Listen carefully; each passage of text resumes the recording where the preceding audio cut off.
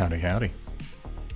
How are we doing tonight, folks?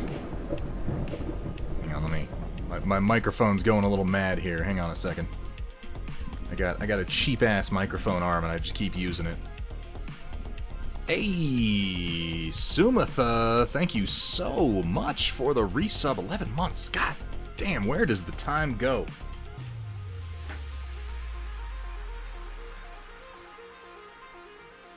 Oh, I gotta have to fix this thing a little bit here.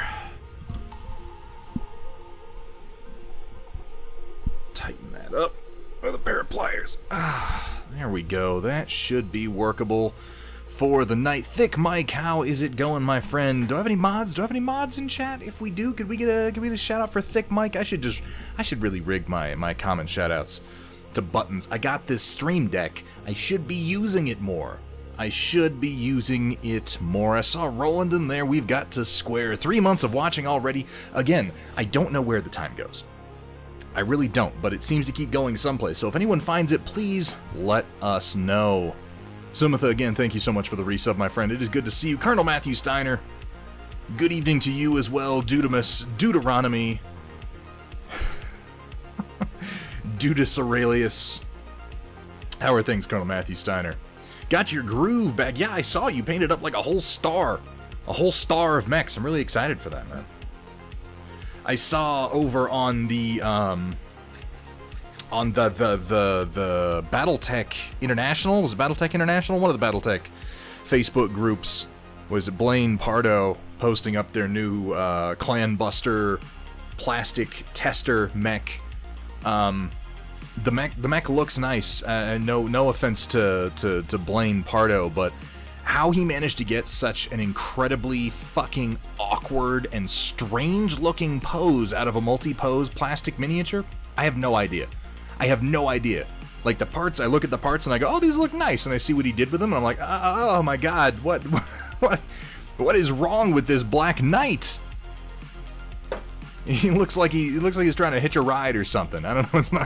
It's not really working for him. Yeah, he's a writer, not a sculptor, which is part of why it's a little confusing that he is helming a miniature company endeavor. But you know, I hope it works out. So far, the prototypes look nice, and obviously, it would be super. It would be just super if BattleTech, a 30-something-year-old game franchise, could catch up to the basic manufacturing specs of essentially every major company for the last 20 years. That would be stupendous, and that's kind of what they're talking about now. So you know, it's an exciting time to be alive. I think to show the range of motion, yeah, it was. Maybe he should work with more minis. Maybe. If that's gonna be his thing, showing them off. It's just like it's not like they're gonna have a hard time selling them. I'm just like so used to, if you're gonna be presenting a product, you want to present it in the best light. It's like, look at this amazing Black Knight we got, guys. Don't you want to buy this? And the Black Knight's like, of course, this is the same group of people who've been able to sell plastic Orion miniatures that look like they're actively trying to give you a hug. So maybe they'll sell no matter what. Bella Knocked, good to see you. Unexpected. Ironically not unexpected, but perhaps still pun expected. How you doing today, Pud? Sign of the apocalypse. Surely it is. Yeah, I'm excited for that. I'm a little sad to see that they're going to be selling them exclusively through CGL. I think that if you've been in this stream by now, you know that I have opinions, you know, one or two. Not all necessarily the most positive, but I reserve most of my negative opinions surrounding BattleTech for CGL as a company. I'm not really that big a fan of a number of the ways that they do business, and it would be nice if those miniatures were being sold elsewhere than directly through their site, because I don't like ordering from them. I think a lot of people probably agree with me. But again, I think I've also said before that last Kickstarter they did where they raised something like $5 million. $5 million. They raised $5 million not because CGL is CGL, but because BattleTech is BattleTech, which means that if you build it, they will come. So I think they'll do just fine at the end of the day. And it is nice. It is nice to see BattleTech modernizing just a little bit. Just a little bit. It's pretty soon you'll be able to like build mechs with weapon options and shit, even magnetize them. Amazing. Do you hear that, Metalcore Collectibles? They're gonna do, after 30 years, what you're already doing. It's incredible. Oh, God. Exclusive for now. Wolfnet said that could change. Well, let me know when it changes, because I ain't buying shit from CGL. Oh, God. Yeah, but worse. But worse. I don't know. I am like, again, nothing. I'm not trying to say like anything bad about Blaine Pardo. The guy's he's a fine author, even though I'm not a huge fan of almost any of the BattleTech novels. It seemed odd to me when they announced it. Like, I would think that if you're doing a miniatures endeavor, if you're starting a miniatures company, you would want people involved who like make miniatures, who play with miniatures, who paint miniatures, who are even around miniatures at all. But I guess maybe he's involved in more of a producer investor role. I'm not really sure. Yeah, he's good folk.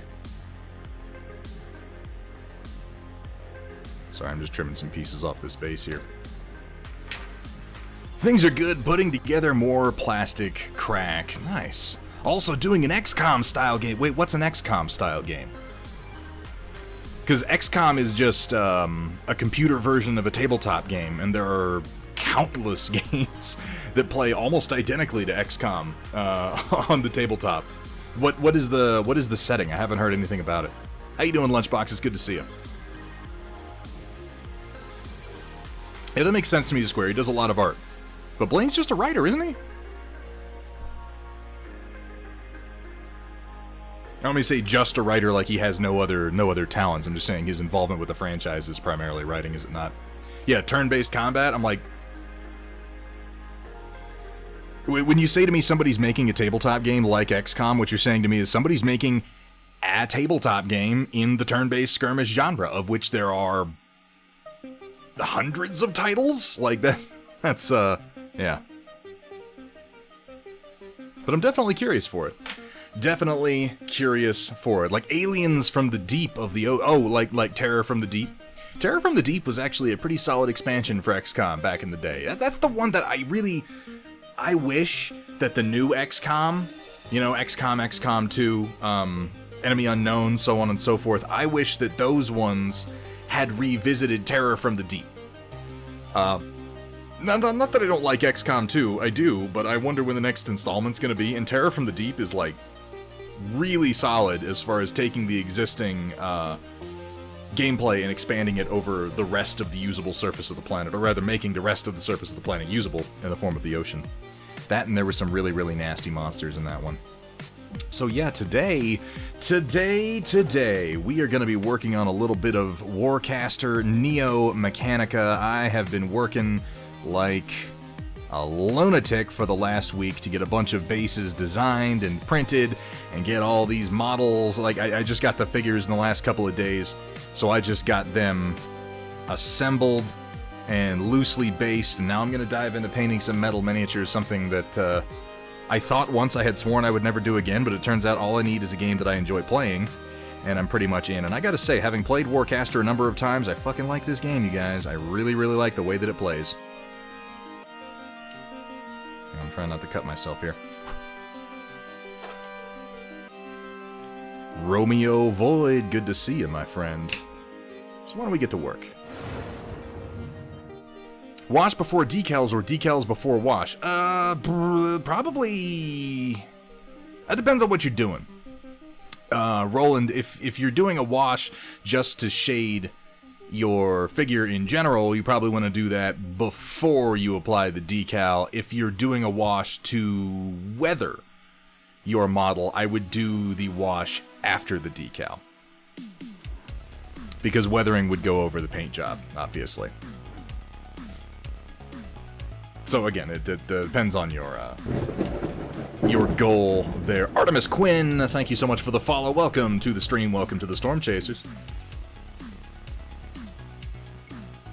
decals after wash, but then give weathering to decals after applied to calibrate their appearance. That makes sense. That makes sense, Colonel Matthew Steiner. I feel like it's possible if you do washes after decals, if your decal isn't very, very carefully applied and really well blended in and like varnished over so that there are no edges, you could run into a problem of the wash gathering at the edges of the decal. So it has, you know, there's positives and negatives to both. I just got I've got some of my other faction. I'm going to be working on Aeternus Continuum tonight, but oh, my camera already with this shit.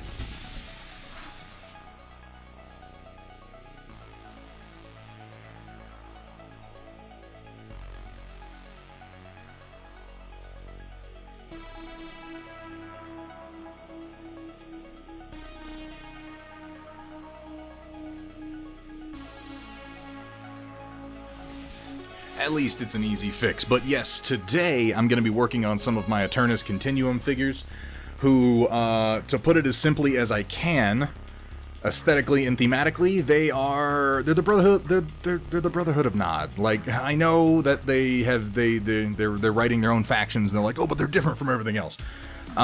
Let's just be straight. Okay, if there's anyone here from Privateer Press, which obviously there is not, these guys, they're the Brotherhood of Nod, okay? They just are. Their symbol is a triangle, and it's red.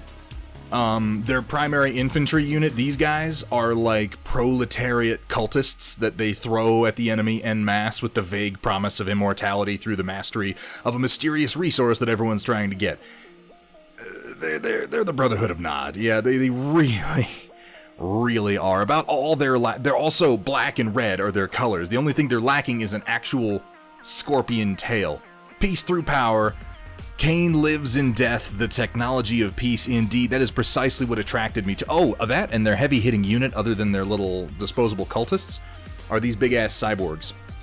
Who, again, if you're familiar with Command and Conquer, particularly Tiberian's son, you would probably recognize the inspiration for the cyborg commandos. These are guys who have given up pretty much most of their body, with the exception of their head and maybe their central gut sac, in order to be big murderous cyborgs. These bases came out real nice, by the way. These bases I designed and 3D printed myself this week, and then I just did some dry brushing on them yesterday to get them into order. They all have voids in the bottom of them, so that I could seat washers, because using metal models in particular, I wanted the bases to have a little bit of chonk, a little bit of weight to them. I don't think I'm going to be painting these Marauders tonight. I have one of their Warjacks here. It is not even primed yet. I'm still working on doing some magnetization and final assembly on it, and these ones I do try to do some pinning on. The other ones I'll just glue, but this is a Scourge Warjack.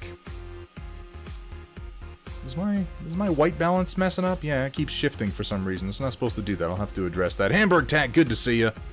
How you doing? Plastic miniatures with metal bases for the win.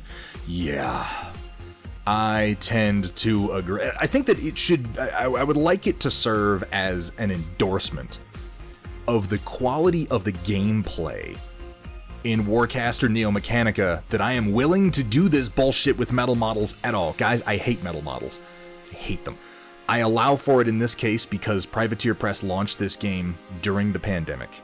They kickstarted it, and they've done all of the production in-house using their metal casting facilities and resources that they used before they started transitioning War Machine over to resin. It's been very difficult for them to do third-party supply chains over the course of the last year. So I anticipate that they will be shifting this over to resin as they have the capacity to do so. These guys have some weapon options that I'm working on magnetizing right now. What I like about the Scourge is that this arm right here. Big, badass fucking crab claw. The Scourge it's one of the smaller Warjacks for the Aeternus Continuum. The other force that I have, the Iron Star Alliance, has bigger, chonkier, more ranged-based Warjacks, but this guy likes to get up in your face and hit you with that mean-ass claw. Big Mad showing you a new cool game. Deal with it, Thick Mike. Deal with it. Here's the base, by the way, that I did for the Warjack, which I've come up with a pretty good system for making... Yes, Scorpion Claw. Scorpion... Thank you very much. Yes, of course, Metalcore Collectibles. Of course, it's a Scorpion Claw. What else could it possibly be? What else could it possibly be? These are the... In fact, I have 2 painted bases. These are the 50mm bases in the same style. Now, these bases can be used for any game that uses the standard 30, 40, 50 to 80mm round-lipped 4mm tall bases. And I'm going to have these files and physical prints up available on Steel Warrior Studios here in the near future. But what I'd like to note is just that in doing this, I've come up with a pretty good system, I think, for making many, many more bases. And I was talking with Alex, I think we're going to have some more sculpted hex bases available also in 6mm scale for things like Battletech. I'm really happy with how these came out, and for the little system that I developed for making these, because I'm able to sort of create an environment within certain parameters, and then go in and I cut pieces out of them. I go in and I do this texturing, like these concrete cracks and everything like that, which I'm getting better at doing now. And then I go in and I just sort of cut chunks out of it and seed it in bases, and I think they came out really nice. I think they came out pretty good. I'm very happy with them. All your base are belong to me if they exist in 6mm hexes, which they will. We're going to do some hex bases. We are definitely going to do some hex bases, because more and more I'm loving resin printing for producing miniature bases that I don't have to apply texture or details to. It's just print it, paint it, stick your model to it, maybe jam some pins down in it if you want. Here I have some of the bases for the other faction, the Iron Star Alliance. They're much cleaner. They use this sort of hexagonal honeycomb pattern in a lot of their technology that's supposed to glow yellow, so I included opportunities for you to kind of work that in. Here's another example of a little hexagonal pattern. I did some little... trying to make it look more like metal than concrete. I did some of these corroded areas here. ISA as GDI, like, if we're doing specifically Command & Conquer comparisons, the ISA is to the Aeternus Continuum as GDI is to Nod. That is fair to say. They're the largest faction, they're the ones with the most infrastructure, they're the ones who actually occupy themselves with governance of the systems that they occupy. Whereas the Aeternus Continuum are very much immortality cultists who tend to strike at infrastructure and run secretive cabals. I have one more base that I haven't painted. This would be kind of what these look like before you do any painting on them. I realized I had to print out another 40mm base for this currently only partially primed and unpainted leader model for the Aeternus Continuum, which is fucking crazy. Gonna go down on here, and I think I'm gonna give him a couple of pins. Well, he might not need pins. He has such a huge base that he might just be able to glue down kind of just fine. But this is, what's he called? Hierotheos Raxus is the name of this model, and obviously it needs some more priming work before any paint goes down on him. But he is some type of insane techno-immortal wannabe space vampire motherfucker who expands your spellcasting abilities pretty thoroughly. Pins can't hurt if there's any level concern. Yeah, most of these things want pins. Metal models just want pins overall.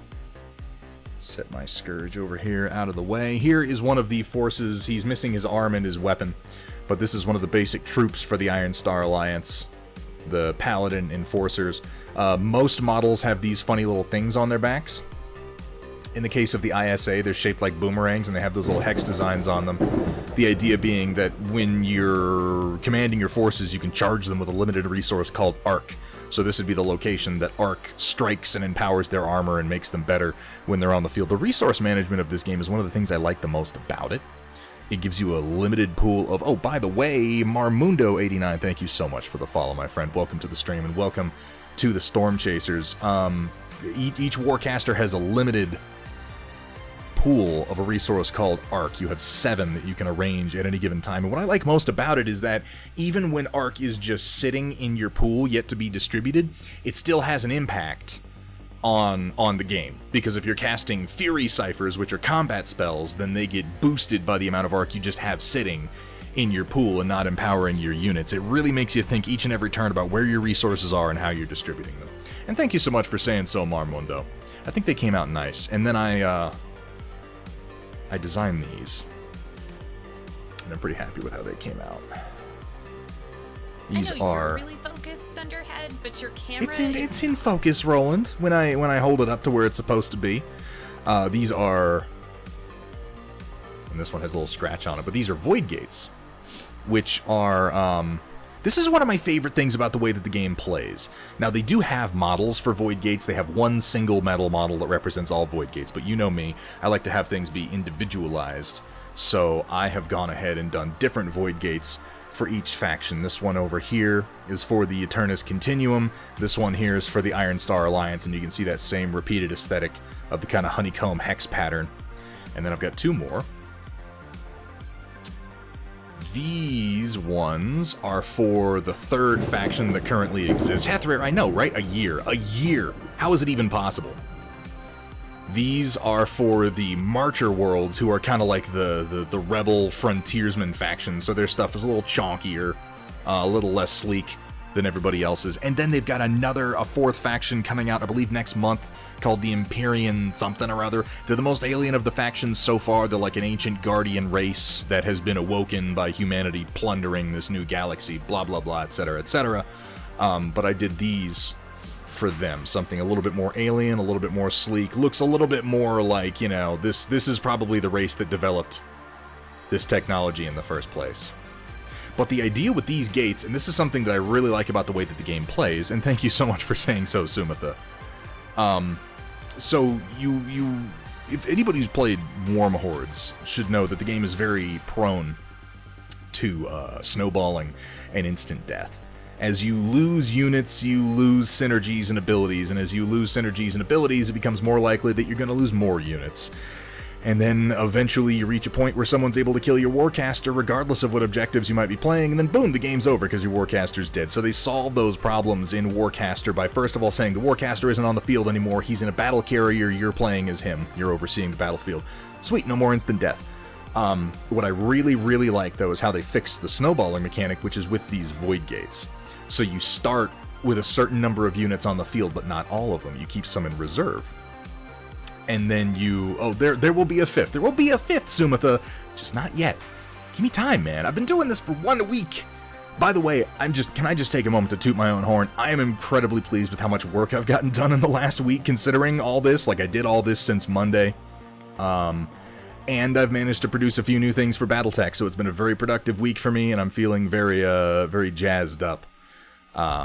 But okay, so the idea is that you start with a limited number of forces on the battlefield and most of your forces in reserve. You move forward and your forces can drop these void gates and then charge these up with arc, that same limited resource that you use to empower your units. If it's able to sit there for a full turn until the next turn without losing the arc off of it from attacks or abilities or anything like that, you're able to then pull more forces through the portal based on the amount of arc that you have on it. So if one of your units gets eliminated from the field entirely, you are able to drop a void gate and respawn those units. So the force that you pick, you always have that full force available to you. It's just a question of where they are at any given time. And the result of that is a very, very reactive, very fluid, very objective-based game that I had so much fun playing with Lord Hethrir. He can tell you, we had our second game that we played. We had a big piece of terrain in the middle, and we had objectives on either side, and I was able to push both sides at first, and then when he showed a preference to, or rather committed some of his forces to one side, I was able to pull my forces back to my command carrier, drop a bunch of void gates on the other side, and recommit all of my forces to the opposite side very, very quickly. And he nearly pulled that game out at the last minute by running a small scout sniper around the outer edge of the board where I honestly wasn't paying attention, and that scout sniper was then able to drop a void gate in my back field, contesting one of my rear objectives. When I was in a position where it's like, all of my units are on the field, I'm pushing another objective hard, and suddenly there's a fully charged, I'm feeling good, because I've knocked most of his forces off the board, but the other side of that coin, the other edge of that sword, is that he is then able to pull all of his forces back through void gates wherever he can drop them. So it's like every bad thing that happens to you in the game comes along with the potential for play. And I really had fun playing it, if that's not obvious by how into it I've been for the last week. So, blah blah, yada yada, ramble ramble, new games, let's paint some models.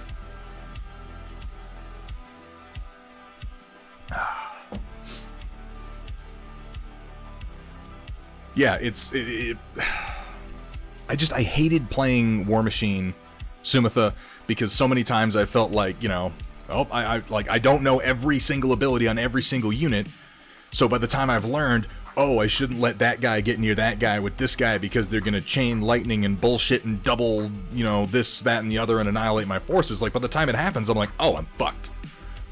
In Warcaster, it's much more like you see the trick the enemy is using and you're like, okay, well, I'll summon my forces back and not fall for that the second time, ideally. It also plays much, much faster. Much faster than War Machine.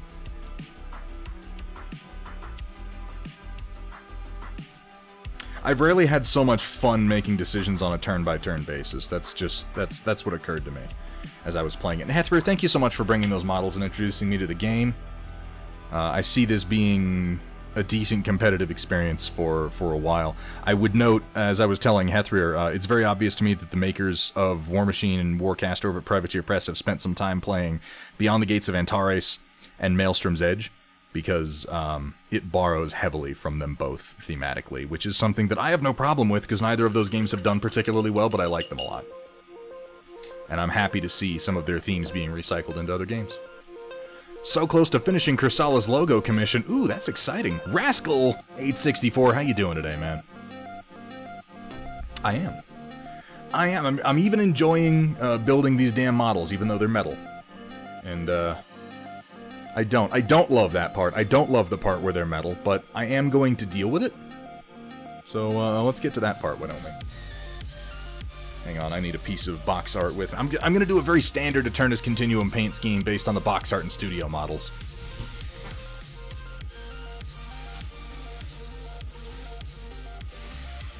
Which you can see here. I'm gonna fool with the colors somewhat. But generally speaking, I'm going to be going with this look for them. Also, their Immortal Weaver, their spellcaster unit, is like a total dominatrix, like a high healing wearing cyber bitch, and I'm here for that, man. I am here for that.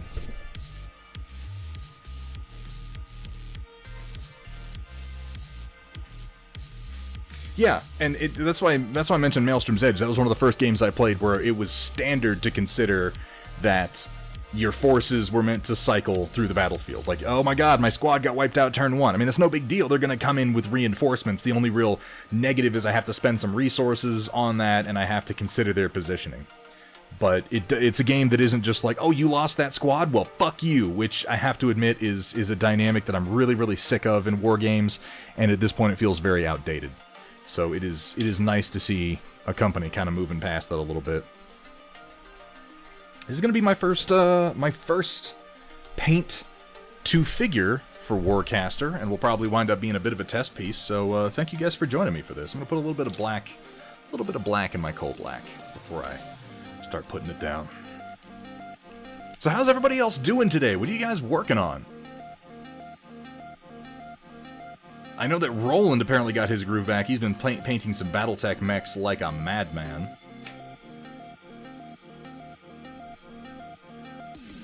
Don't you love it when that finally does happen? Like, you lose it for a while, and you're like, I can't seem to paint anything. And then one day, you're like, I'm gonna paint fucking everything. And it just flows. That's been me this week with the 3D design. I'm just like, I want to make stuff, and boom, I'm doing it. And it feels amazing. I've been using a lot more Blender and ZBrush too, which is something I've been meaning to do for the better part of a year, but we're finally getting to it. Finally getting to it. MCB got you playing Elite again. He's almost got me playing Elite Dangerous again, dude. Almost got me. That game is fucking amazing. What scheme am I going for? Romeo Void. I'm doing very close to the box art scheme. It's going to be Brotherhood of Nod inspired, but fairly standard, sort of black cloaks and jackets. I'm going to do like red leather boots and gloves. I'm going to do kind of a warm gray for the armor, and then glowing red details is the idea. Hey, Dr. Rhino, good to see you. Lunchbox, thank you so much for that resub, man. It means the world. Looks like you're working on some Tomb Blades, eh? Some of that Necron action. That's pretty awesome, man. I hope that, if you got some good work done on that, I'd love to see it in the Storm Report. I'm going to sneeze some today. I've been having some allergy problems over the last couple days, and I'm so sorry. I feel one coming on. I wasn't able to do movie night last night because of the sneezing. It was absolutely out of control, so I've got it a little bit better today, but it might still happen, and I apologize. Romeo Void working on Spartan Games Planetfall minis. Ooh, I haven't seen those in a while. Rascal 864 painted their first mini today, the Skeleton Archer from the Reaper Core starter set. I'm hooked. Rascal, so many of us started there. I need like a button I can push when someone comes in and they're like, I painted my first mini today, because it's happened a few times, and I want a button that's like celebration. Tell you what, I'm gonna give you the closest thing I have. Okay, you're gonna get first this.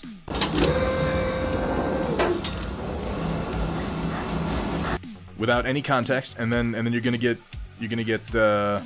one of these. Elbow rocket!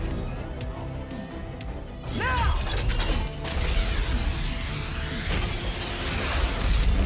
And then we're gonna follow up with one of these.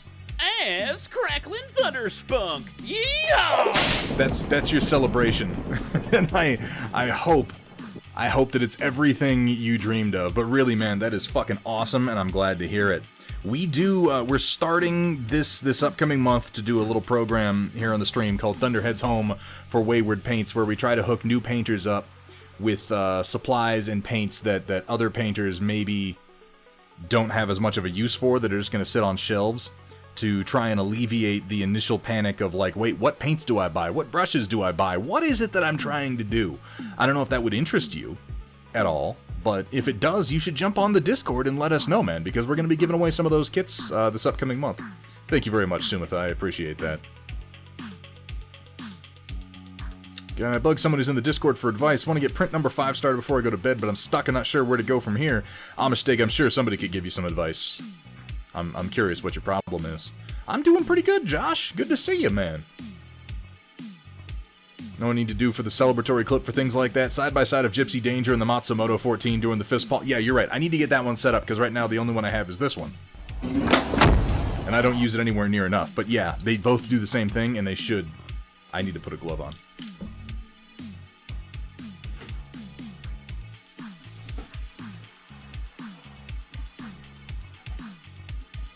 I just went to wipe fucking paint on my hand.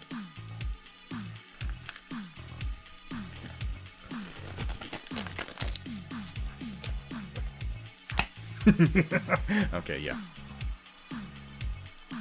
Absolutely, absolutely, Dr. Rhino. I'm glad to hear that went well, man. It was fun hanging out on stream with you.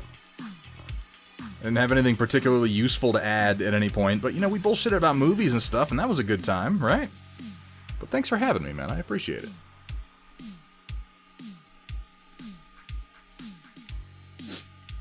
How are you, Josh? Did you, you had some questions earlier about, printing infill. I hope that got worked out for you. I put some of my thoughts there on the Discord. Alright.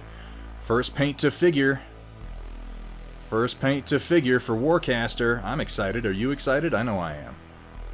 I hope everybody's as excited as I am. Well, maybe not that excited. That wouldn't make any sense. You're not painting your own models. You're just watching some nerd on the internet paint his models. Welcome back to 50 Shades of Coal Gray. And as he pulled his stiff bristles out of my wet fluids, I yelled out, "No, Thunderhead! You need to thin that paint first!" Oh, chaotic. Oh, chaotic, what would we do without you?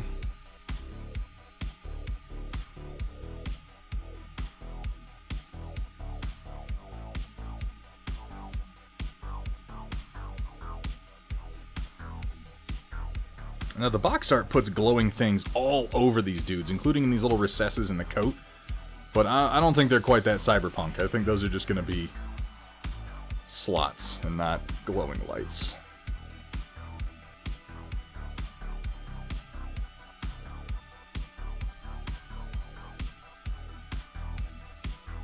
Stumbling from inadequate, not fully filled, but something obviously wrong print to inadequate print all week.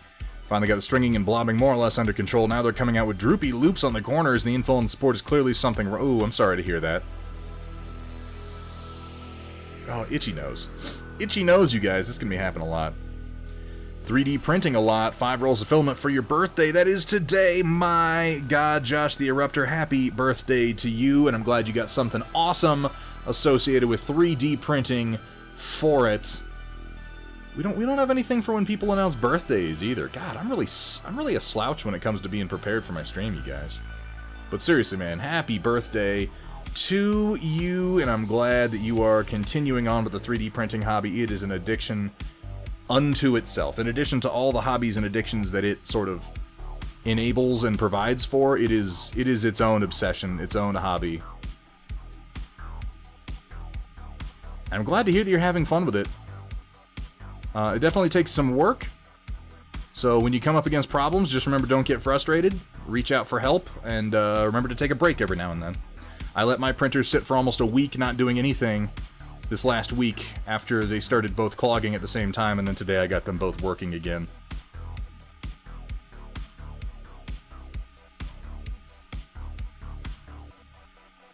I'm going to do the corners in the same color as the armor plates, I think.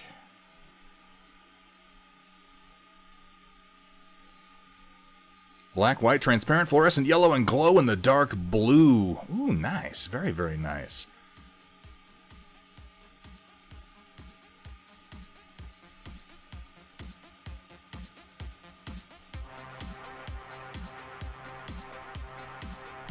I think his belt is going to be a red leather.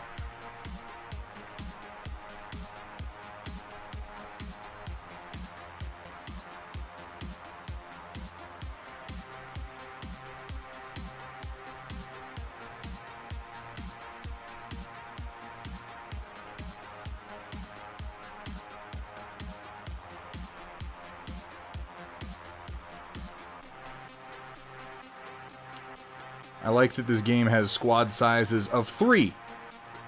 For each squad, I'm only having to paint 3 models, and that is a major relief to me.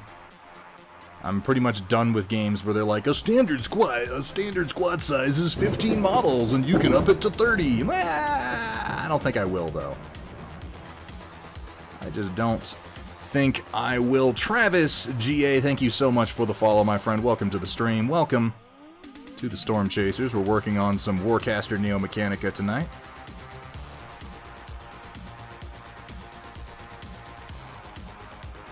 And so far, the Warcaster community has been very welcoming of my 3D printed foibles, which I appreciate. Oh, thank you very much for the reminder. I got some water here, and I do need to remember to drink it every now and again.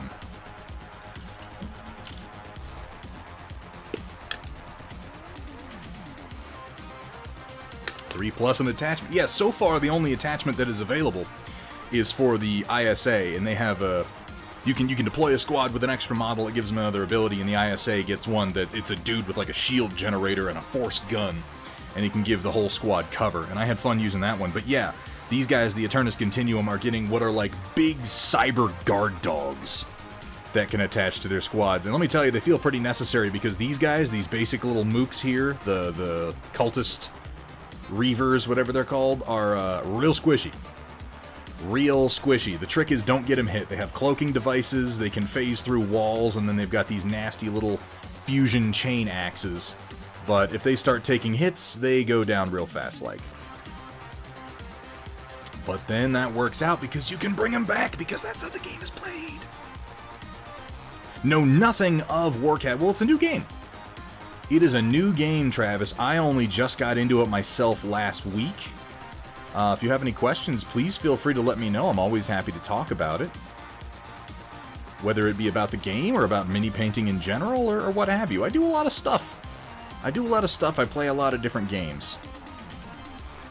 What about yourself, Travis? What is your primary interest in miniature painting, if I may ask? I mean, you don't have to answer. You can tell me to go fuck myself. A lot of people do.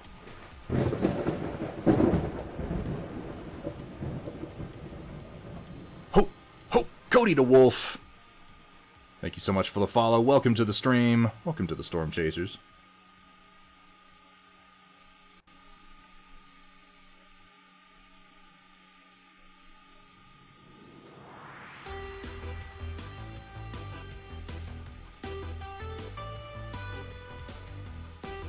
Yeah, like, the idea of playing like an orc army in 40k, when you're like, oh, they have like 50 people in the squad, it sounds so much fun, until they're like, oh yeah, now buy 50 models, build 50 models and paint 50 models, you dumb son of a bitch. And you're like, oh, I see the problem. I get it. Okay, yeah, never mind.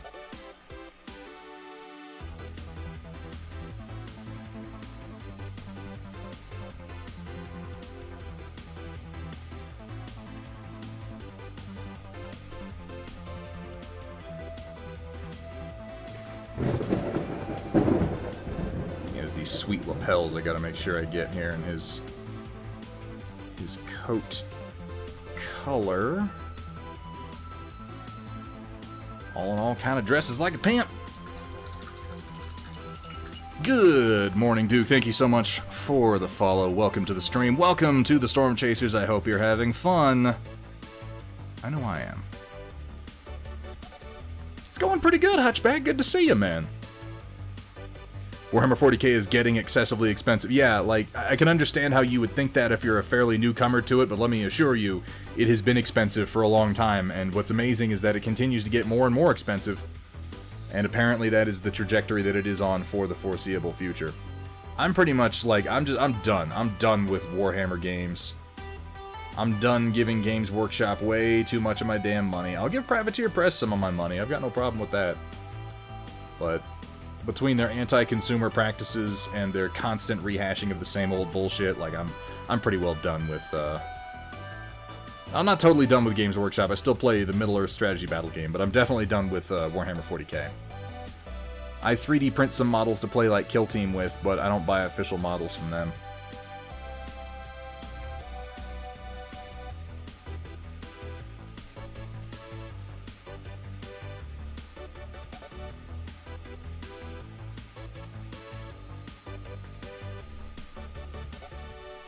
Getting your Marcher Worlds painted slowly. I like the look of the Marcher Worlds figures. They're very chonky. That's why my orcs were all albinos in a snowstorm. Yeah, they're wearing gray camo. They're covered in woad, right? That works.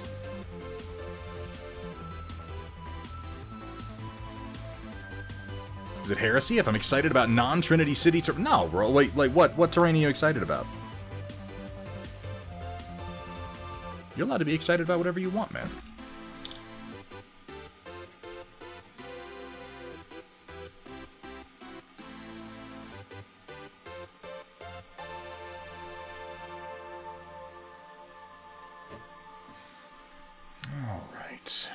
Start blocking in some of the armor on these guys, which I'm going to go with this dark warm gray and then highlight up from there. Steiner or Davion? I mean Steiner. Steiner because I'm much more of a Germanophile than I am in love with the nonsensical, we're the good guys of this setting thing that Davion has going on. False. Federated Commonwealth. False. Bears eat beets. Bears beets Federated Commonwealth.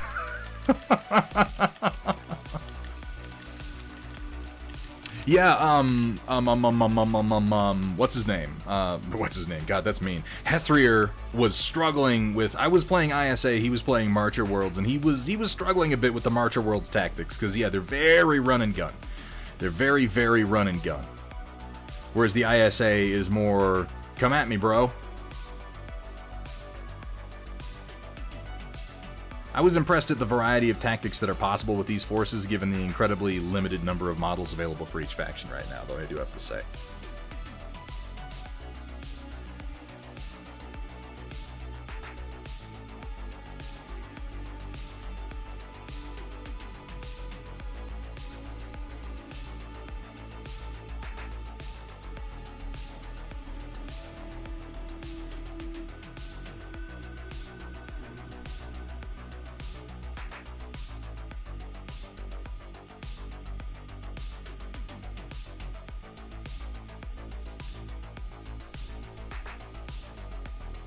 Yeah, it's all about thick mic. That's exactly what I'm talking about.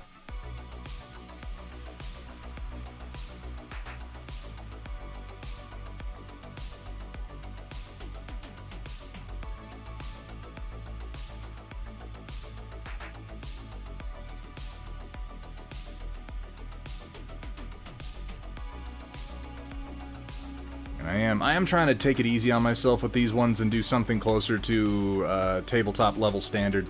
Just because they are metal minis, and that means they're eventually, like, they're gonna get damaged. And when they do resin versions of the same minis, I'll likely spend a little bit more time on each of them.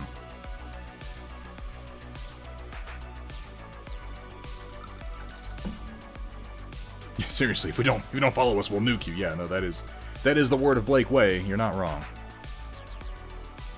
Go ahead and do his elbow pads. I don't know why I left those unpainted. Seemed like a good idea at the time. It just wasn't, that's all.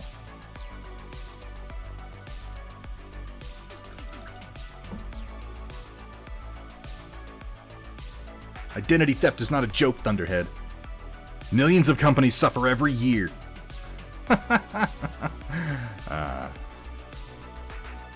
Which faction is the big gun battering ram faction? The Marcher Worlds, for being run and gun, do seem to have the biggest guns. Their Dusk Wolf Jack has a gun so physically large that it's top of my list for guns to make in resin, because magnetizing it is prohibitive.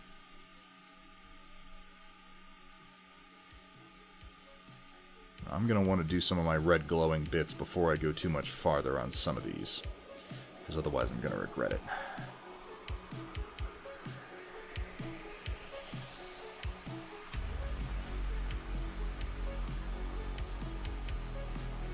And this is, of course, my first test mini, so I'm kind of figuring out the order that I want to apply colors in.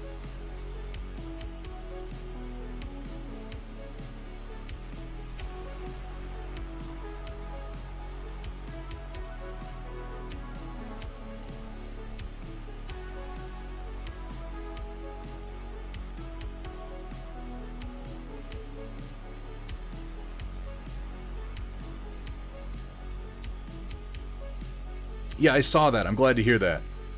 The PC's running again. Don't know how much. Yeah, Thick Mike had a bit of a PC meltdown the other day when we were playing Apex Legends. I'm glad to hear that that has been, for the most part, worked out, man. That is always a little bit of a heart stopper.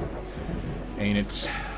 Saw the sassy utility droid. You were, oh my god, Hutchback. Am I a Rebels fan? Am I a Rebels fan, chat? Chat, am I a Rebels fan?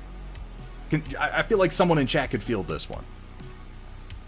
Moe Denges. Moden. I'm gonna call you Moden. Thank you so much for the follow, man. Welcome to the stream. Welcome to the Storm Chasers.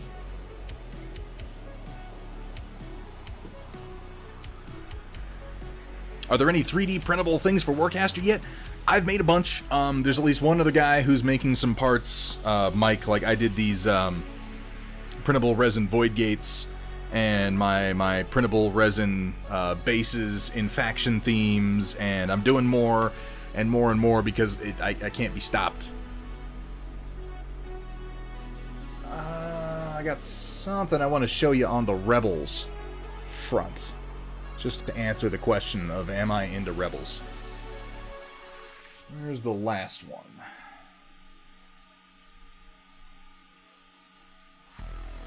Damn it, where'd I put him? I do these shelves specifically so I'll have easy access to my minis, and then I lose track of where I put my minis.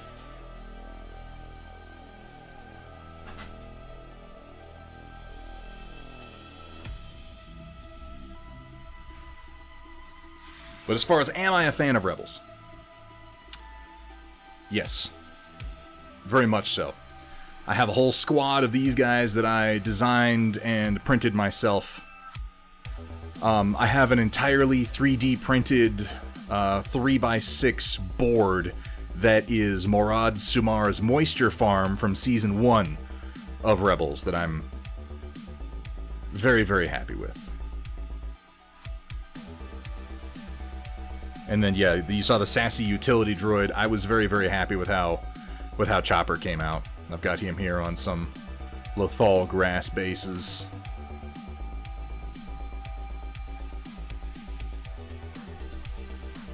I don't think I have my speeder here. I think my speeder is out in my game room, but I did the speeder bikes that they use on Lothal as well.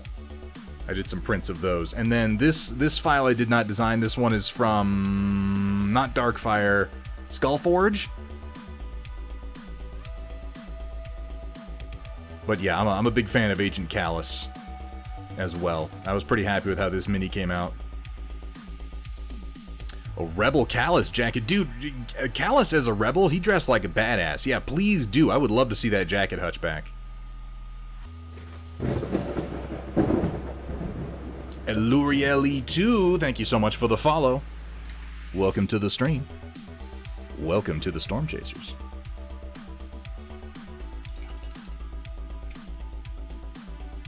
If I had any complaint about Rebels, is that we didn't get enough of post-turn Agent Callus. I thought he was pretty cool. Chopper, who killed hundreds when he made the... Yeah, Chopper, I think, has the largest body count in all of Star Wars at this point.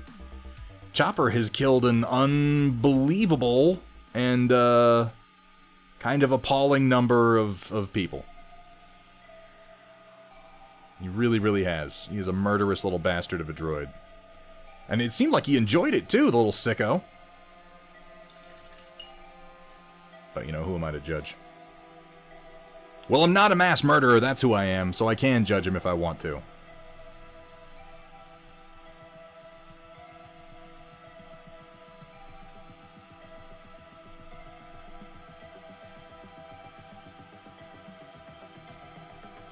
There's only one part of this model I'm undecided on the color for, chat. Maybe you guys can help me out. The pants. What color should his pants be?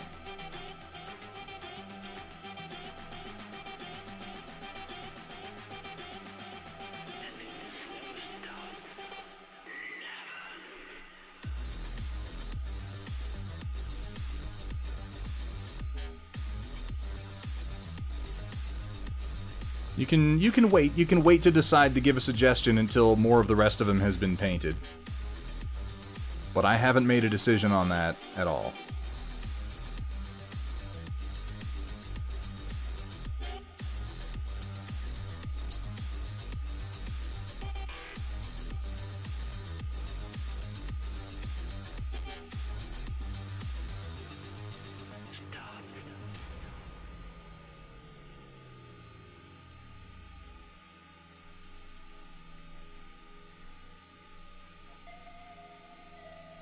Oh, no problem at all, Hutchback. Yeah, I'd love to see that. No, Rodan for the... Okay, everybody but Rodan is allowed to make suggestions.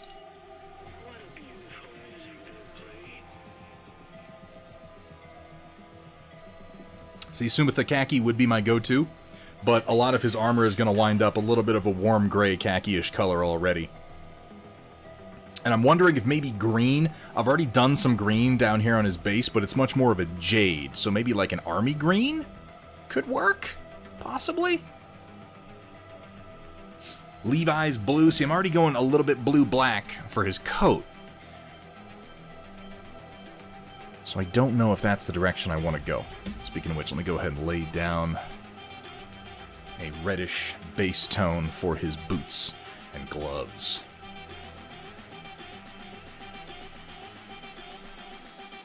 Brown for when he gets blown off the board by my ISA. Are you implying that he would poop his pants?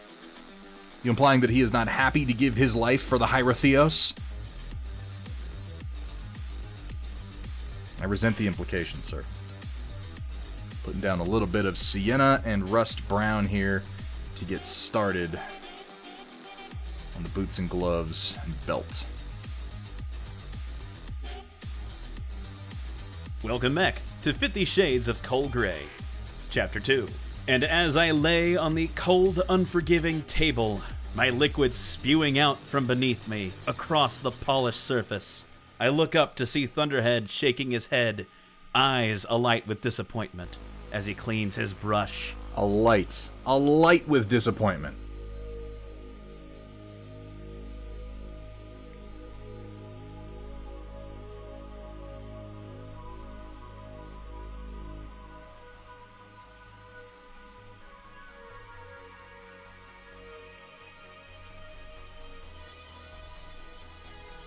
I can't do coal black because I've already done coal black on his coat. That was the color that I started with.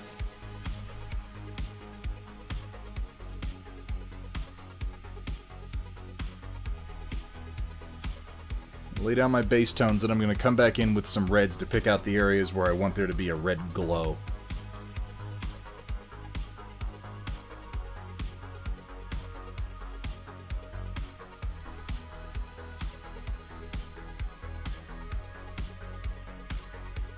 Digital desert camo. Now you're just fucking with me. Dark red, almost dried blood. That could work. That could work.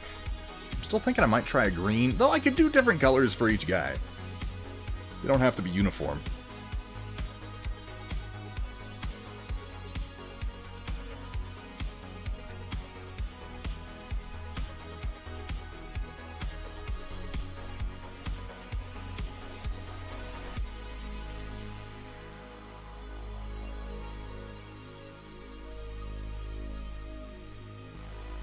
They are meant to be kind of rabble cultists, after all.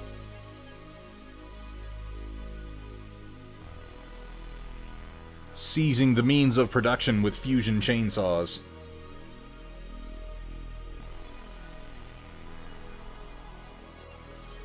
I want to do kind of like a glowing heat effect on the chainsaw blade, but I'm not really sure how I'm going to do that yet. Blood red could be not... So, okay, that's not a bad idea. I'm going to be doing like an orange, yellow, red glow on pieces here and on the belt and on a few other spots. But yeah, like a deep blood red on the pants. That actually, you know what? I think I'm going to try that.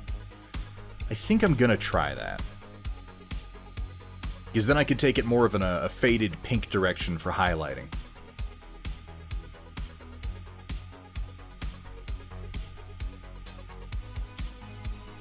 And it would still stand out from the glowing parts, which are going to be more of a yellow.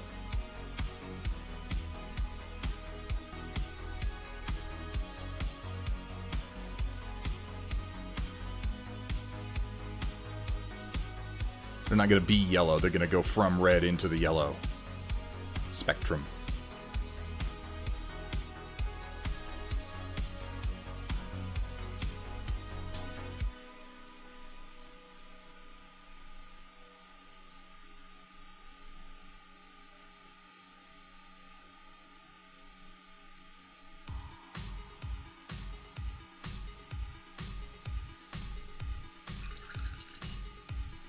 Well. Look who we have here if it isn't Walter's workshop. If it isn't Walter himself. How you doing, you jabroni?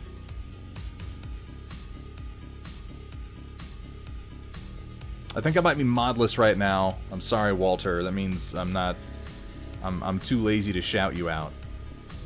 A terrible person. So maybe I should do his elbow pads in the red leather? I don't know.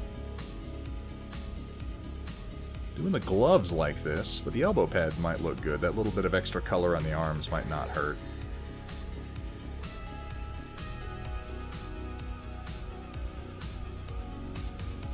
Thank you so much for getting that shout out done, Project Dark Fox. Guys, if you're not following Walter's workshop, you're in this stream right here and you're thinking, hey, I'm having kind of a good time. You're going to have a good time over there, too. I suggest you go give the man a follow. Worst case scenario, you unfollow him later, right? Doesn't cost you a penny.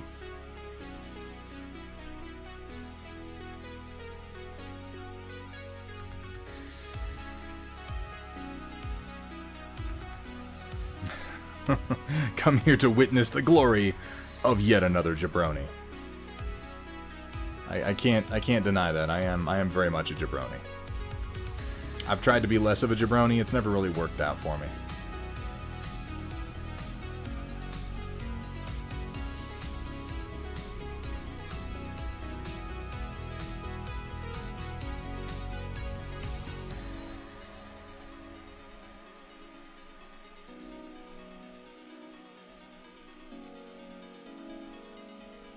I'm painting metal figures, Walter. Metal, for God's sake. What's wrong with me?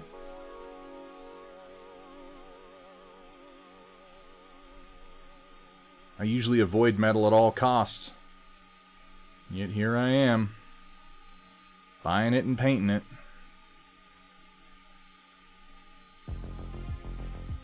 Jabroni together, strong. Oh, oh. Unfortunately, no one can be told what a jabroni is. You have to experience it for yourself.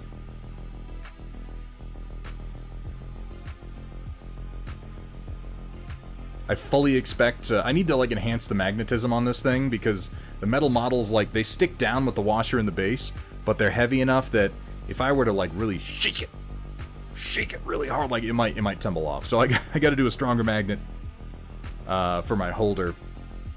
For anything larger than infantry, it holds the infantry pretty well.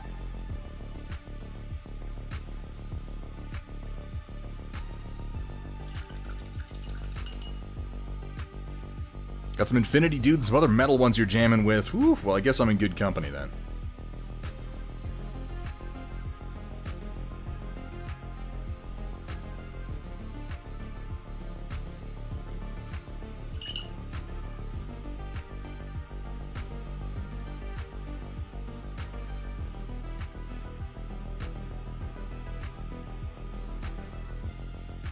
Come through with some burnt red from Proacryl. How you doing, Chax? Can I be a jabroni then? Can I, like, so? Yeah, I mean, yeah, absolutely. If you self-declare as a jabroni, that's really all that it takes for you to be one.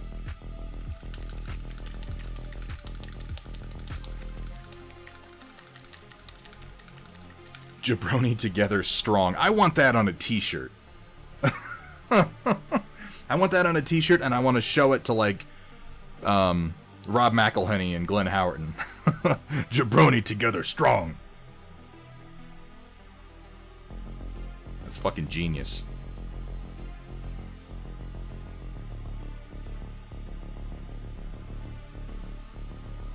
Alright, so I'm gonna do the pants in this red, and we're gonna see how we like it. I think that having this much red on the model is a good move, because it is kind of their color. He's gonna have some little glowing red bits, but again, they're gonna wind up very orange, so I think having some kind of burnt, nasty red in the fabric is smart.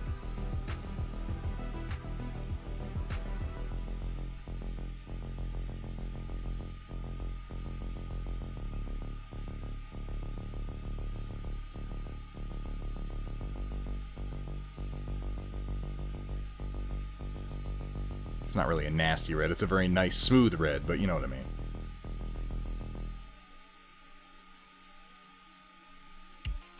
And I'll go ahead and hit the parts that I intend to give a bit of a glow so that I can highlight on top of them.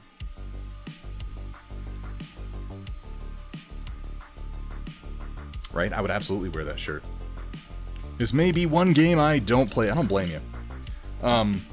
I think that if the game does well, they will likely transition almost all of this to resin, and at that point might be a good time to jump in. I'm jumping in because I love the gameplay and I want to play more of it, and because I very much want to see the game succeed based on the experience that I have with it.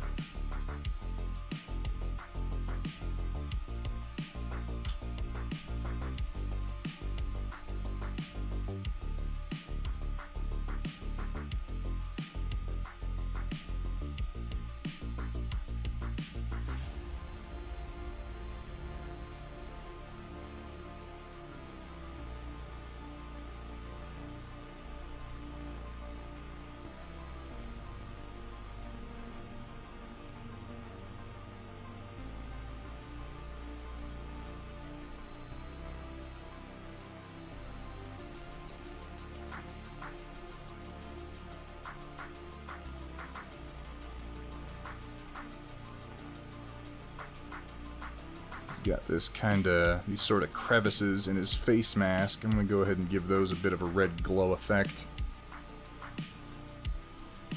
Hoping they bring back the press gang or demo team. Yeah, we definitely, I mean, I think that this year, once vaccines are more generally distributed, we're going to see a lot of resurgence in the gaming scene in general. A lot of it has chilled, has calmed down quite a lot over the course of 2020 for obvious reasons. Miniature gaming has been an interesting hobby this year because while people haven't been getting games in, they have been able to build and paint plenty of models.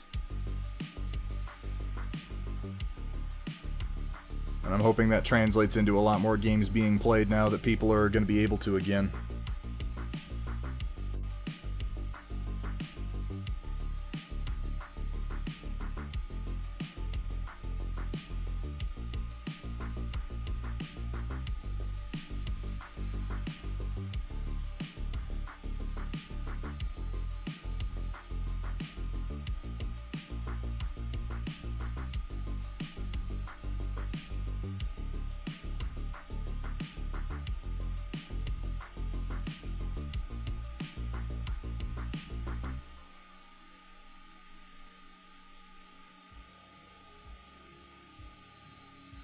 am I missing as far as little glowy bits? I got right there. I got on his chest belt, on his waist belt, on his head. I don't think his gun's going to necessarily glow. It is just a little submachine gun, and then I'm going to do a different effect on his axe, so I'm not worried about that glowing. The red, I'm thinking, is mostly meant to be arc in the context of the game. Did the Kickstarter for Neo Mechanika, but have been so busy with Battletech I haven't opened it yet. Well, I can assure you, Colonel Matthew Steiner, when you get around to playing the game, I think you'll like it a lot. Ooh. The old CEO axing the official forums and demo team really... Yeah, that was ugly. That was ugly, but I'm hoping that they're able to pull things back together. How you doing, Ryan Ironwolf? It's good to see you. Hey, White Wolf. What happened with Wizards of the Coast? I must have missed that. In fact, I almost certainly did, because I can't imagine anything I've paid attention to from Wizards of the Coast for years. Doing pretty good, Ryan Ironwolf. Thank you very much for asking. I hope you're having a good day.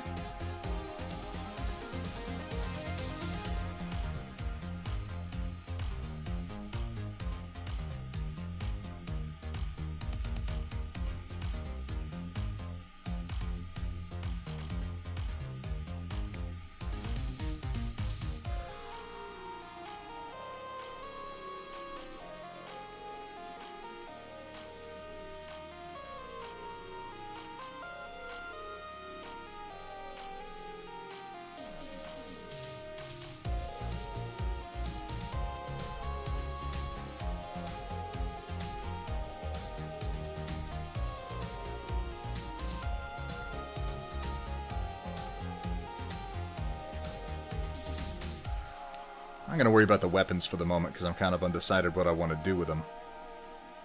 But I'll build up this red glow so I can highlight on top of the pieces.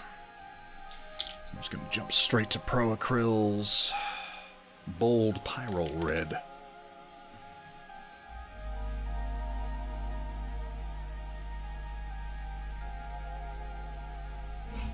Oh! You know, honestly, Hethrir, that makes a lot of sense. And I can't even say that I disagree with the guys for suing them. The amount of work that people have done for some of these companies over the years, they should be getting paid. Thinking back to some of the work that I did in San Antonio on behalf of, say, Fantasy Flight Games, when I was pushing Armada, Legion, X-Wing, so on and so forth, like, they were paying me sort of in the form of, like, exclusive tokens and shit, but the amount of work and effort and even money that went into that was like, you should at least reimburse me for fucking gas money at some point, because I'm driving to conventions, I'm going to game stores outside of my local area, like, come on, man. Work with me here.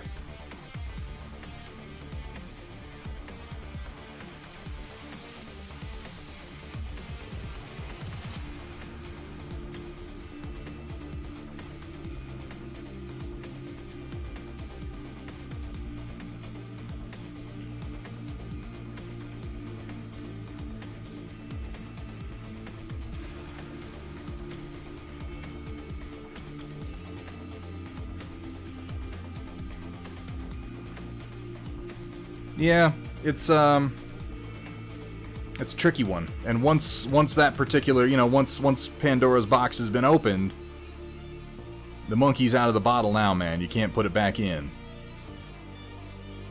So I get it. I do love the role that things like press gangers have served within gaming communities. And it would be wonderful if they decided to reopen that role, but actually with some compensation, or at least with a contractual agreement with the press gangers for what it was that they were entitled to. What their duties were expected to be, and what their compensation would be commensurate with that, you know?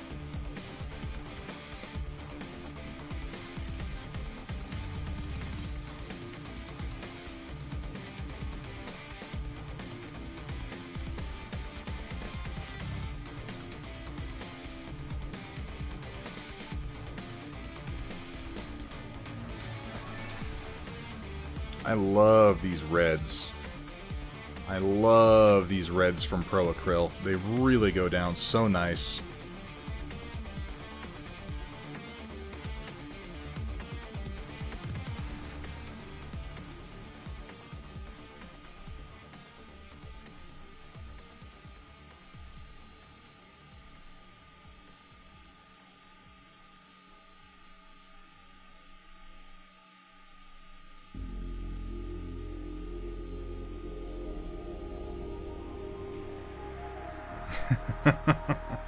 Bonus points, Walter, if you know where I stole that one from. Monkey's out of the bottle now, man.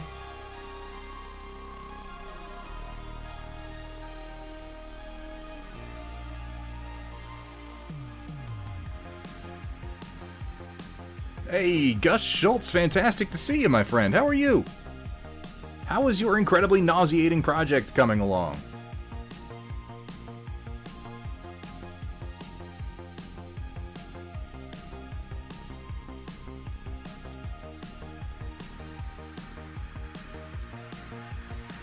You kind of see the color scheme starting to come together here.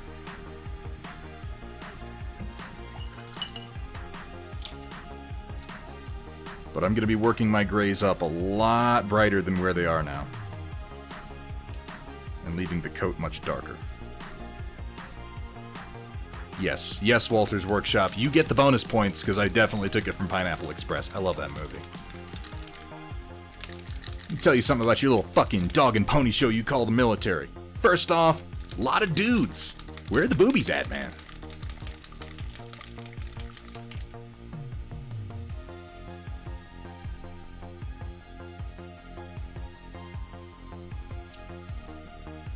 Why are we underground right now, sir? Why aren't we out talking to people? You know? Shouting it from the rooftops. Item 9 exists. Item 9 is the bee's knees.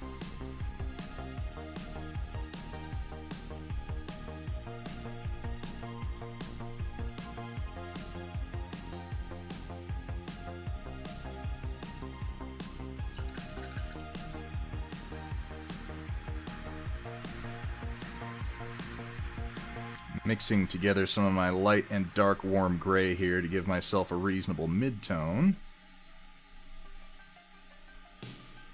There we go.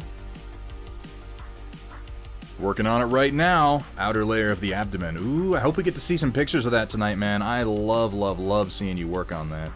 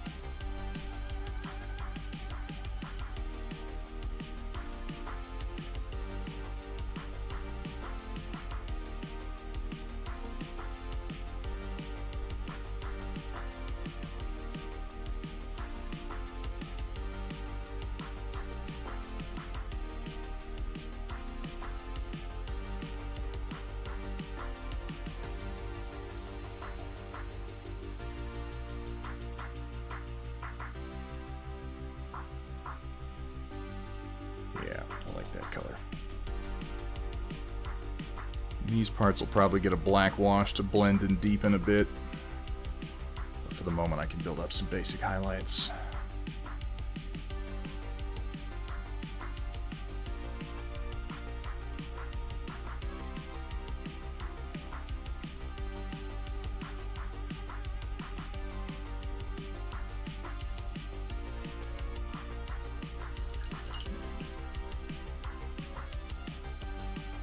Judges are lawyers who got C's, according to a lawyer friend of mine. Yeah, I would imagine they're lawyers who got C's and had the right friends. That seems to be the major prerequisite for being a judge. Do you have a buddy in the Federalist Society? Congratulations. You might be a judge.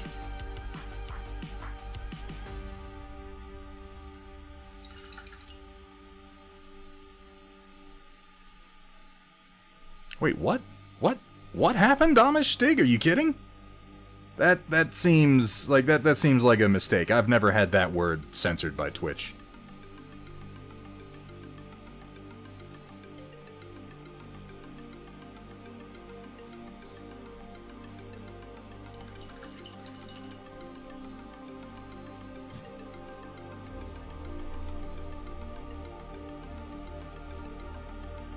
Mike, you're much, much thicker than my French girls, though.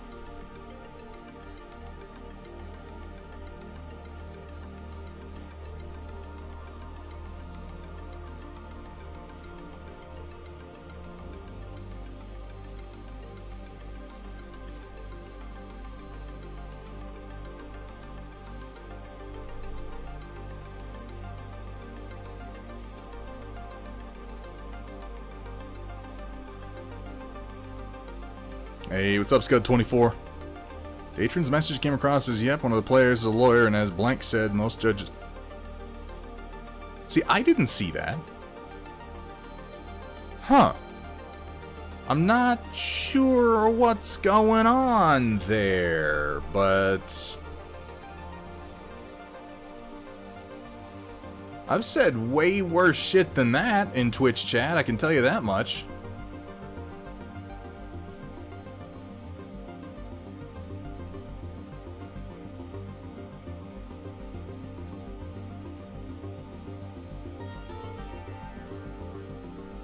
Like, recently.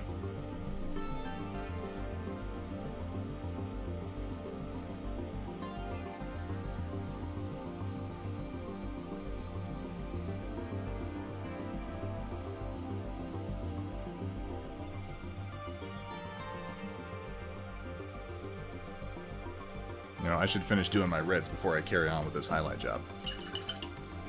That is something I need to consider as I paint these. They've got so many deep areas that need to look like they're glowing that I should do those parts first.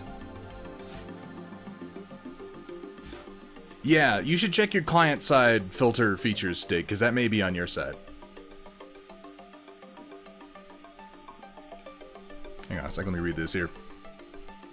The other legal event that happened at Wizards of the Coast, one of the magic judges was called out because of child offenses. Oh boy, isn't that always a good time, in which that guy called out a number of other judges that had criminal records. Wizards of the Coast tried to make every store that employs staff that sells magic to have a criminal record check. Oh yeah, that by itself would just kill the program.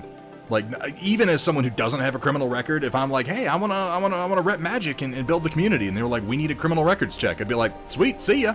Like, I'm not fuck you, no, eat a dick. Just so you can judge the store tournament? Yeah, no.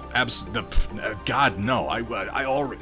Personally, I already don't want to play Magic, but assuming that it was a game that I wanted to play, if they said, to do it officially, we need a criminal records check, I'd be like, I'm gonna go play in my garage now. Like, you gotta be out of your mind. It's a game, guys. I understand that we don't want people with criminal records being the official representatives of companies. Like, I get that, but the company needs to shoulder that responsibility, not the local game store. That's insane. Wouldn't take a police check, had to be a third-party company. Like, what the fuck do they think they're selling? Nobody wants it that much. You gotta be out of your mind. Where's my orange? There it is. Like, you have to bear in mind that this is a luxury product, and as soon as you introduce that many barriers to entry, particularly just for the right to push someone else's product, people are done, man.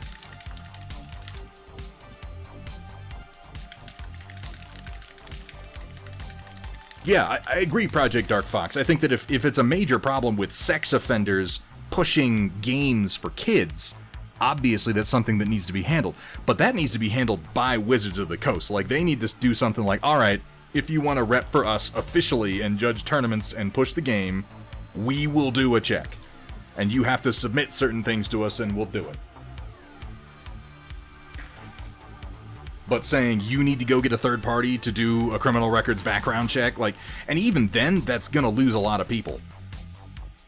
Not because they're criminals, but even just in my case, I'd be like, you want to do a background check on me so that I can play your game. Alright, I'm gonna go play literally any other game now. I can see how that might be kind of the death knell of that whole program.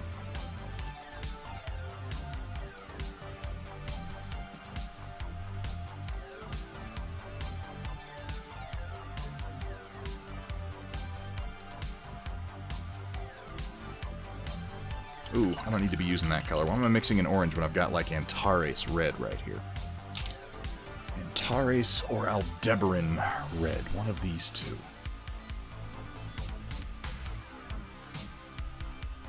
Thinking Aldebaran red. It's more orange.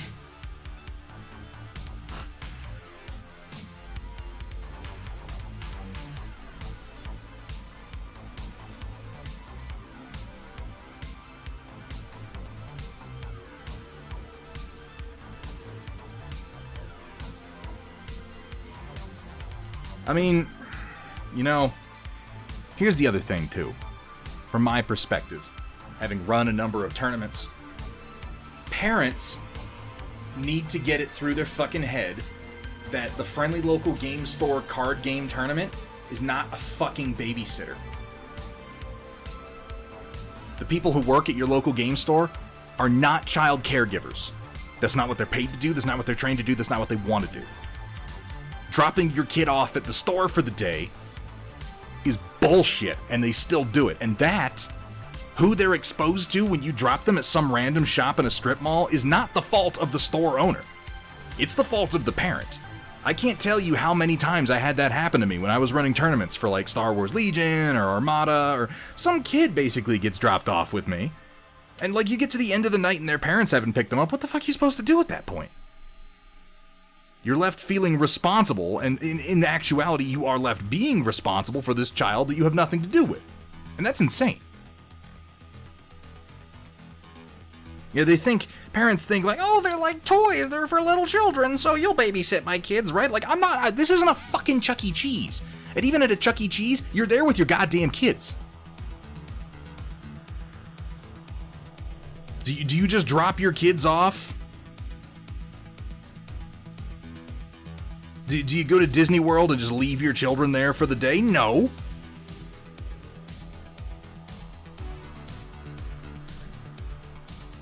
And if parents were being more responsible for their children, we wouldn't have fucking issues like this.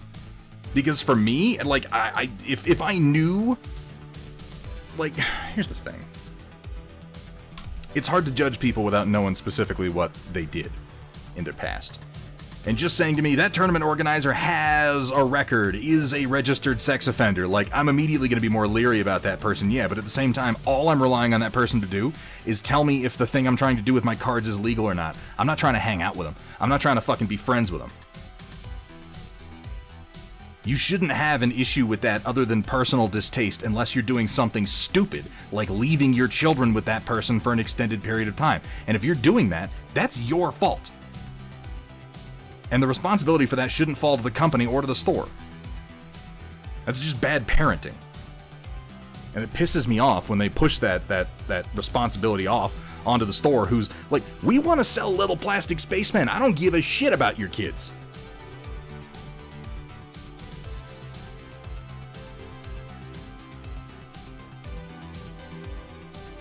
Yeah, Datron, dude, I'm right there with you. Should have realized that, but man, at 14 years old, it felt great being dropped off at the game store to play Magic and Yu-Gi-Oh! And yeah, Miyabi, you have an absolute point there from the kid's perspective, but children are not supposed to...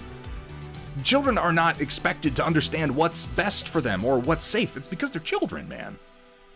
And as great as it might have felt, it was never a good idea.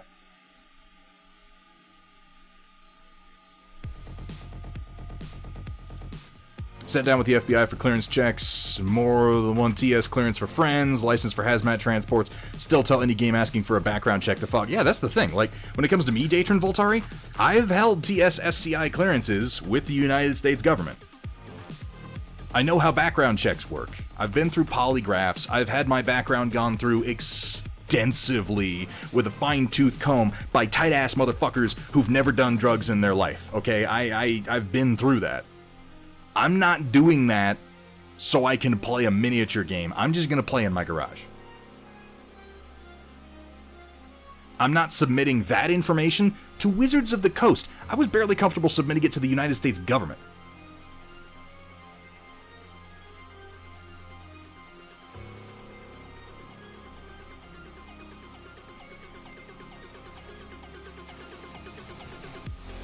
It's insane. You're not wrong, Nanotanks. If you don't respect the cat, you're gonna get the BAP. You're not wrong, but at the same time, here's what I would like to propose, Nanotanks, on the other side of that coin, okay? If someone is a registered sex offender to the point that they're not allowed to be around children, there are legal repercussions for that person being around children that no one else should have any responsibility to enforce besides them and the police. It should not be the responsibility of anybody else to find that out.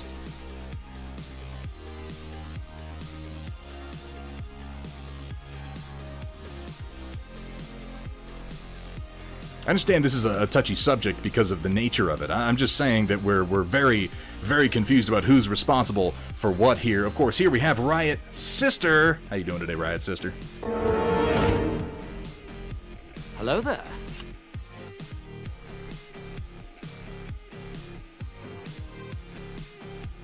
My opinion on the matter is if you're dropping your kids off at the local game store to play in a tournament, your ass better be waiting there until the tournament is fucking over and keeping an eye on them the whole time.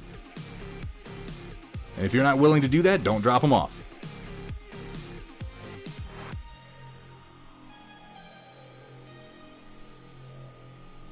Yeah, the red pants actually I think were a good choice to square. But see, I'm allowed to have wild and crazy opinions on this because I don't have kids. I don't want kids. I'm not going to have kids. So I can have entirely the adult's perspective. It's probably different when you've got them. Probably.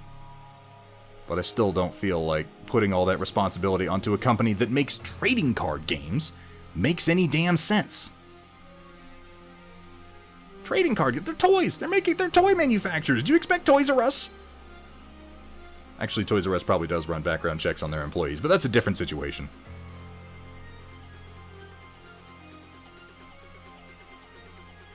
As I said that, I was like, actually, Toys R Us probably does do, but then that's their corporate policy, and they're a large corporation. They're not a hobby store.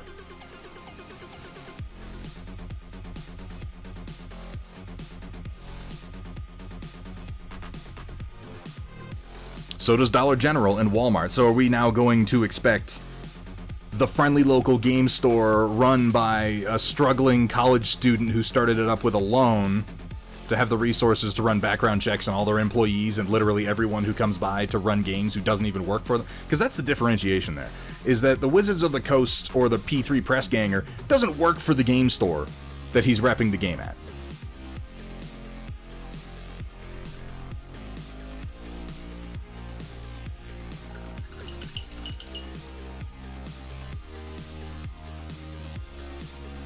Trinity City Chuck E. Cheese win.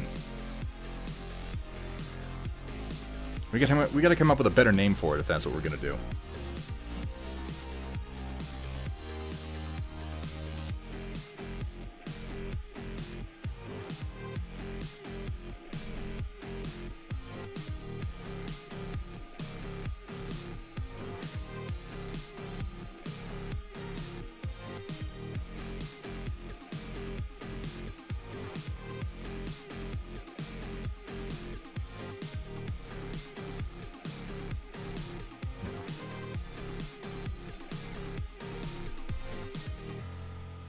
Have a special background check here precisely for people that work in/around children. Might want to check that phrasing there, nanotanks. Not hard to get access to, typically the responsibility of the holder to provide if they're volunteering, working to be around kids. And see, that would be one thing if that was generally required, but as of now, it's not. I don't know. There's probably no real easy answer to this. I definitely understand the concern with sex offenders working for Wizards of the Coast and representing games. Like, I totally get that. I wouldn't want to be around that TO either.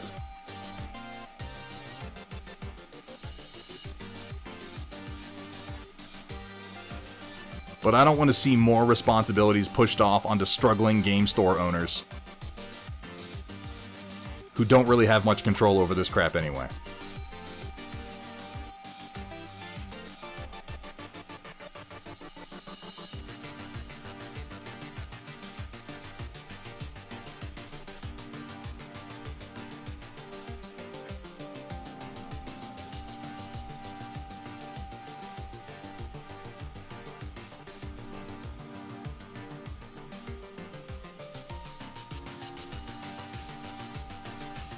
Yeah, Roland, I know you've got some strong opinions on the subject.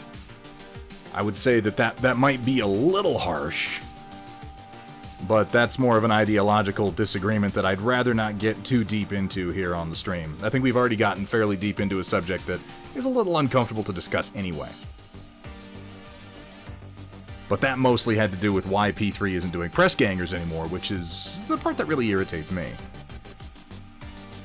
Or why it probably won't come back in the wake of what happened with their former CEO.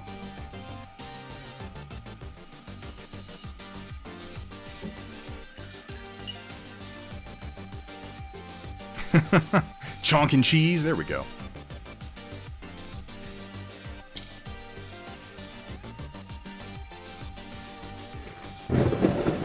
Holy moly. Hamburg tack. Coming in hot. By the way, Sheza Gaming, I'm sorry that I missed that a little while ago with the host. Thank you so much for that. I don't think I have an alert set up for that. Hamburg tack with a couple of gift subs going out to Bella Noct and M. Fontana. Hamburg, you, I think at this point you, like, own part of the stream, dude. Like, you've been so incredibly generous. I really do appreciate it, man. How you doing today, Hamburg?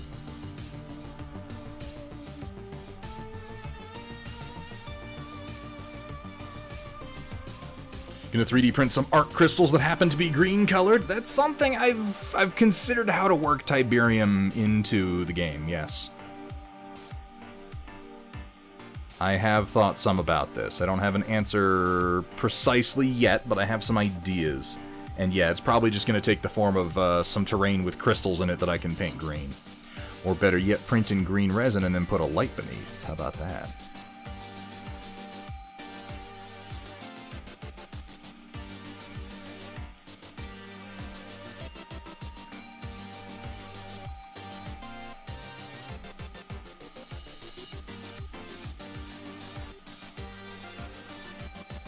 Davion Busters. You can go there and play Firestorm and everything.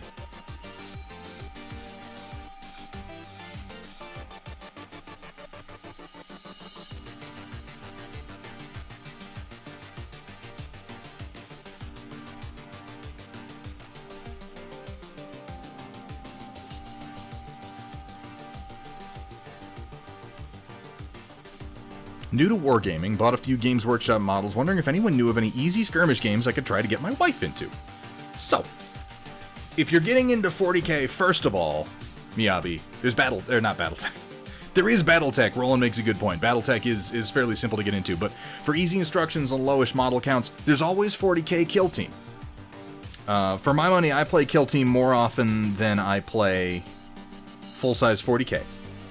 If you are into the Marvel characters, or if you would like something that maybe your wife already knows the characters of, thus, you know, everybody knows Marvel at this point, Marvel Crisis Protocol is an excellent skirmish game that uses really no more than 5 models on any given side, and plays very well.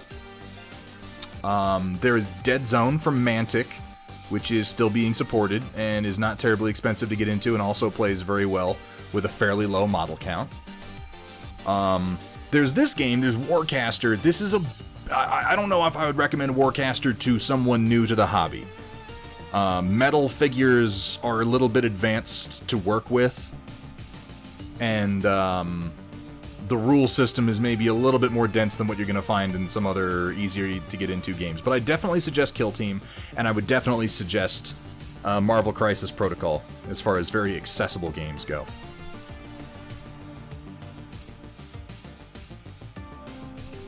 And if you've already got 40k, then definitely be looking into Kill Team.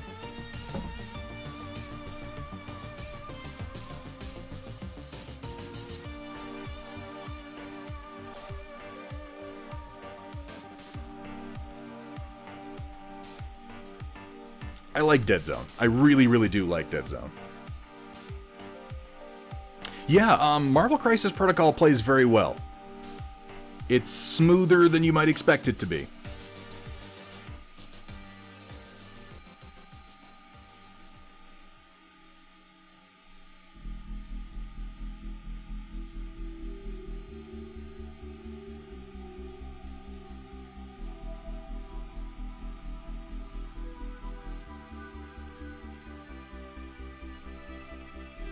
And the character interactions are all very thematic, which is what I really like about it. When you use the abilities, you can really imagine what it is the character's doing because they match their personas so well.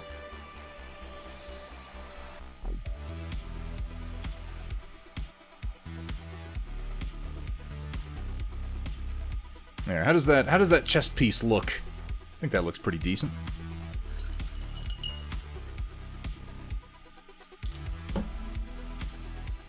I need a bit more dark warm gray. Yeah, if Kill Team goes well, you can also look into Necromundo. Colonel Matthew Steiner. Arena Rex is... I want to like Arena Rex more than I actually do. The game is... okay. It's a decent game. The models are like, fuck you, difficult to assemble and paint. Like, brutally so. Yeah, Gaslands, that's an excellent choice. Ooh, I know. If you prefer sci-fi versus fantasy, there's also Frostgrave, which is kind of model agnostic in that almost any fantasy model you can find you can use with Frostgrave. And it has a little campaign system where, like, you and your wife could get, like, okay, this is my wizard and this is my apprentice, and then you build yourself a little force, and then you can play through a little campaign where you're going into dungeons and getting treasure and trying to get experience points, and each game kind of affects the next one. Frostgrave is pretty easy to get into. There's another sci-fi version of that same system from Osprey Games that I can't remember the name of. But I like Frostgrave. And again, it's a fairly simple one to get into, and you don't require any backstory or knowledge of the setting. Not really.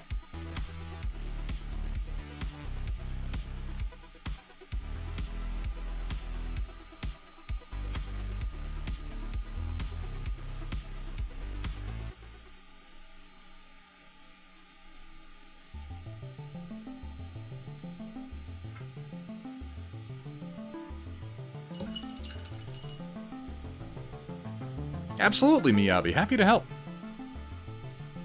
And hope that was helpful, for that matter.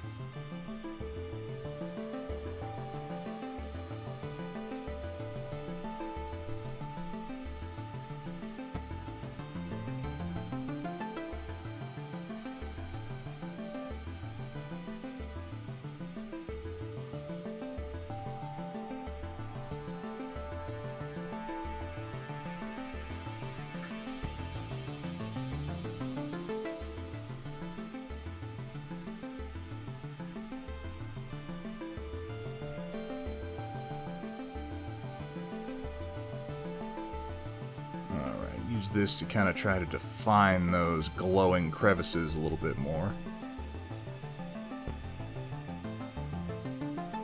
And this is why I always try to paint the deep parts of the model first and then work outward. It's much easier to paint the outer parts carefully without getting the inner parts than it is to do the opposite.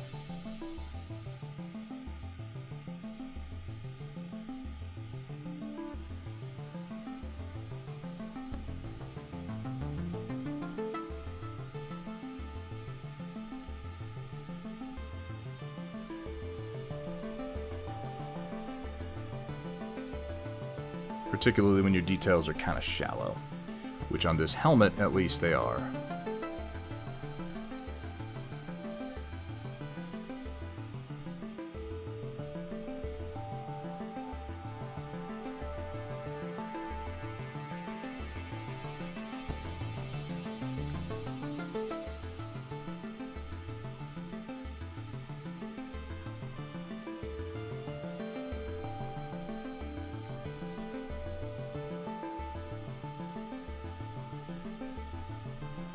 Yeah, Marvel Crisis does have that plastic crack addiction.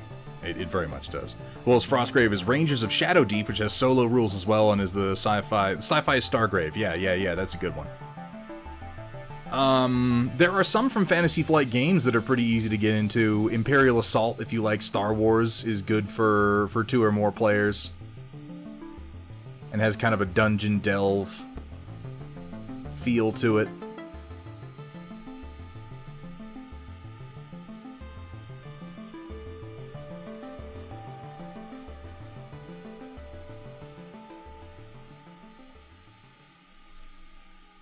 I'm trying to think of other games kind of like that you can just pick up and go. Ooh, there's a part here I wanted to make glow red and I didn't do it. Thankfully, I've still got all my reds out.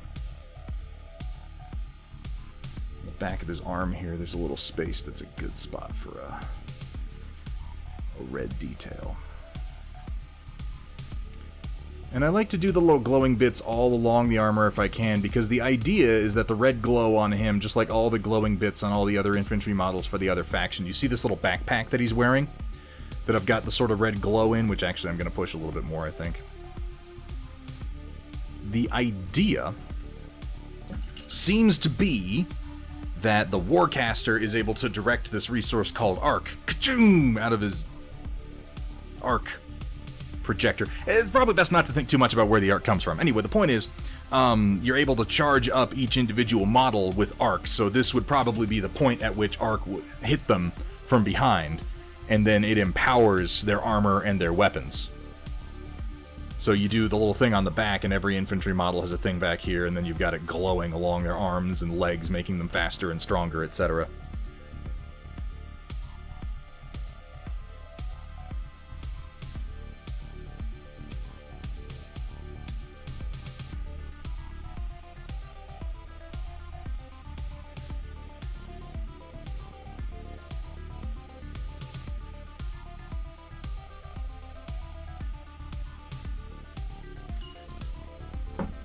Chain blade. Black and yellow stripes on the blade main section. I'm not sure how I want to do that yet, Romeo Void. I don't hate the idea of hazard striping.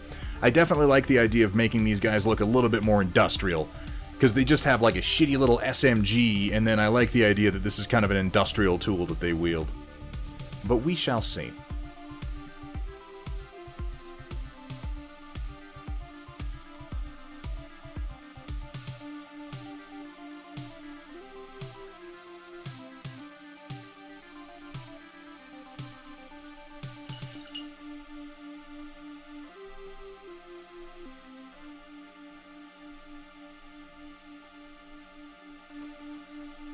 Jump up to light warm gray and see what I can do with that to differentiate the armor from the other parts a little bit more. Thin it out plenty and see what we can do. Because I really do want these parts to be significantly lighter.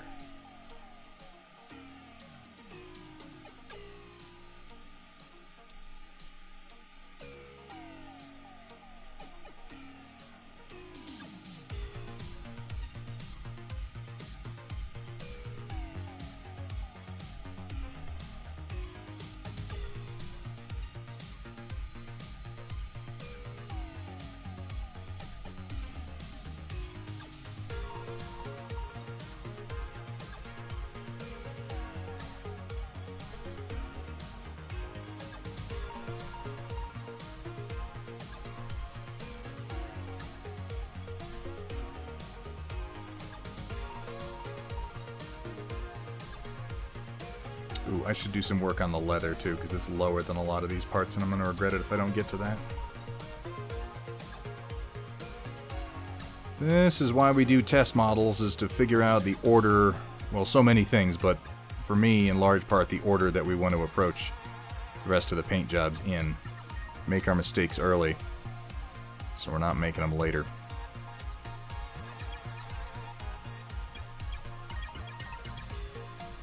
Yeah, the black and yellow hazard stripes is definitely a very 40k thing. Doesn't mean we can't do it, but it's definitely pretty distinctly a 40k aesthetic. To the point that they do it even on their non-industrial ones, like combat chain blades being wielded by space monks have hazard stripes on them.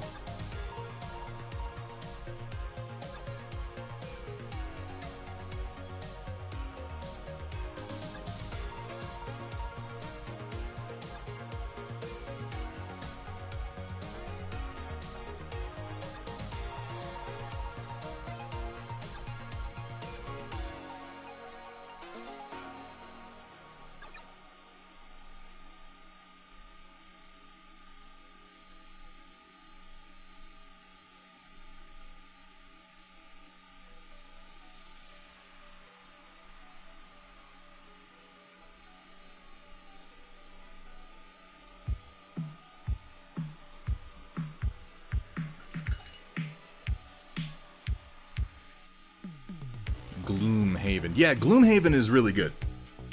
Okay, Gus, you bring up Gloomhaven. I've played it a few times. Gloomhaven is a fantastic game.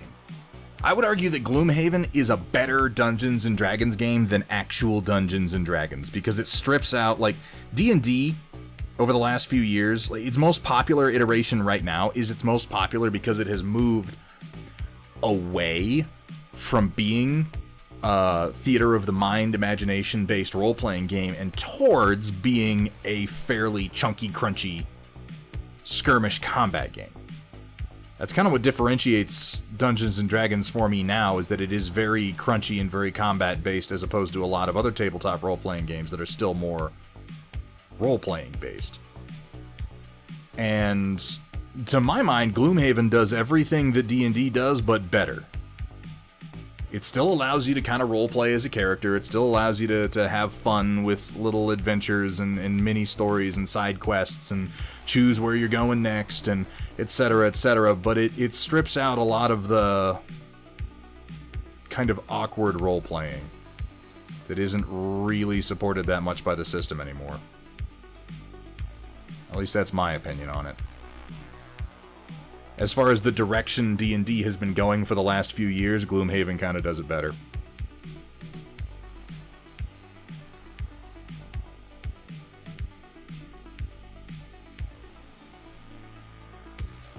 I kind of don't really mess with D&D 5th edition specifically because it is very much like a chunky combat game now.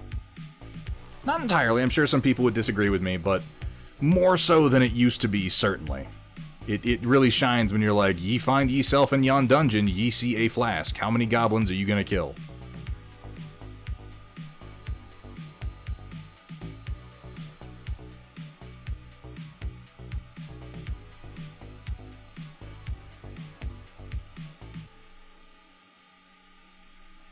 And that, Gloomhaven does better. Again, in my opinion.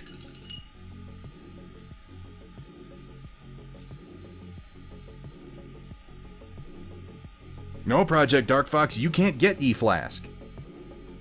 And you just have to sit there and wonder why you can't get Ye Flask. Because the game certainly isn't going to tell you.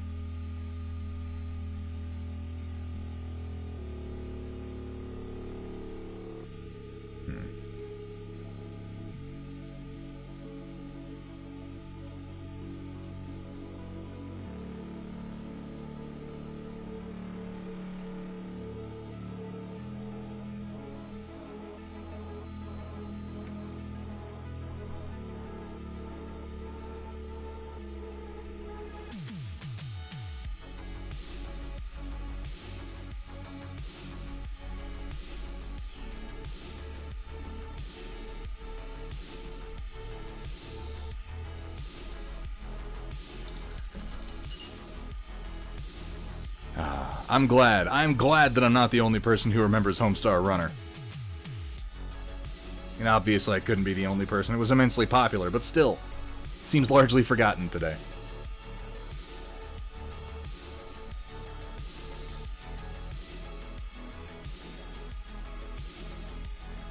See, Datron Voltari, I'm not saying that you can't run D&D as a role-playing heavy game. You certainly can. But the way that its combat system is developed, a lot of the game is devoted to how you develop said combat skills. A lot of it. I feel like that is the aspect of the game that shines the most. You can roleplay with any game at all, because all it takes is a bit of imagination. But D&D is very chunky and combat-oriented in the sense of, like, you have this many hit points. You have these abilities that heal this many hit points instantaneously. It lends itself incredibly well to dungeon-crawling type adventures.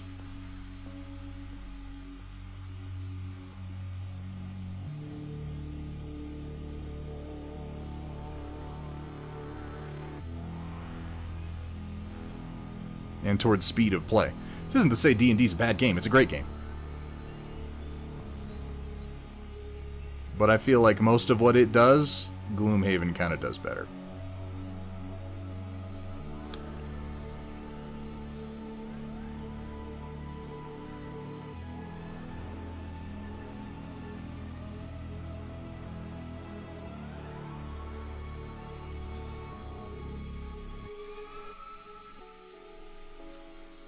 thin this some more. It's going on a little thicker than I'd like.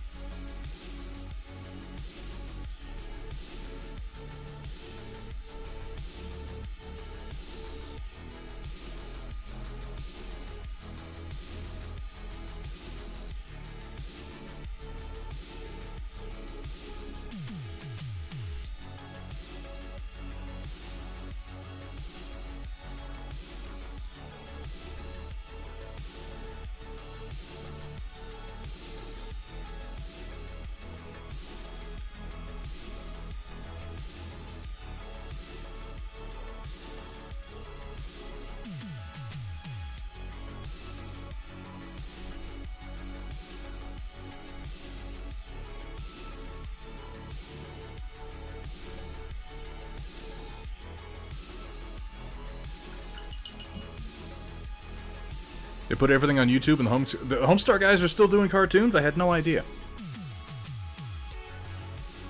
I am a poopsmith. That is my job. What's up, NB Toby? How you doing? Other than Smith and Poop, obviously.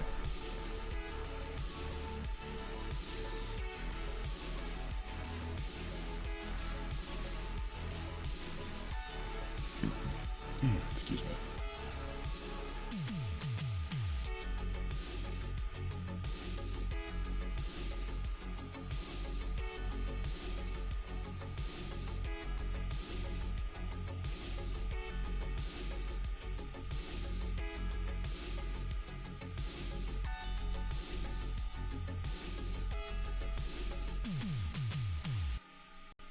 I'm going to need to apply some washes before long to deepen some of these crevices and blend some of these darker colors.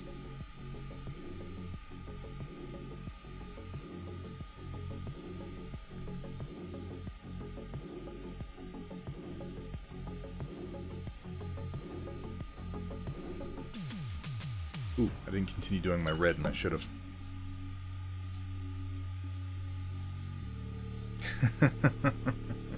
Hey, what's up, Vergatorung? How you doing today, man? I'd like to try this Lancer game. I've heard good things about it.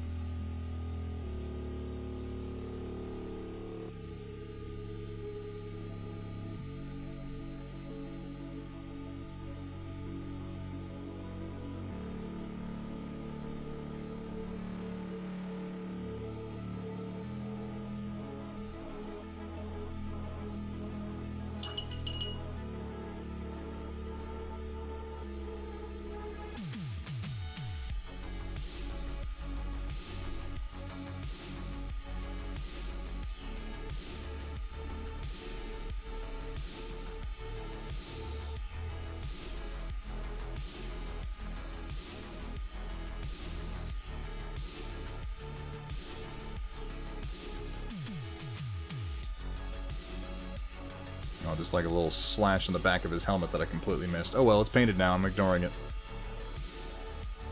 Oh well. Too late now. We gone done it.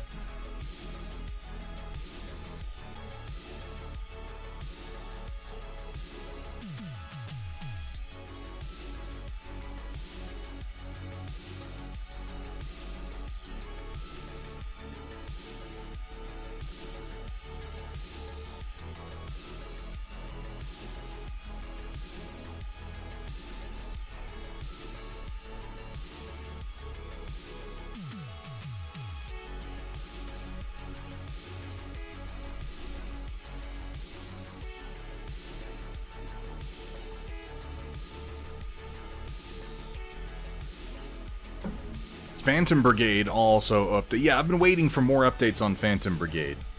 I need to check out the latest.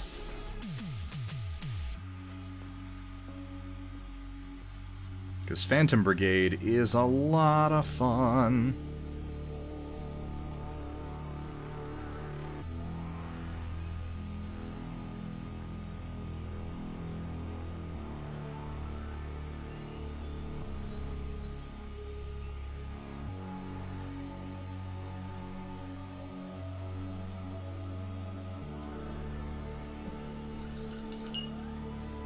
Have I ever tried Traveler? I've heard of Traveler. I've heard good things about Traveler. I've never played Traveler.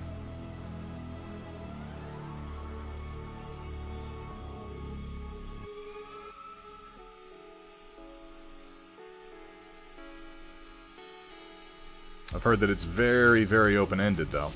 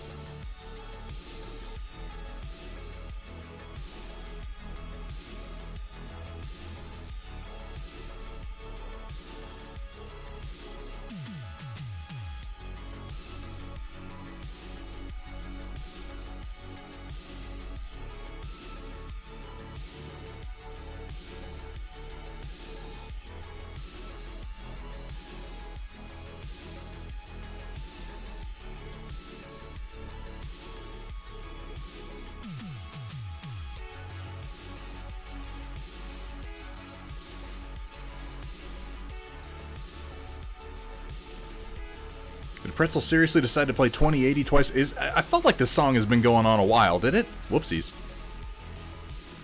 Traveler's one of my favorite RPGs. Interesting. The first life path game where you could die during character creation. Oh, whoopsies. Oh, Riot Sister, you finished season 3 of Attack on Titan. Exciting. I'm gonna come at you later today with oh my god, what about this thing? Oh my god, what about that thing? It's gonna be rough, so be ready for that. Today is Attack on Titan Sunday. For those of you keeping up with Season 4, we got a new episode today, and I'm excited to watch it after this. No spoils, no Season 4 spoils. In fact, no Attack on Titan spoils in general. I love that show. I knew one was coming. I knew one was coming. Excuse me. You know, Attack on Titan's like one of the most popular shows in the United States right now. The stats for its streaming demand are nuts. Everybody's watching it. Episode 13 of Season 3, you need to catch up. Hell yeah, you do, just like Eren needs to catch up with Reiner. That's not even happening at that point in the season. Not even happening, I'm just talking shit. But yeah, you do. Dude, the latest season is crazy nuts.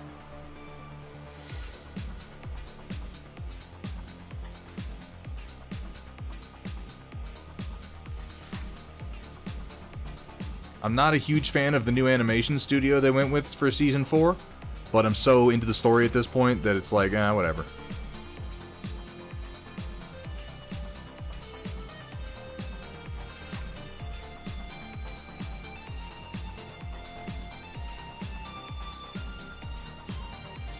I'm still gonna watch it.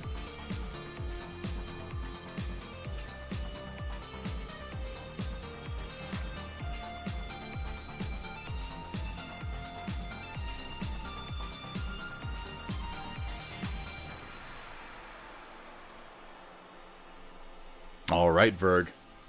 Hope to see you soon. Bored by Attack on Titan? Holy shit, man. Holy shit. Yeah, White Wolf, but I view it differently in that Mandalorian was one of those shows where it's like, if you're watching The Mandalorian, you're watching every single episode. Furthermore, completely frankly, the writing in The Mandalorian is like straight up fucking pedestrian bullshit compared to the writing in Attack on Titan. That may not be a popular opinion, but it's like several orders of magnitude lower in drama and mystery revelation than Attack on Titan is. Papa Phoenix, thank you so much for the reminder.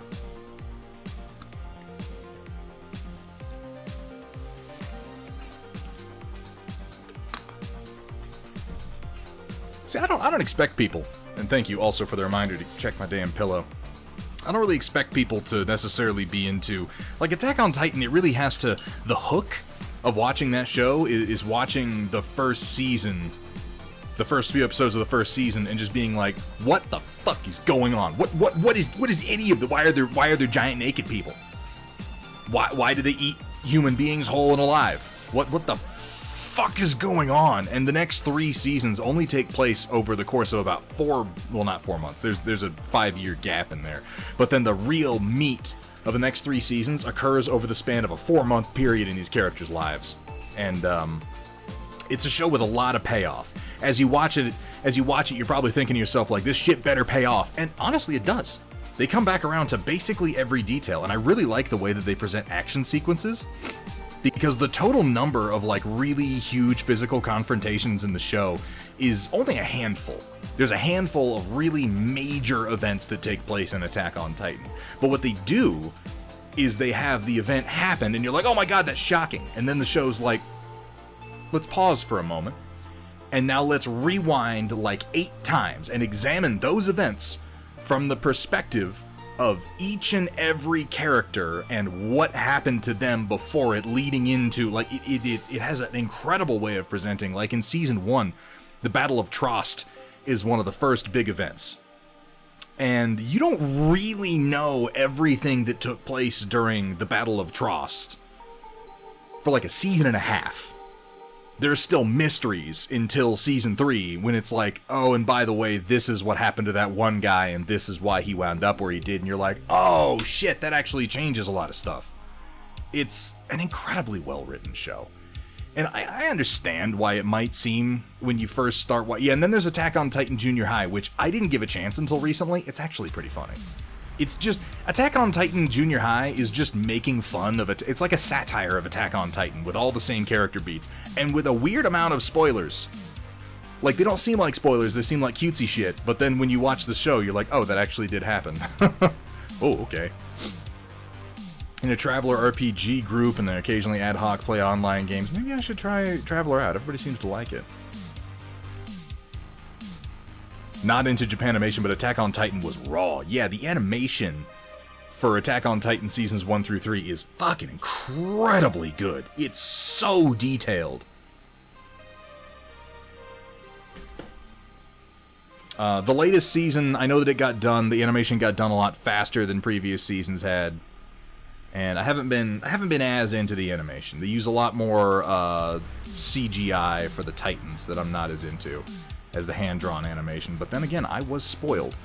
I was spoiled by Wit Animation Studio and their incredibly detailed hand-drawn job they did on things like the Attack Titan and the Female Titan and the Colossal Titan and all the Titans. All the Titans.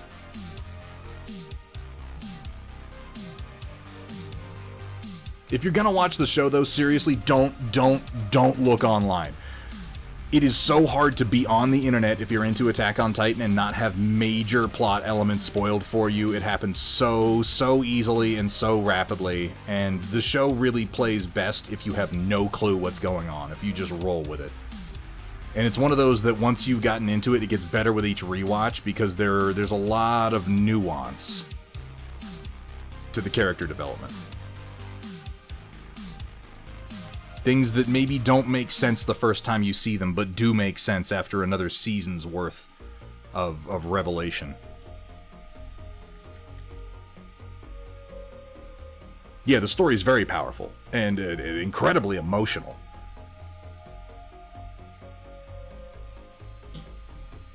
And brutal. Holy Christ, the violence in Attack on Titan. I feel bad for anybody who was like, oh, look, it's a fun show my kids can watch. Like, the first time you walk into the room when your kid's watching AOT, you're gonna be like, did a giant naked man just bite that dude's head off? Is that what I just saw there? See Berserk for fucking up the seat. Yes, Sumitha. Oh my god. One question that you will have from Season 1 going forward is, what the fuck is in the basement? Yeah, okay. I will say this for anyone who has tried watching Attack on Titan. There are some questions that you're going to be hit with early on that don't seem like they're ever going to get answers. They do. Specifically the one, what's in the basement? They're not going to answer that for like 2.5 seasons, but there is an answer.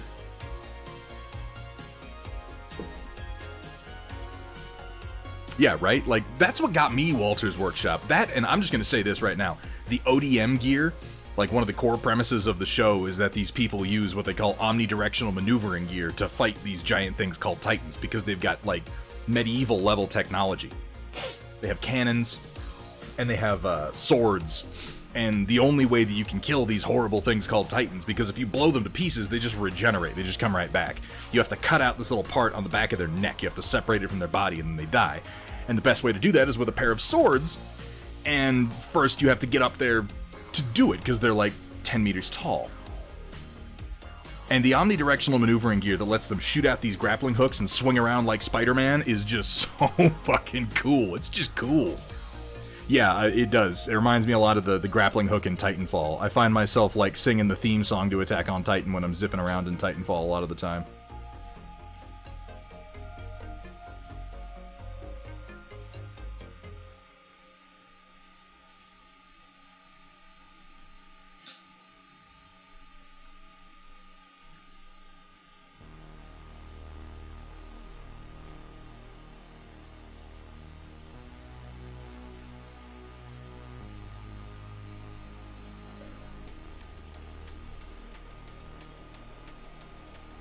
What do you think of Levi's Mentor setup versus the standard gear loadout? Lunchbox, that blew my mind. The first time they reveal Kenny the Ripper with his very special set of ODM gear, everything that represented was troubling. And also very cool. Cool in a very disturbing and upsetting sense, but still very cool.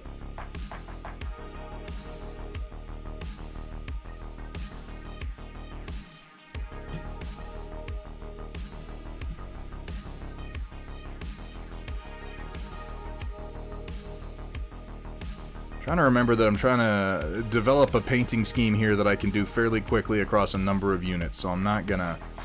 I gotta stop wasting so much time with it.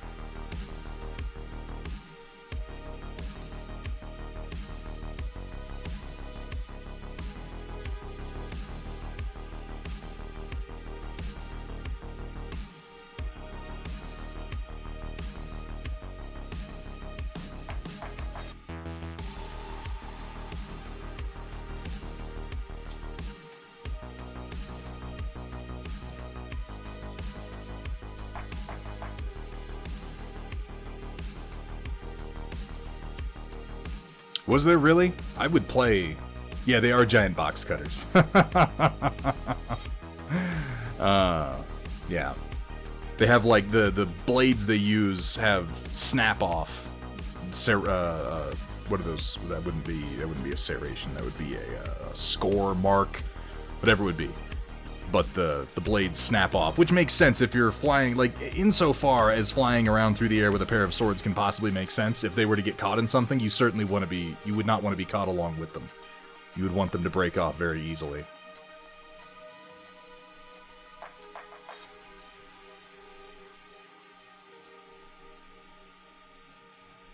Anything that, quote, makes sense in Attack on Titan very specifically makes sense within the insane context of the world that they build. Yeah, it's a lot like Evangelion's... Well, the thing for me is that Evangelion's, the progressive knife with the box cutter break-off points didn't make any sense in the context of Evangelion. I'm not sure why it had that. Like, I don't know what that feature brings to an Evangelion's blade in the context of fighting giant monsters. It makes sense for one of the scouts from Attack on Titan, because they're zipping around and they're tiny little people. And they need to not be caught up if their blades are. But the Avas seemed like they could use stronger weapons just fine.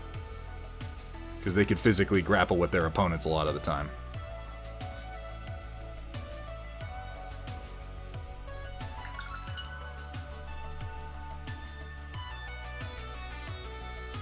So Brain Dead, that's not necessarily... Like, yeah, it is true that as they kill Titans, their blades get weakened, and eventually they do break, and they're forced to trade the blades. First of all, break the blades off, and then eventually drop the blades entirely for new blades. But they're able to kill multiple Titans with the same set of blades. That's shown more than one time. The problem is that when you have to kill like 10, 20 Titans, then you start running out of blades.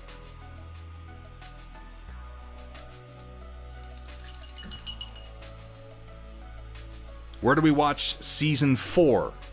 It is releasing every Sunday, and it is available on Hulu. That's where I watch it.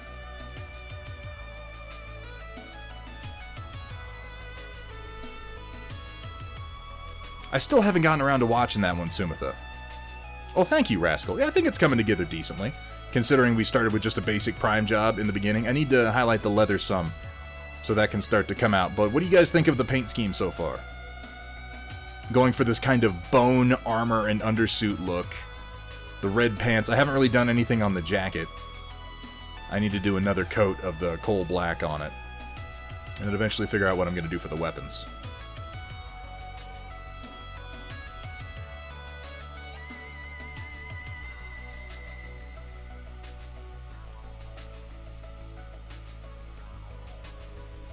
Gonna carry the bone armor over to the jacks? Yes, Hethrir, I think so.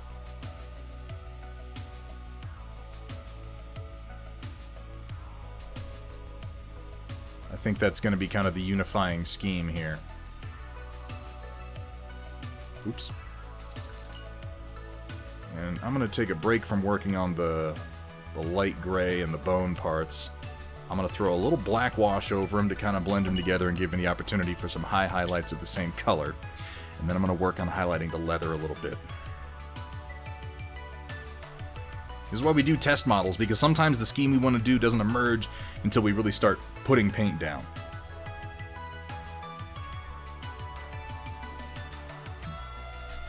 So I'm going to darken it now with a little bit of black wash.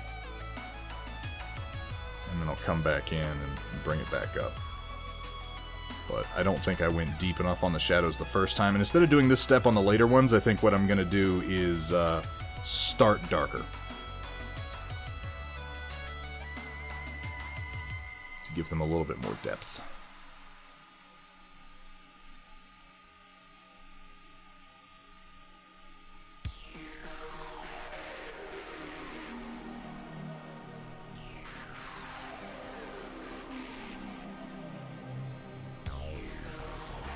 Cain lives in death. I'm gonna have to check this. I've heard good things about that one before, Sumitha. Here's the thing, guys. I'm not, like, quote-unquote into anime. I know that that seems strange, considering the number of anime that I talk about, but it's, like, very particular ones I get into. And honestly, if you were to trace the lineage of the anime that I am into, and then go, why is he so into Attack on Titan? You could probably spoil some things for yourself based just on the themes that I'm into.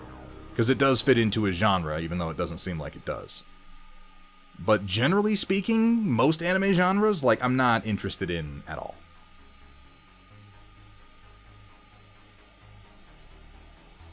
Generally speaking.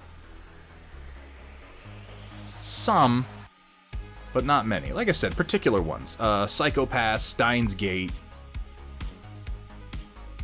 Evangelion. I watched Dragon Ball Z, but that was more of a byproduct of what was available in America when I was a child. And like, if I had greater access to anime when that was on, I would not have watched Dragon Ball Z. I would have watched something else.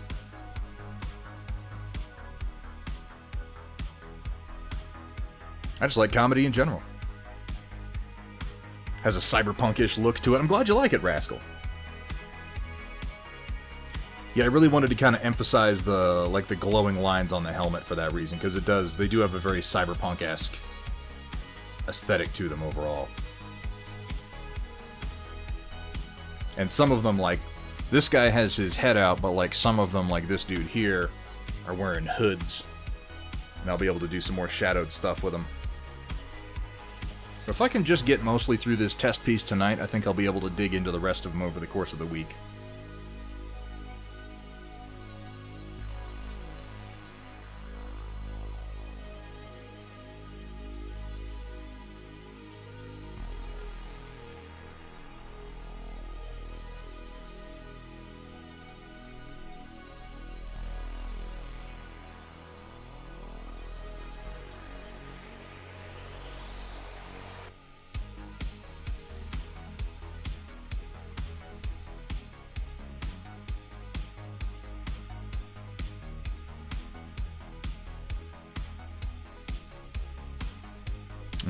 Big O. Big O is still a good one. Big O has a really compelling story and a bizarre and upsetting ending. And I like that. I was really into Space Dandy when that was on, too. I'm just into stories, and the thing is that anime isn't like... We tend to think of it as one big umbrella in the West, but I mean, anime's just a... It's a medium, it's not a genre. Within it, there are bajillions of subgenres. It's just a way that shows get made, is all.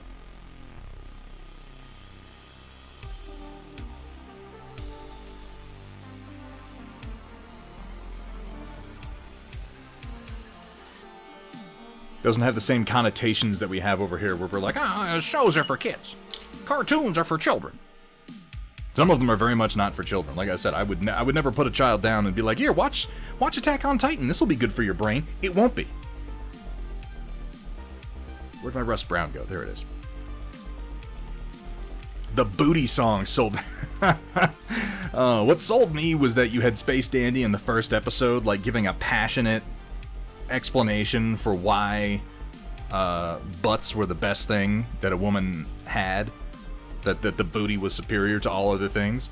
And then, like, 5 minutes later, he gives the same speech about boobs, and someone points it out, and he's just like, I don't remember doing that.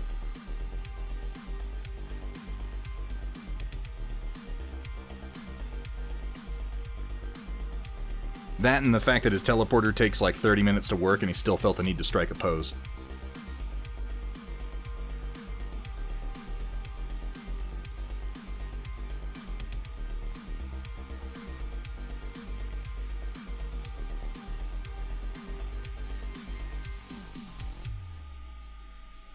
What the hell did I miss? Revless, so many things, so many things. How you doing today, man?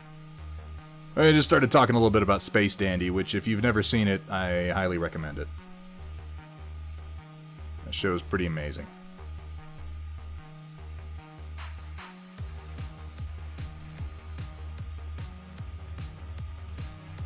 There's an episode where they get caught in a time loop, a la like Groundhog Day or Happy Death Day. And they don't notice for something like a few months. Like, they don't notice they're living the same day over and over again because they're just such oblivious, boring assholes. I think eventually the narrator has to point it out to them.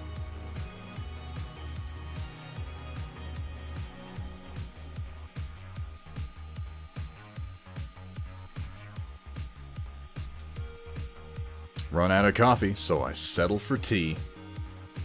I don't feel like tea is necessarily settling. I like tea.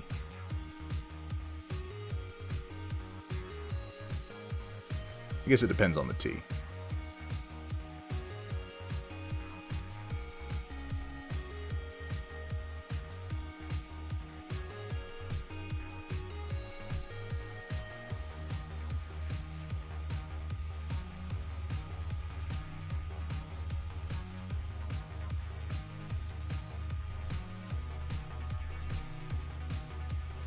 Bubblegum Crisis. Oh yeah, a long time ago. Long time ago.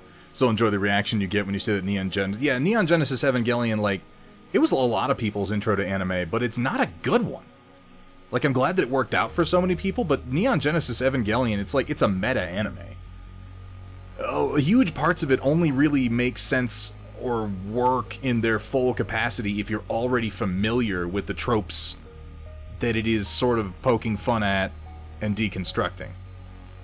I think I've said before, and I'll say many, many more times, that Neon Genesis Evangelion is in many ways a hate letter to the very anime that it is imitating. Written by a man who judges you for enjoying it. And thus it is sort of an odd introduction.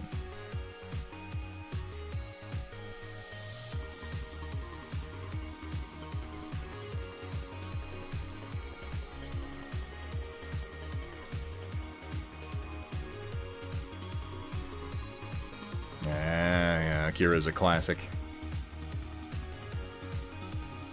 But these weren't ones that I could find on like cable television back then. I had to... Those are ones I watched when, like, my cool friend who got VHSs from Japan hooked me up. He was like, ooh, I got this one called Akira, and I got Ninja Scroll. And I'd be like, ooh, adult cartoons. These are cartoons for serious connoisseurs only.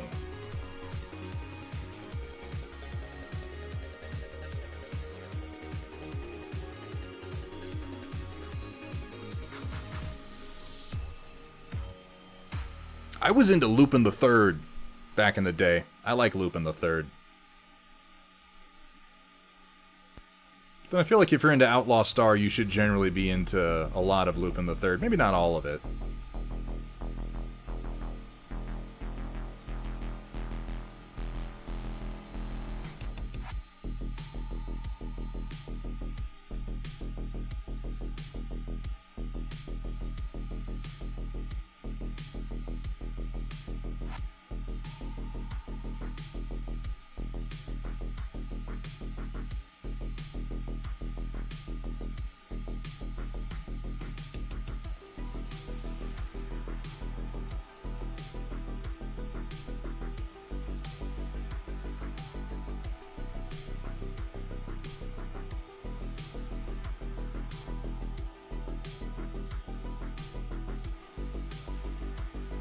Back when I was in middle school, Sci-Fi Channel, Saturday Anime. I was big into Toonami. I was a Cartoon Network Toonami kid.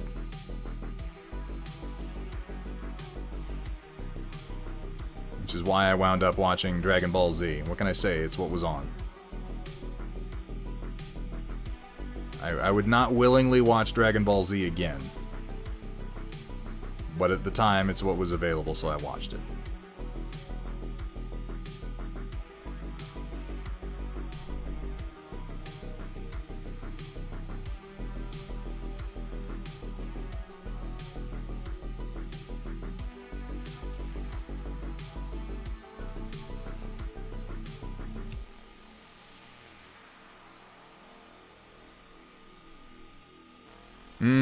Okay. Guilty pleasure confession time, Riot Sister. I watched the shit out of Sailor Moon. And I liked it. You know what? I still do. I still do.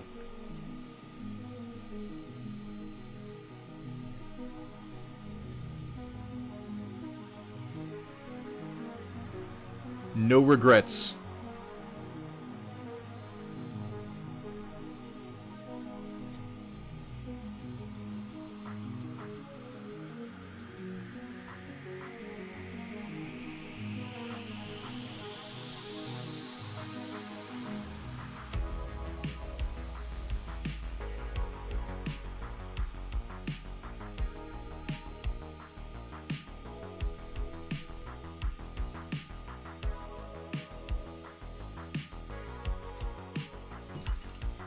Let's lighten up those leather highlights wee little bit. Wee little bit with a touch of dwarf skin.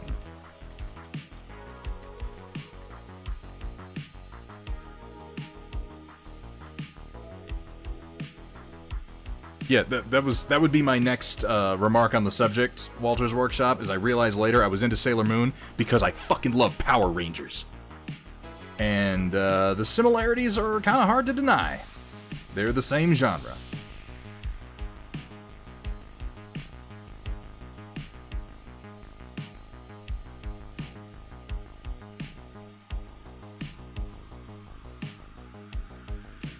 I got one for you, chat. I got a question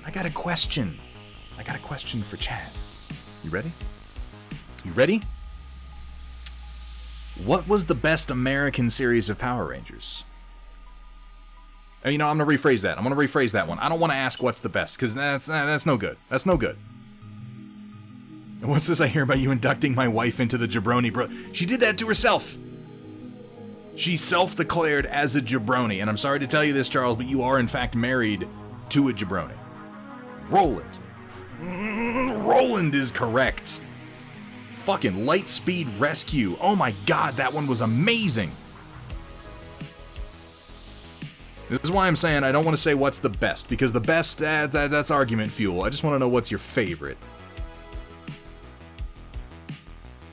And personally, my favorite was Lightspeed Rescue. It's hard to beat Power Rangers in space, I confess, but Lightspeed Rescue was amazing. And not just because it had Wes in it. It's okay, Hethrir. You're wrong about a lot of things, man.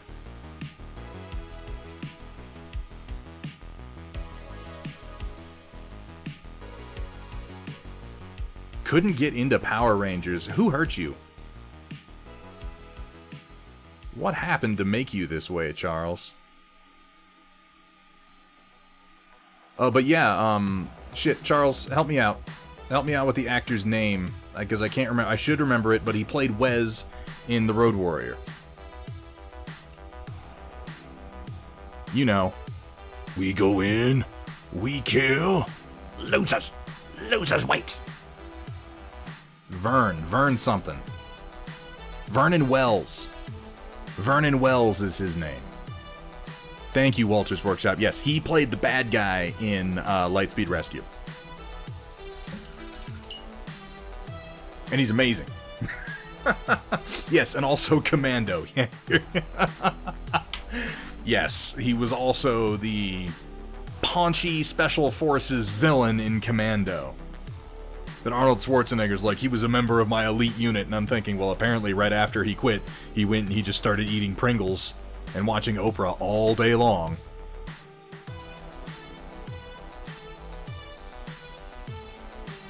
I'm not gonna shoot you between the eyes, John. I'm gonna shoot you between the balls. Shoot you between the balls. Isn't that just shooting someone in the dick?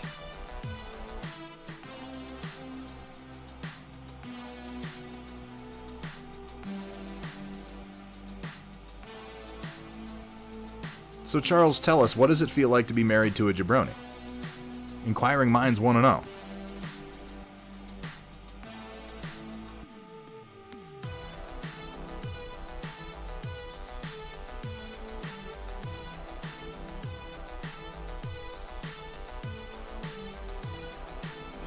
Let off some steam, Bennett. God damn that show. Movie, that show.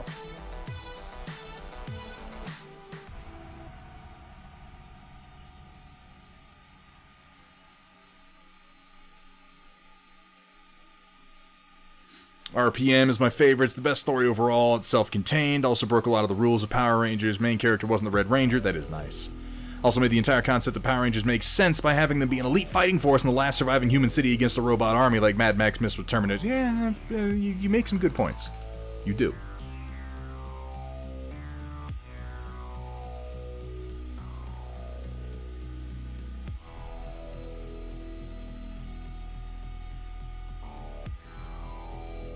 Jesus, Hethrir, that's both insane, and I don't think like that's crazy that happened, but I don't think that's really a fair thing to judge Power Rangers based on.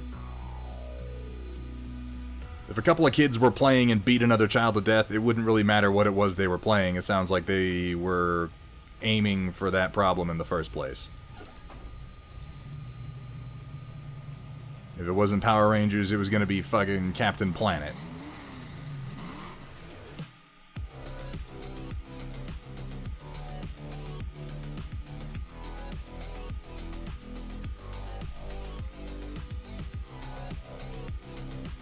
Exo Squad, yeah.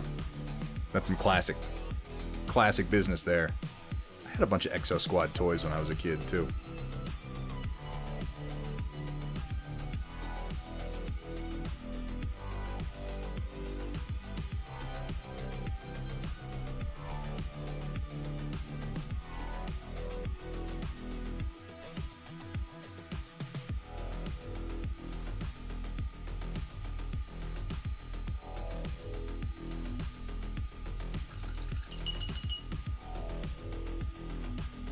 Captain Planet is the only person in the world that I'm down with rocking a mullet.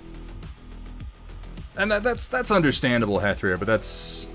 Yeah, I get that from a very personal perspective. I missed a spot here. I'm going to go ahead and hit with my burnt sienna.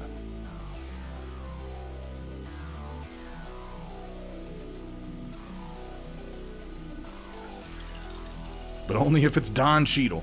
What's the anime with Spike and the Corgi? Yeah, that's Cowboy Bebop. I hear they're making a live action out of that one, and all I can say is, what a horrible fucking idea.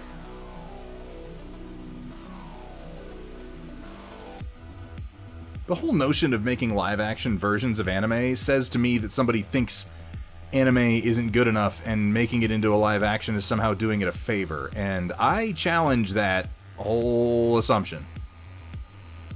You're not doing anybody any favors by rendering it in live-action like live-action's better, dude. If anything, you're limiting what you're capable of doing with the medium by limiting it to things that you can actually animate or act. It's sort of fundamentally disrespectful. And I'm not into it. I've never watched an anime and thought, wow, this would be amazing if only it was happening for real. Like, no. That's unnecessary. Pass, thank you.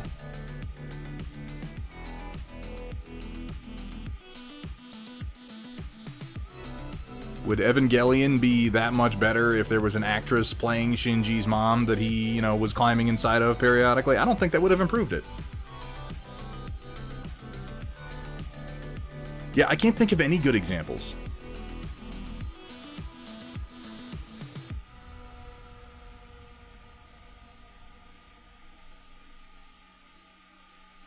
We already have live-action versions of a lot of these concepts in the form of Super Sentai and like Kamen Rider and shit. Do we really need to do more? It's just a blatant attempt to milk the audience for more money. And I mean, it'll work, because people are dumb. Ooh, that sounded so edgy. So edgy. It'll work, because people are stupid. God, everyone's so dumb, you guys. Nobody is smart like me. I'm not a sheeple.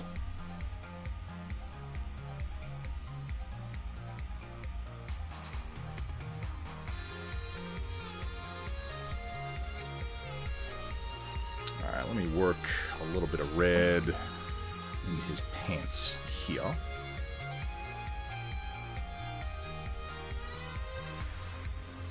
Brighten up his pants a little bit, but for the most part I'm going to try desaturating them for my highlights by mixing in a warm white color, which I think I'm going to use some of the Pro Acryl white light gray, or sorry, bright warm gray.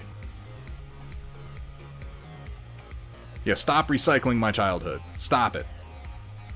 The new Lupin the Third movie where they fight Nazi David Lynch is pretty good. To Square, I need to know more about what you just said. Even Ghost in the Shell totally missed the mark. Does Castlevania count as an anime? Because that was freaking legit. Castlevania is done entirely by an American studio, isn't it? Now, don't get me wrong. It's really quite good. The Castlevania on Netflix, I have been enjoying the shit out of that. But I'm not sure who's animating it.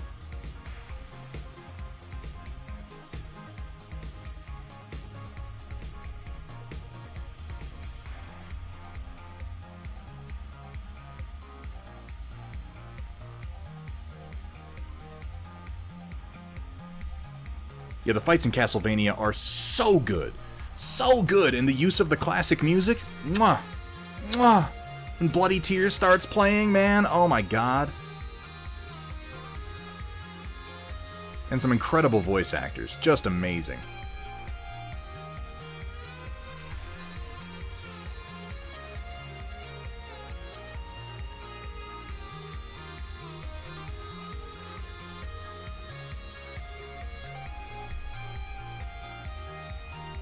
Spaceballs 2, The Quest for More Money. There was a remark a long time ago about how what Mel Brooks had intended to do if he had continued on with Spaceballs as a franchise was make... Because, he remarked in the first movie about Spaceballs 2 being The Quest for More Money, which is a joke in and of itself. But then if he did make a sequel, it was going to be called Spaceballs 3, The Search for Spaceballs 2. I would have watched that. But then I'll watch pretty much anything Mel Brooks does.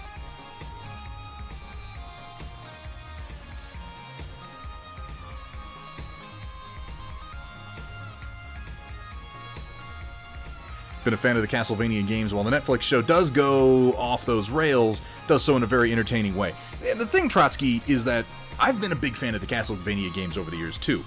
But the Castlevania games are patently absurd in every possible way. And if you really tried to just do what they did in the games, in even a cartoon, like, staying on those rails would burn you bad real fast.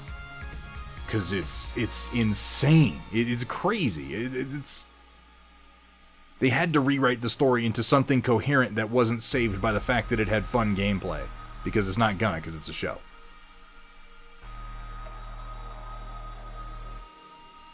And I agree. I think they've done a good job with it so far.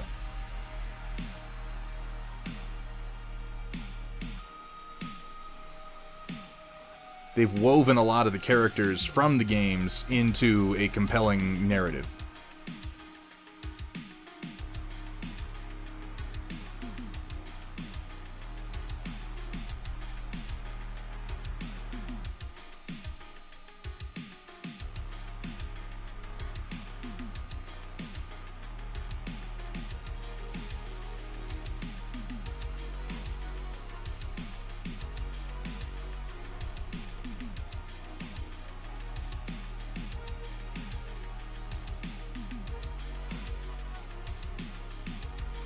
And yeah, anybody who's played the Castlevania games will recognize most of the locations and individuals, not all, but most of locations and individuals in the show, to some degree, which I think is pretty cool.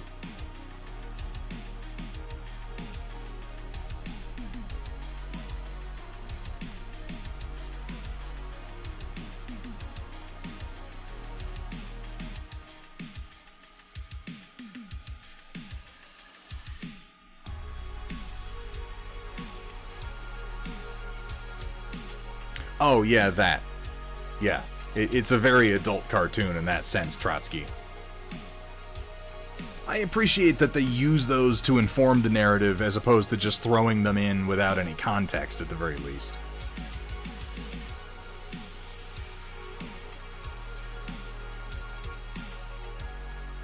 And how many of those have we had? It's only really been in the latest season we've had a couple of the more adult scenes. Mostly it's just incredibly violent.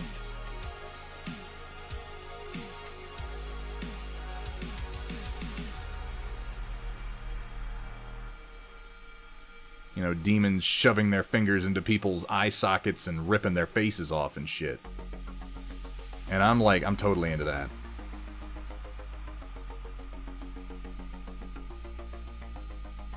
There's the one really fairly graphic sex scene that I can think of in the latest season. But again, that one serves a purpose within the overall narrative.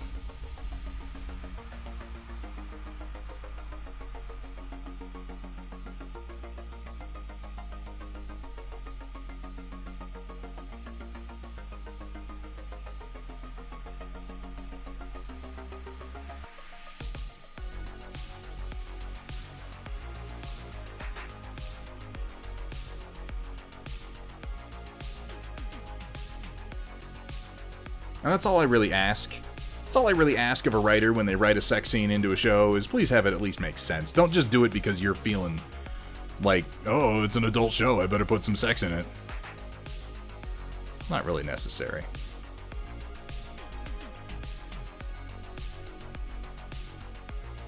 Have it mean something for the characters, pretty please, if you don't mind.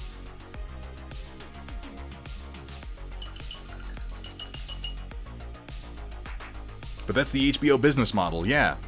As people, has anyone seen the Team America sex? Oh yes, absolutely. But yeah, that is sort of the Game of Thrones HBO model. It's like, oh, the viewers are getting bored. Make those two characters bang. Uh-oh, people are noticing the plot doesn't make any sense. Make those two characters bang. Nah, I'm less into that. I am less into that overall. As a distraction rather than as an actual plot element, I'll pass.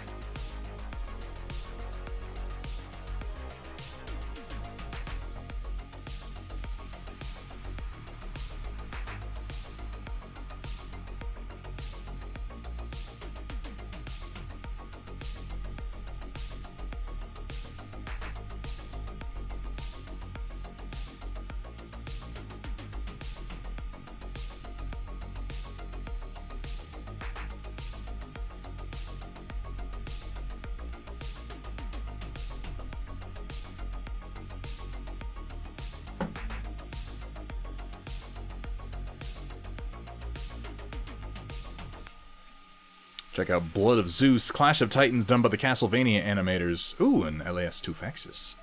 I'm always into whatever that guy's up to. I feel like, is that one on Netflix? I feel like that one's been advertised to me a few times and I just haven't watched it. And if it's the animators who do Castlevania, I'm into it. Those guys are really on top of what they're doing.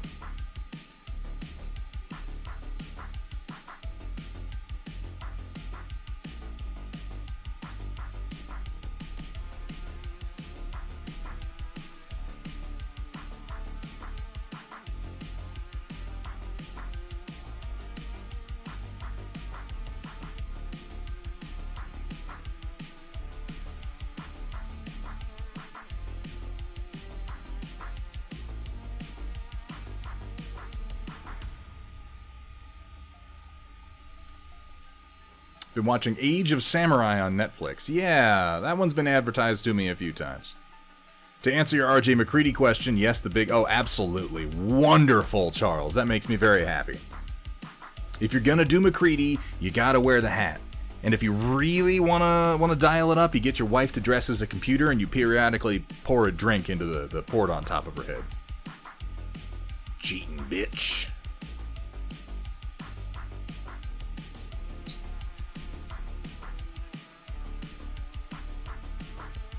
Actually, she might not appreciate that, come to think of it. It would be funny, though.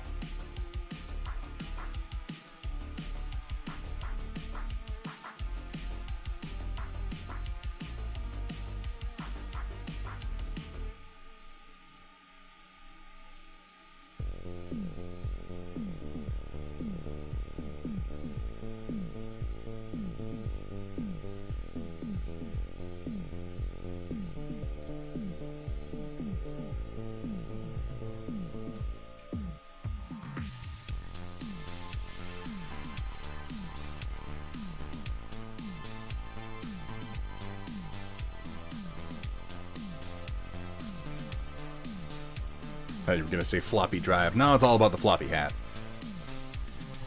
Romeo, thanks for hanging out tonight, man. I hope you have a great night.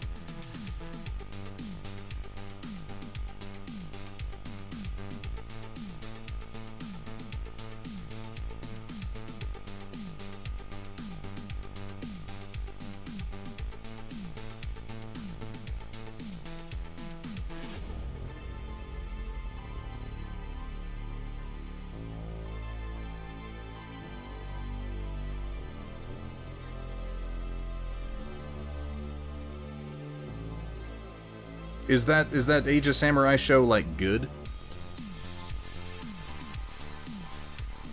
I've heard essentially nothing about it since it came out.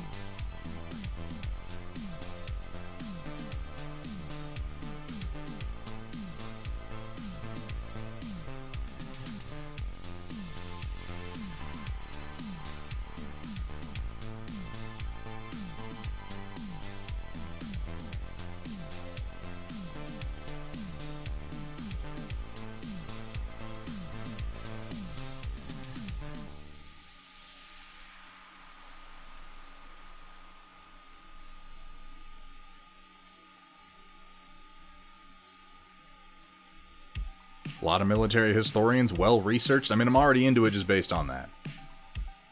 If it's historically accurate, I'm interested in it, but I confess these days I don't have the time or energy to check. So hearing that it is reassuring.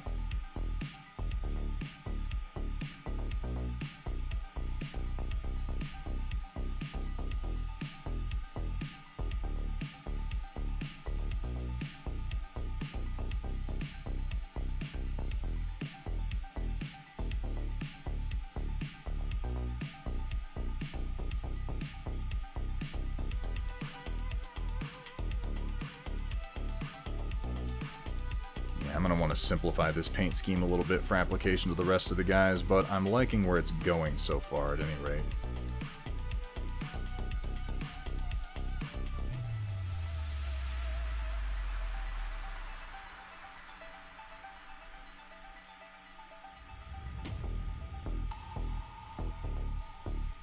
I think I can already see about 3 or 4 steps that I could cut out of this without too much difficulty.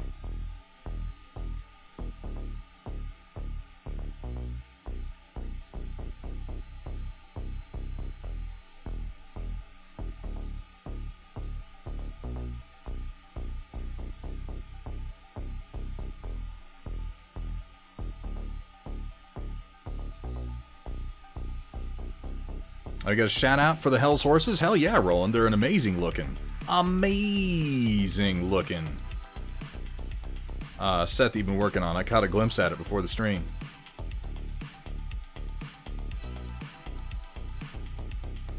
I'm glad you've been having fun painting again lately, Roland. Sometimes you just need to give it some time, you know?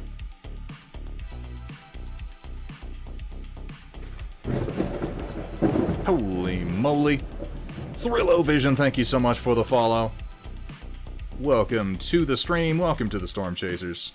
I'm gonna throw a black wash down over his coat. I don't think I went dark enough with it to start with.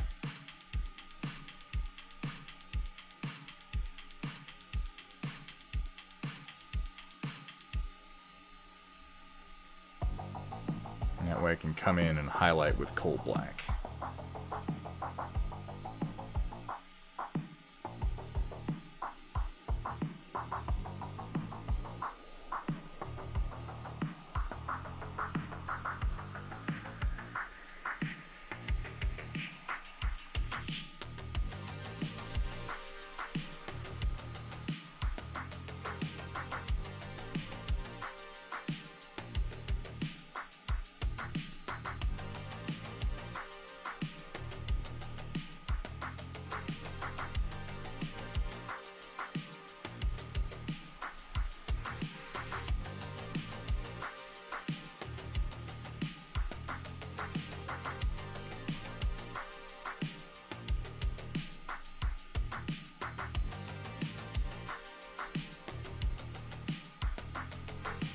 I think I may go with the same color on the weapon that I did on the coat.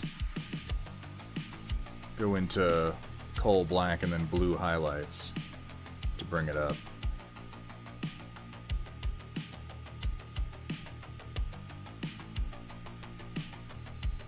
After this sets, I can actually highlight the cloak, and then I think he'll start to really come together.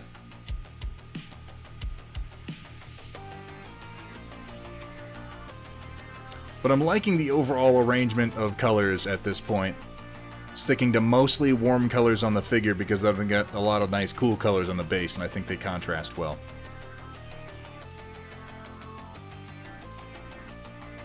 Well, a lot of warm colors except the coat, which is decidedly cool, but dark. I'm gonna throw a quick high highlight on the pants for some texturing, followed by a red wash to kind of bring it together. Is this looking a little washed out?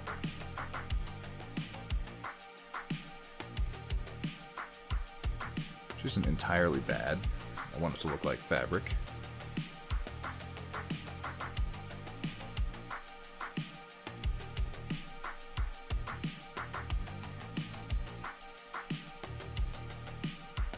But I think a red wash will even it out nice.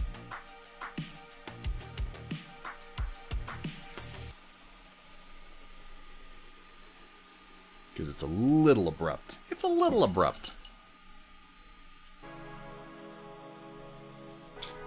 Kane approved. You cannot paint the Messiah, as they say. I don't think they ever said that.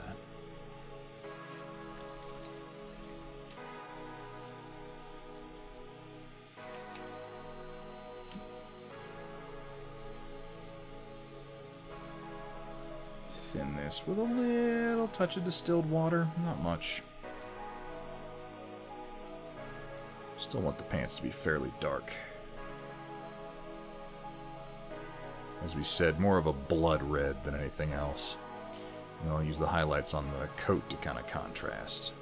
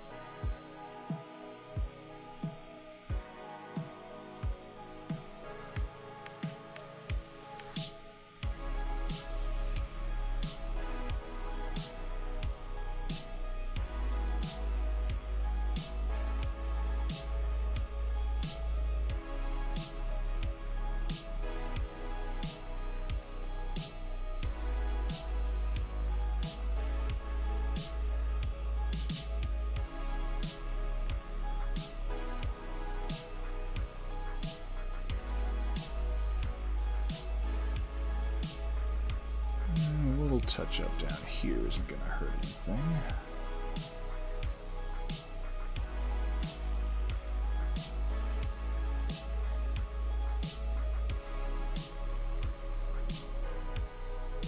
I think I can bring that slightly higher. Skip the black wash next time and just start darker and then highlight up.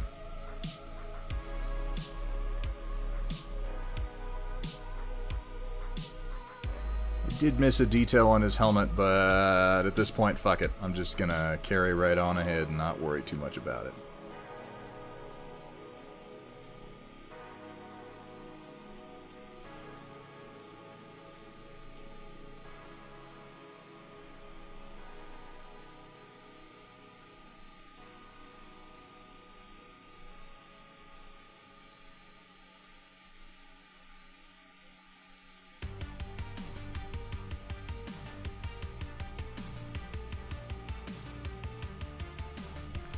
Alright, I think I can probably work a little bit on the coat now. That wash is mostly dried. I'm just gonna go with plain old coal black.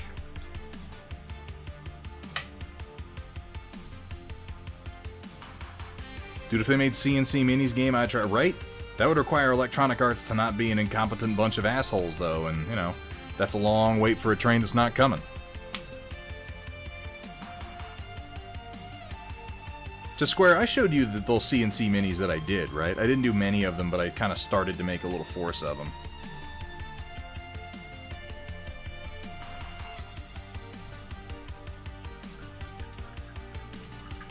I don't have a cane.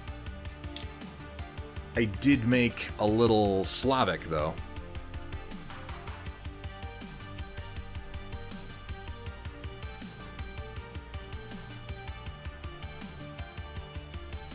Good old Anton Slavic.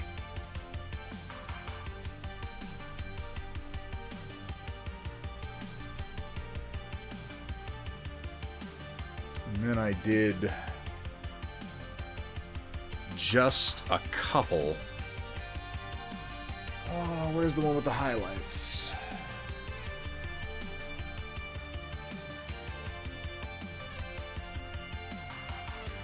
I had one that was better than this. Now I don't know where he is, but did a couple of little nod troopers using some Imperial Guard parts and then some parts from the cultist faction in Maelstrom's Edge, and then some custom 3D printed heads. But yeah, I'm a pretty big fan of the Brotherhood of Nod. I've always liked the look of these helmets. I made myself an Oksana Christos model, but I never painted her. Oksana Christos may have been a very confusing childhood crush of mine.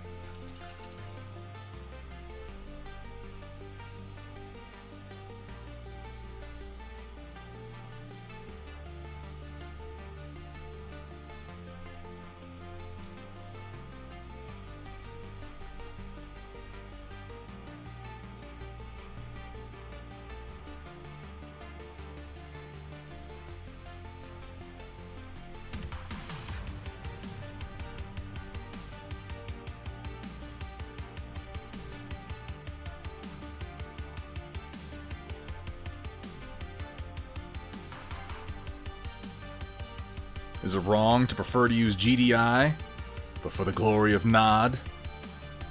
Wait, what? What you saying?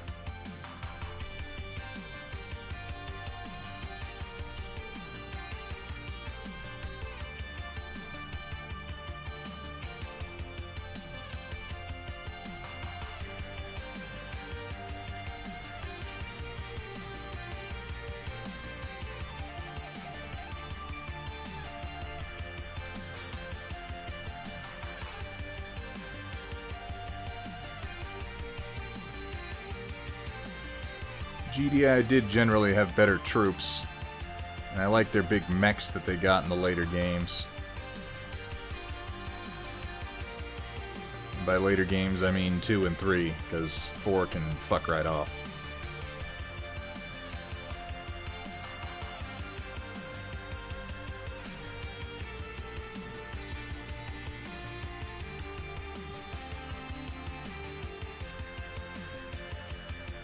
I don't even consider 4 to be an actual Command & Conquer game. Not really.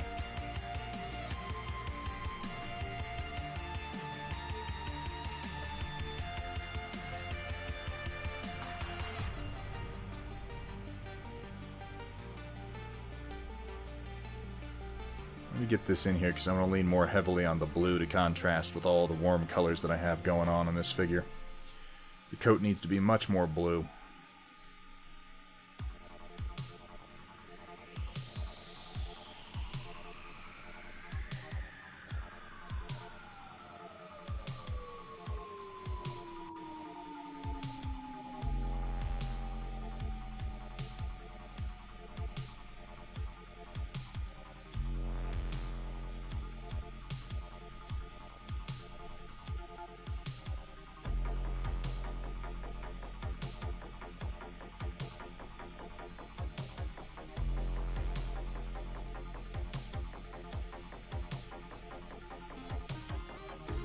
I think I'm just going to go ahead and throw this down as a base on the gun. Because the color does need to be repeated somewhere, and I can build it up to a pseudo non-metallic metal on the gun.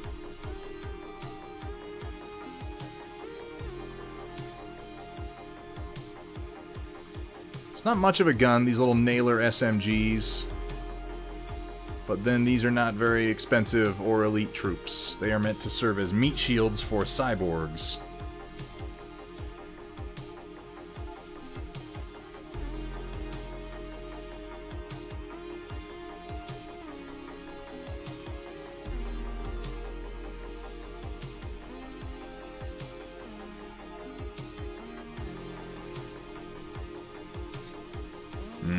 Baroness. What is their deployment cost? It's a good question. Hang on.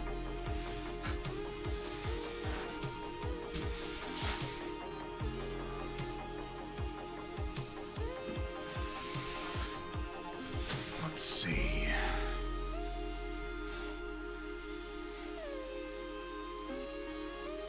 Through the cipher cards. Got Vassal Witch Hunters, Scourge Warjacks, Marauders, Immortal Weavers. No, they're still deployment cost too. They're the same as the other basic infantry. Thunderhead, but your camera is not. Well, it's focused in a different place, that's all. That's all.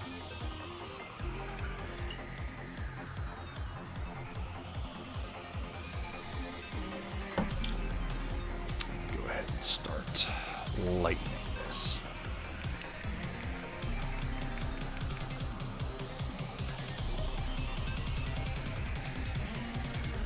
Oh, I'm just looking at the cards. And they got little unit cards with their stats and everything on them, and health bubbles if they have multiple ones, and their weapon stats. They use a very simplified deployment cost system, and yeah, the DC right there. And this is the symbol, by the way. For those of you who were doubting these guys were totally Brotherhood of Nod, I mean, come on. Come on. I don't think you were, but look at that. It's a chamfered fucking triangle.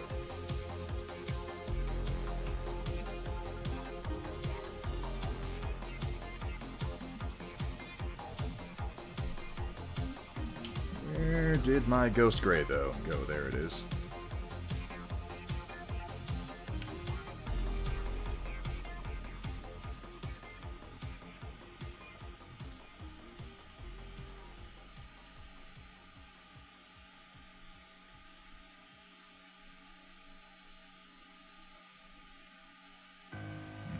Came out a bit light. I want some more. I want some more coal black. Where'd it go? What'd I do with it? Ah, why do I do this to myself? There it is. There it is. Let's scoop just a little bit more of this into the mix here. Let's see what we come out with. Yeah, that's more like it.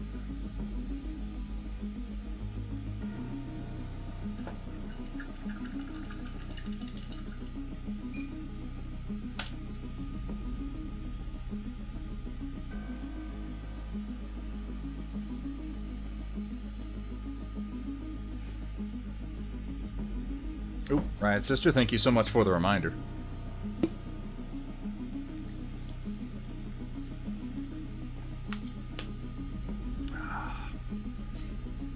Oh, absolutely, Sumitha. Yeah, no, I'm happy to show anything you like, really. It's a new game.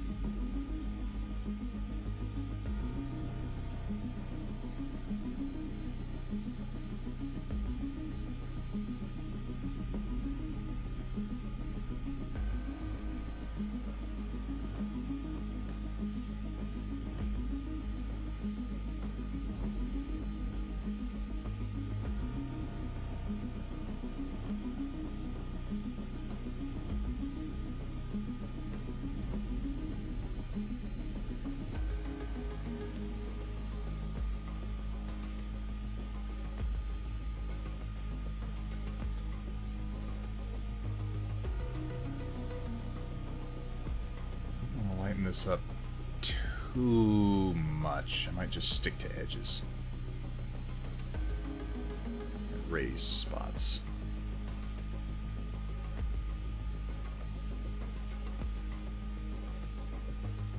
I want to make sure I get some more blue in there so that it is reading as blue against the warmer colors on the rest of them.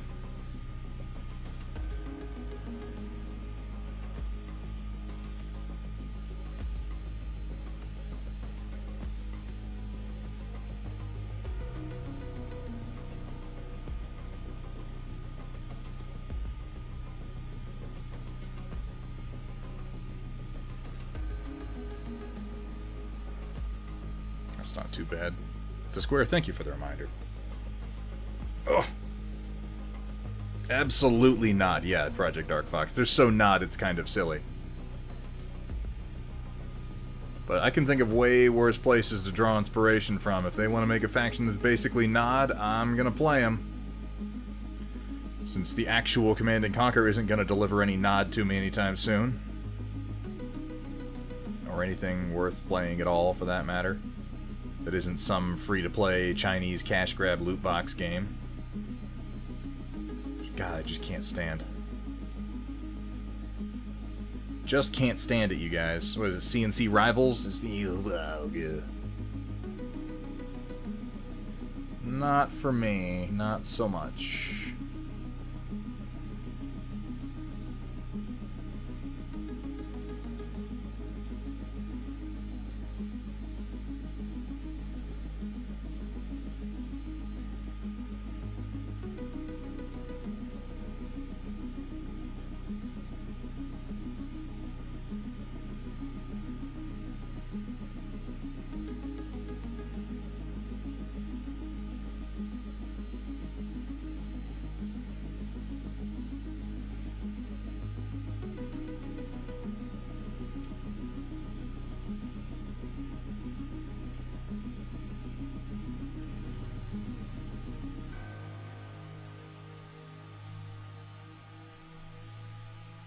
CNC Remastered was good. Yeah, it is.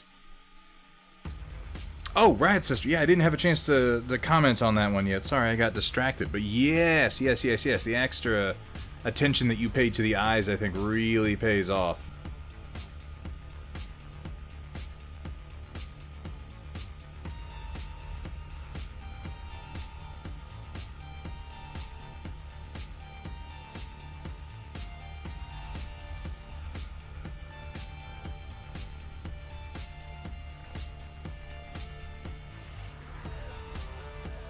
I wish, by the way, guys, that they would do a remaster of Tiberian Sun, because I think that's my favorite game to actually play in the whole series.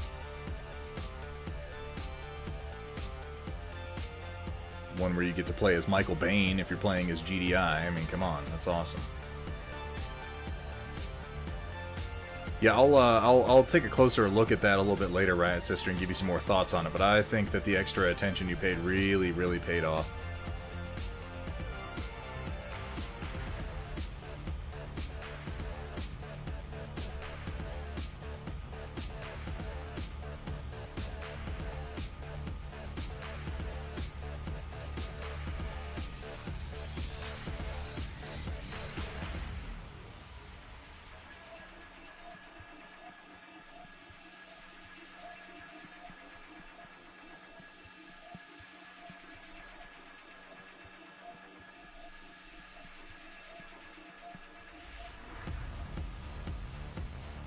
does my camera keep having trouble with focus tonight? Pardon me.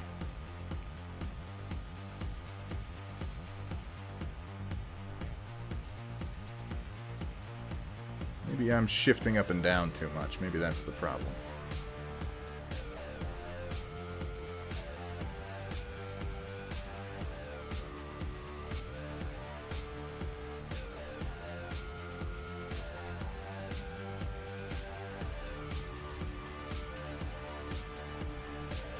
Alright, let me grab higher highlights.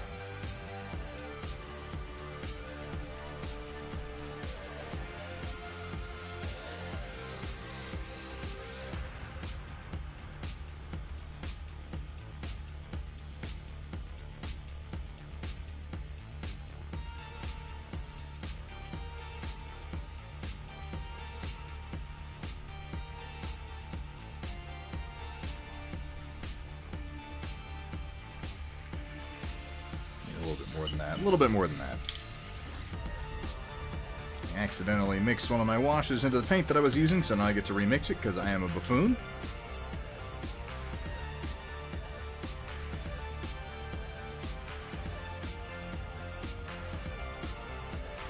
Stop misplacing coal black, please. I'm going to just go ahead and fling some paint all over my desk. That's a brilliant idea. Don't know why I didn't think of that before.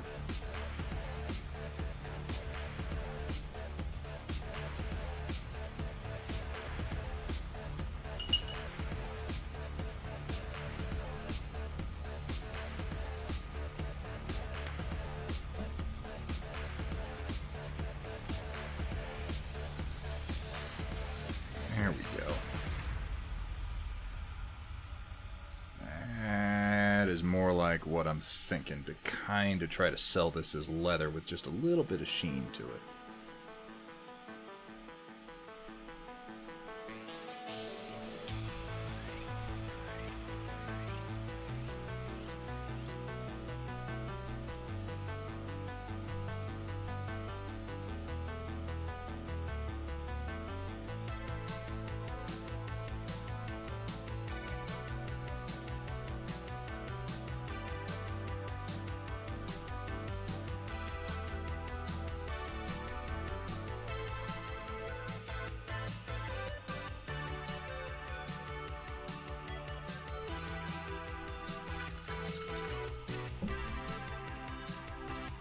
I want to build and design a war game world similar to that. Realistic weapons and tech all amped up to ridiculous levels. Yeah, it's kind of what they did in Command and Conquer with the Tiberium, that just sort of pushed all of our technology to the next level by being so resource rich. And I forget, they couldn't generate. It's not like Tiberium generated energy. It was that Tiberium leached all of the mineral wealth out of the soil and concentrated it, right? And became incredibly toxic in the process.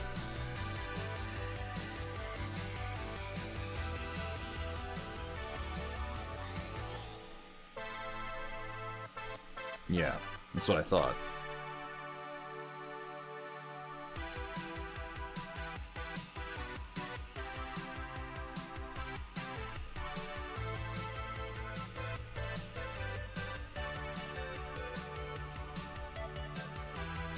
If I remember my funny little cutscenes from the 90s, and it's showing the crystal pulling all the minerals out of the soil and then growing up into those little cluster pods.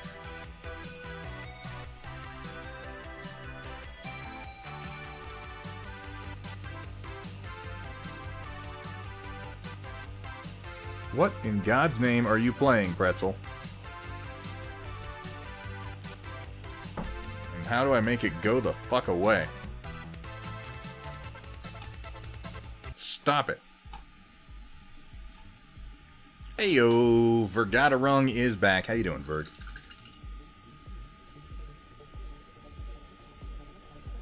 I would play almost anything set in the Titanfall universe. Case in point, I have played Apex Legends, which is of a genre that I don't want to play ever, and yet I did it because it's set in the Titanfall universe.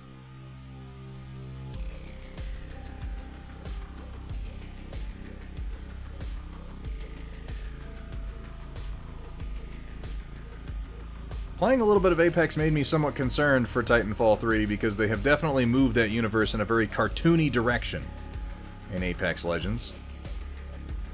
A very cartoony direction indeed.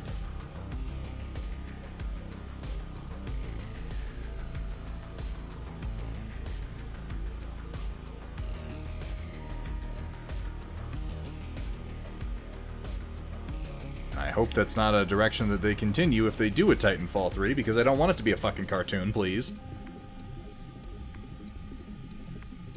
But Apex Legends is very much like Borderlands level of cartoonish goofery.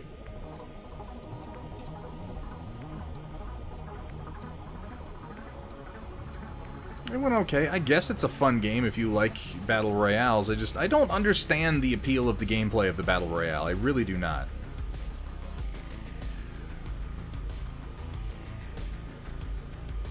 I remember before the Battle Royale really took off, I played like DayZ and stuff like that on Arma.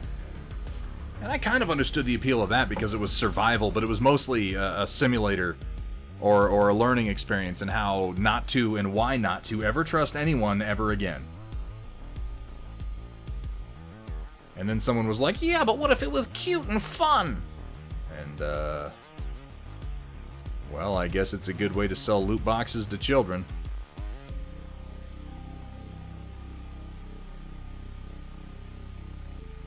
But it's not a great way to hold my interest as a consumer.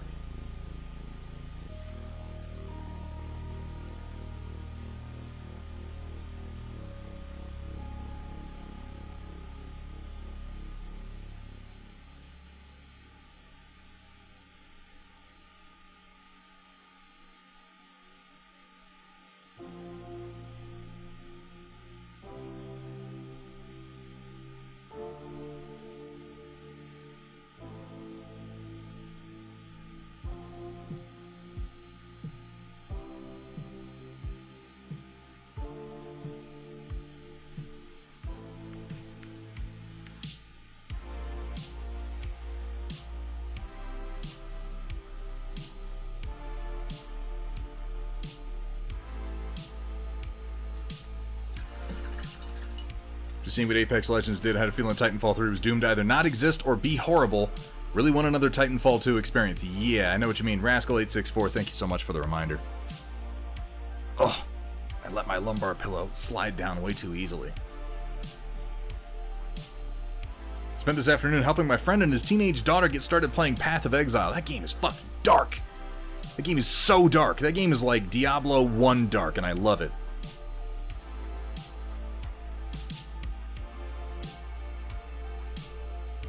Diablo 2 was still dark, but it was not Diablo 1 dark.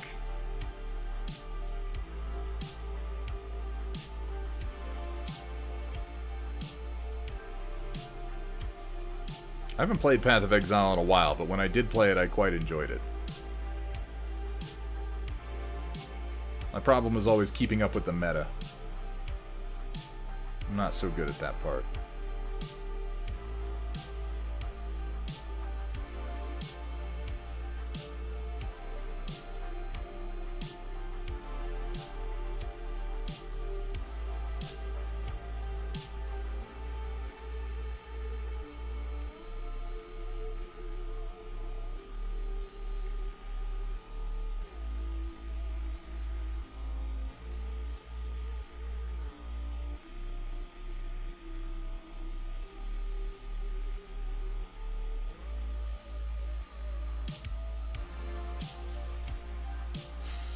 Titanfall 3 might happen. EA gave the ability to choose to produce a new game. Yeah, but the question is what makes money, and I think Apex has made more money than Titanfall 2, so if they're given a choice of which direction to go, I see them going in the direction of Apex, which I don't want.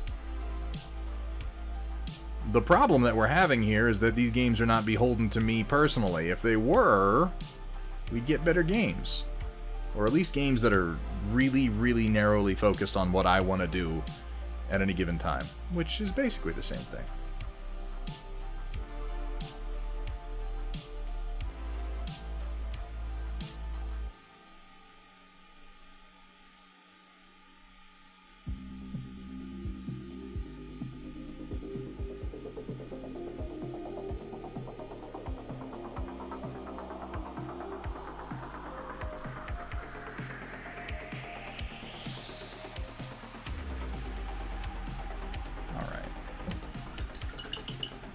one more round on the leather with just some barbarian flesh. I think I can streamline this paint job down pretty easily now that I've made some actual decisions on what's going to go where and how.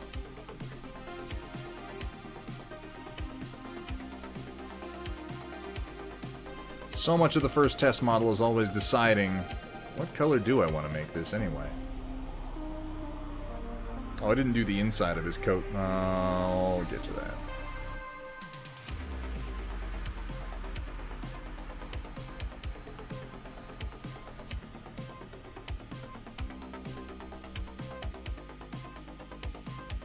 I appreciate that I only need to paint 3 models per squad, because for these guys I'm only going to paint 2 of each figure. And that won't drive me too crazy. A little crazy, not too crazy.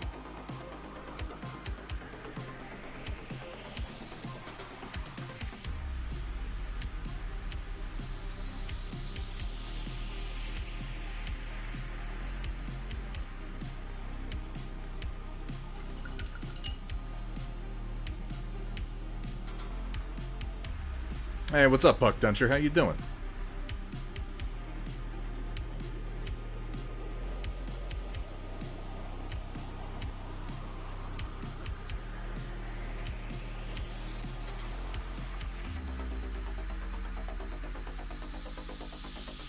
The Marcher world, since they're essentially Sigmar.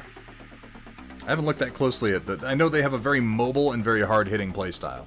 They're quick and they got big mean guns.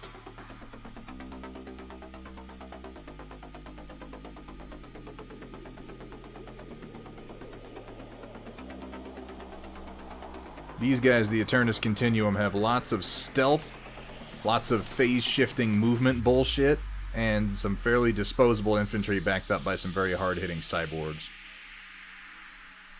And their main warjack is a very melee-oriented jack. He wants to get up in your face and clamp you with that scorpion claw of his. Give you the clamps, as it were.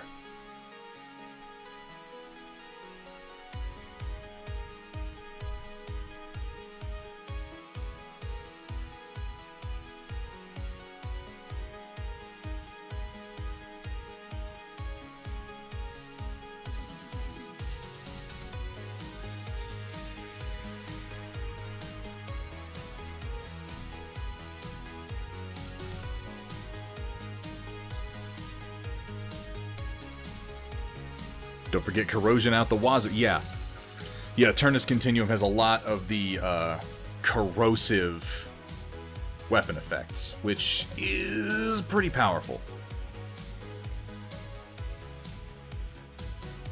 Yeah, the ISA has a lot of abilities that are just like, you get cover now. Lots of energy shields and bullshit like that. And their main warjack can actually take 2 big shields that makes him just really hard to shift. Like, just a shield on each arm, and that's what he's armed with. Well, he has a shoulder gun, too, but still.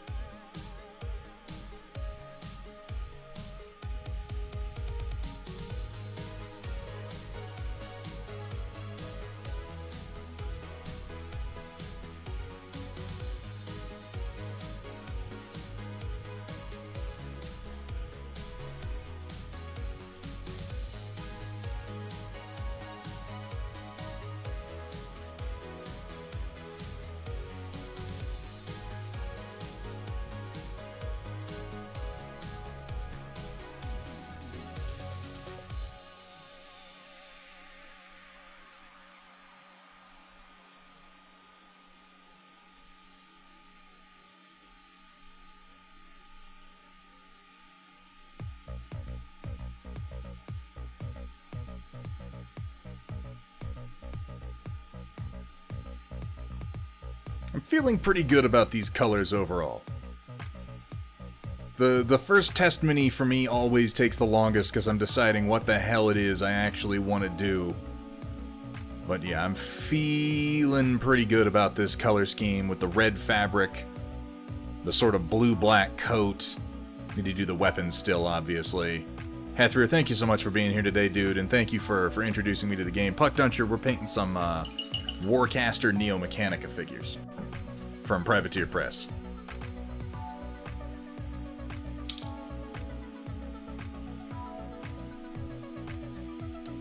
And yeah, obviously still need to do the weapon. But I think I'm happy with this color scheme, and I can streamline this down into an assembly line to get the other 5 of these guys done. Add something cool colored as a balance.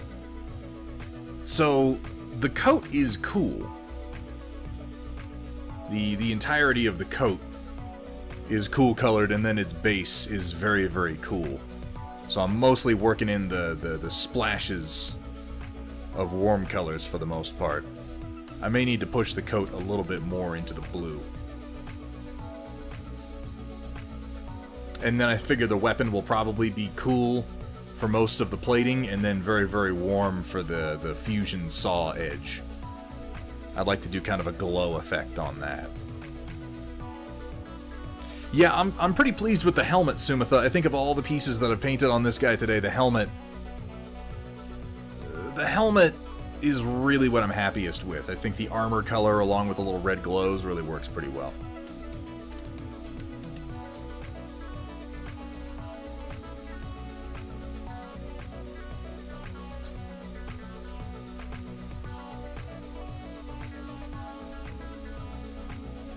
And we're going to be going over to the Storm Report here in just a second. I just want to do one last quick review of what we've gotten done today.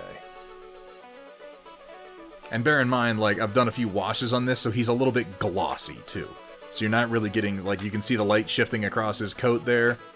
Like, you're not getting the full effect here. I need to do a slightly different workup for that armor warmth, because I'm not totally happy with how it came across on that shell on his back, but I think it worked really well on his helmet. I think I have an idea for how to do that simpler. Instead of building it up and then washing it and then building it up again, the next time I'm just going to start darker and work up to this color as my highest highlight. But as far as test figures go, I think this guy has actually gone pretty damn well. And I like the use of the red for the pants.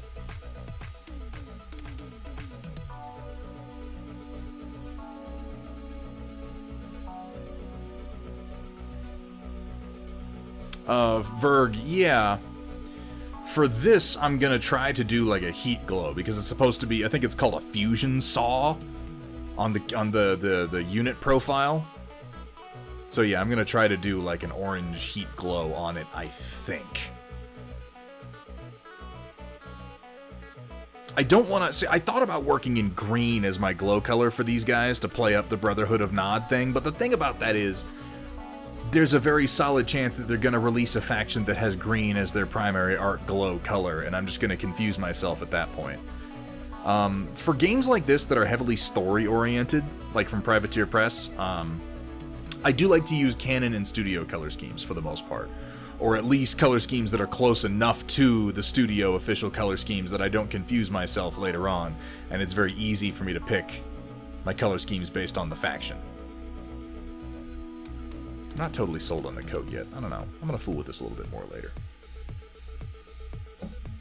But considering where we started... Also, his blade is a little low compared to this other guy's. But yeah, this is where we started, and this is where we wound up.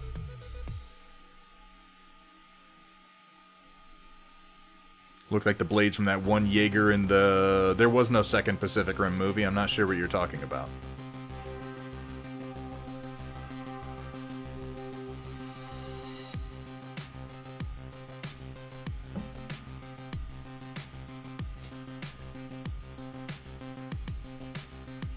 I'll have to take a look. I don't remember there being like a fusion chainsaw in that movie, but then I was very busy just hating that movie in general. I'll tell you, there's a mini I am looking very much forward to painting from this set here in the near future, which are these really, really cool Immortal Weavers. These ones are going to be fun to do in that sort of bone-colored armor with the red fabric, I think. Their backpacks are insane, but they're supposed to be like arc engines. But I really, really like the look of these ones. Hey, little duffel bag, welcome in. I like their headpiece. They don't have any eyes to speak of. And then they've got these little focusing orbs in one hand that they shoot, you know, maledictions from.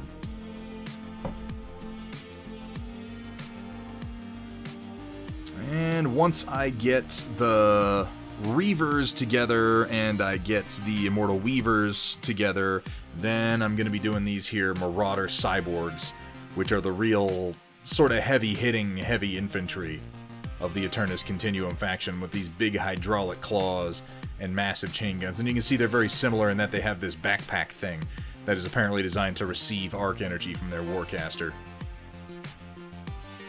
They have teeny tiny heads. Teeny little tiny heads in there. What I think is funny is that the Marauder, like some of the Warjacks are bigger than this. The Scourge is actually a fairly small Warjack, but I mean the Marauder is like the size of a Warjack without actually being a Warjack.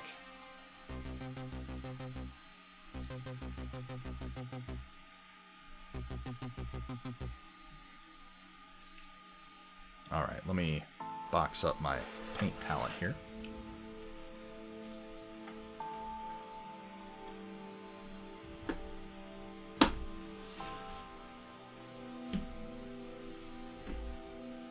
And we will shift over to the next part of the stream and have a look at what you fine folk have been sharing. All right, locusts and gentle mechs, get ready to feast your eyes on glowed paint and wet palettes with the occasional culinary atrocity thrown in on tonight's Storm Report, brought to you by viewers like you. Little duffel bag. Thank you so much for the follow. Welcome to the stream, welcome to the Storm Chasers. Let me go ahead and reset my window here. Because it's supposed to be capturing Discord, but it's just kind of not.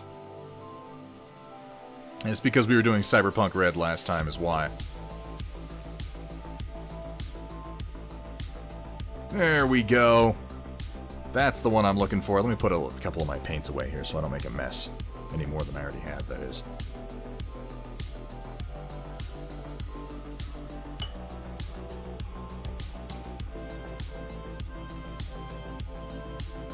I have this bad habit with my paint rack where I just keep pulling paints out as I'm using them, and I don't put them back. I just set them on my paint desk. So then at the end of the night, I have a bunch of paints just in every damn direction and I can't find anything. And that sucks. Just a wee little bit. I'll tell you the one thing I'm not decided on, chat, is these arc, the void gates that I'm doing for the Aeternus Continuum. If I'm going to do the primary energy in red or just in standard blue for everything. I'm thinking I might do them in red. I think that could be cool. Yeah, no idea what you're talking about. Yeah, that's definitely not a common problem, right? Absolutely not. Let me put my security droid away, too, before I forget. Alright. This guy goes here. Looking pretty good. And let's see what we have for today.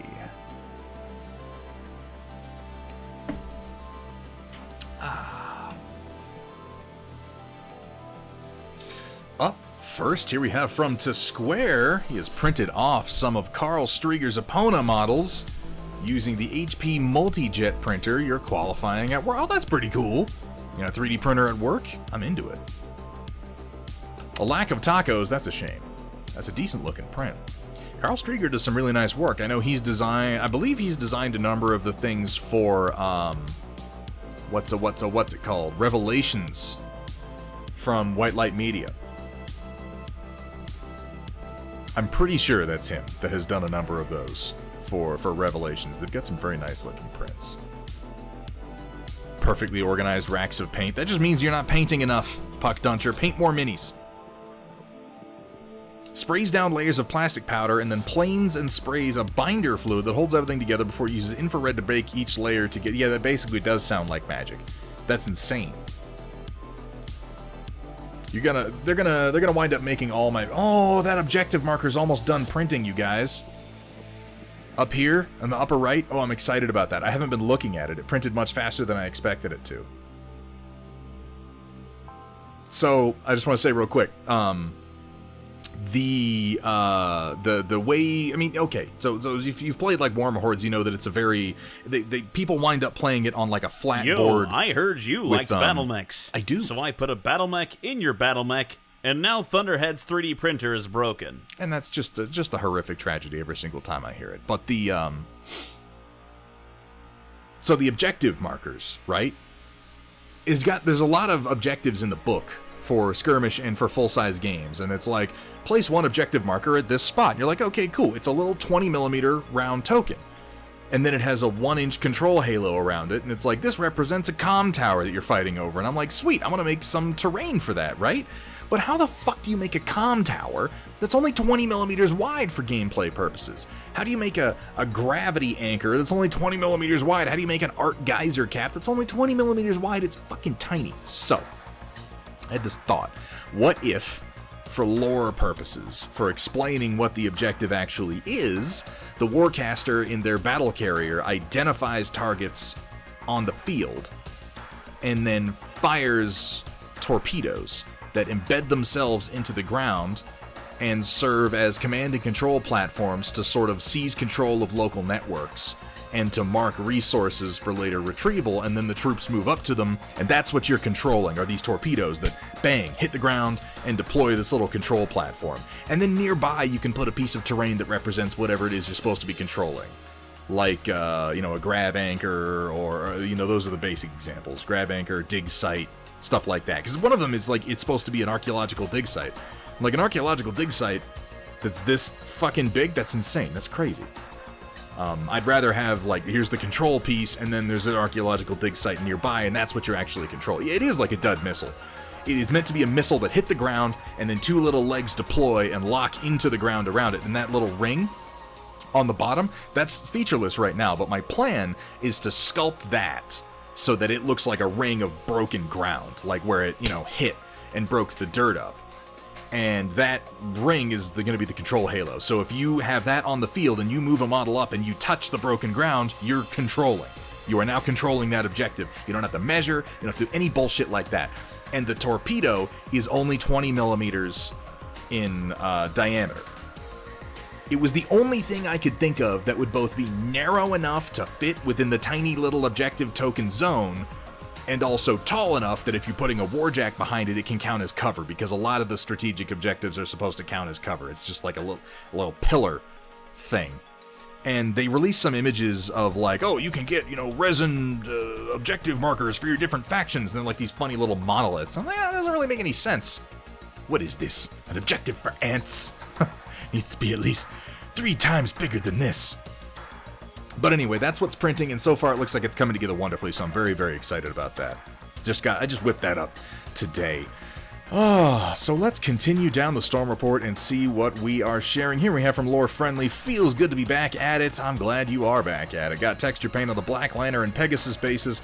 Went from airbrushed flat red to filled base coated pin wash and texture paint on the Osiris. That is a nice smooth coat of red on that Osiris. That is what jumps out at me immediately, is that just looks like a nice coat. I don't have it on the camera, but I've also got a piece of Battletech terrain printing that I finished today. I've done a lot of sculpting this week, you guys. A lot of sculpting. Really, a nice smooth red paint job. And good, nice work with the texturing. Like, I love the green and white we have going on here, but this, it looks good. That looks damn good, man. And texture paste, oh my god, it's an absolute godsend. It really is. Sounds like the vacation did me some. I mean, it did. It also sent me back with all these ideas for more fucking work to do. I don't know what the hell the goal of the vacation was at this point. Oh, here we have from Crossbow Roof, end of the month, and that means Greg the Salt Miners Challenge is done. So here's my entry for texture. Fuck yeah, Crossbow Roof. Finished off the first round of bases for my Sisters of Battle Army. Decided to go with a marble scheme using the use dryer sheet method. This is an amazing method. If you guys haven't seen it, go to Google and type in use dryer sheet marble miniature painting or some combination of those phrases. It's absolutely incredible. It really, really is. Large bases from the Triumph of St. Catherine box. One hell of a lot of detail for a base that's going to be mostly covered up. I know the feeling. Second is my finished HG Jesta model. Still need to add the decals, but I'm going to wait on that as I'm likely to do a custom paint job. Finally, since it's set up Sunday, here's a pic of the latest addition to my setup. Got a portable folding light box, integrated USB-powered LED strip, batteries from my light arch, white and black foam backdrops, and a carrying bag. Both shots are taken in it, so it's already pretty darn useful. I cannot recommend this enough. By the way, if you are having trouble taking pictures of your miniatures, and you can devote a 16 by 16 inch area to taking photos, even temporarily, because these things fold up. I got a folding light box behind me. It pops up. It's got like little hoops in it. And then some really powerful LEDs and a decent backdrop. It makes taking photos so much easier. And those of you guys who've posted to the Storm Report before know how goddamn hard it is to get a picture that looks like it does in person. It seems like it should be silly and easy to get a photo of a little miniature you're holding and have it just look like it does when you're looking at it, but it's incredibly difficult. It always comes out a little funny. So let's have a look. This came out wonderfully. And yeah, this is the use dryer sheet method. If you look closely at these patterns, you'll notice they look actually a lot like the fibers in an old dryer sheet and like a fabric softener sheet. And by laying it down and then airbrushing paint through it, you can just apply this pattern directly and subtly. And look how effective this is. Just look how effective this is. Now, obviously, more has been done here to add some even more texturing, but so much of this texture that you're seeing here is not sculpted into the base. This is just, I'm pretty sure, correct me if I'm wrong at any point here, crossbow roof, but this is just flat on top. This is just flat. These are just flat on the surface. This is just flat. Flat, flat, flat, flat, flat. There's a little bit of grit in here. Not much, mostly flat. Yeah, no, this is a fan-fucking-tastic technique and really, really well done here, and God, I know the feeling. Yeah, so much work on a base is going to be covered up, but I think it pays off. I love the little bit of work you've done here with the green, kind of looking like some little bits of moisture or water have gathered to discolor the stone after you apply the texture down. Does it work with regular brushing too? Kursala, I believe it does need to be done with an airbrush, because you spray the paint through it, and because of the different densities of the dryer sheet, it catches more of the paint on the thicker spots, which is why you wind up with this pattern here. I don't believe you can just brush this on. I could be mistaken, but I don't think so. The marble pattern is all paint, but the rest is modeled in. Yeah, that's what I'm saying. Like the skull, okay, these lines here, the skull, this little wing, that's all modeled in. But the rest of this is all painted. These lines here, okay, these cracks here, yeah, okay, those are modeled in. But the rest of it is all just paint. It's absolutely amazing. And this is really well done, Crossbow Roof. I think this is a fantastic study in how you can apply depth and texture to flat pieces of plastic to grant interest to your models.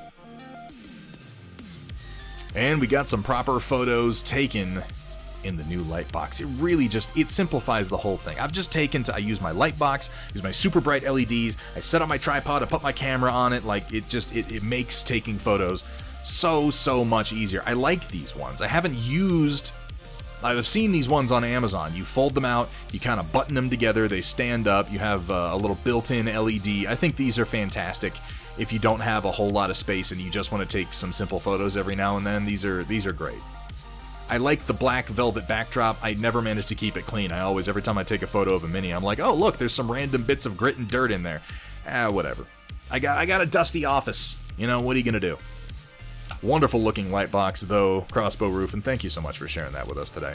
Just realized I add pictures of Storm Report in progress folder instead of the Storm Report. Oh, damn it, Gus Schultz. That's okay.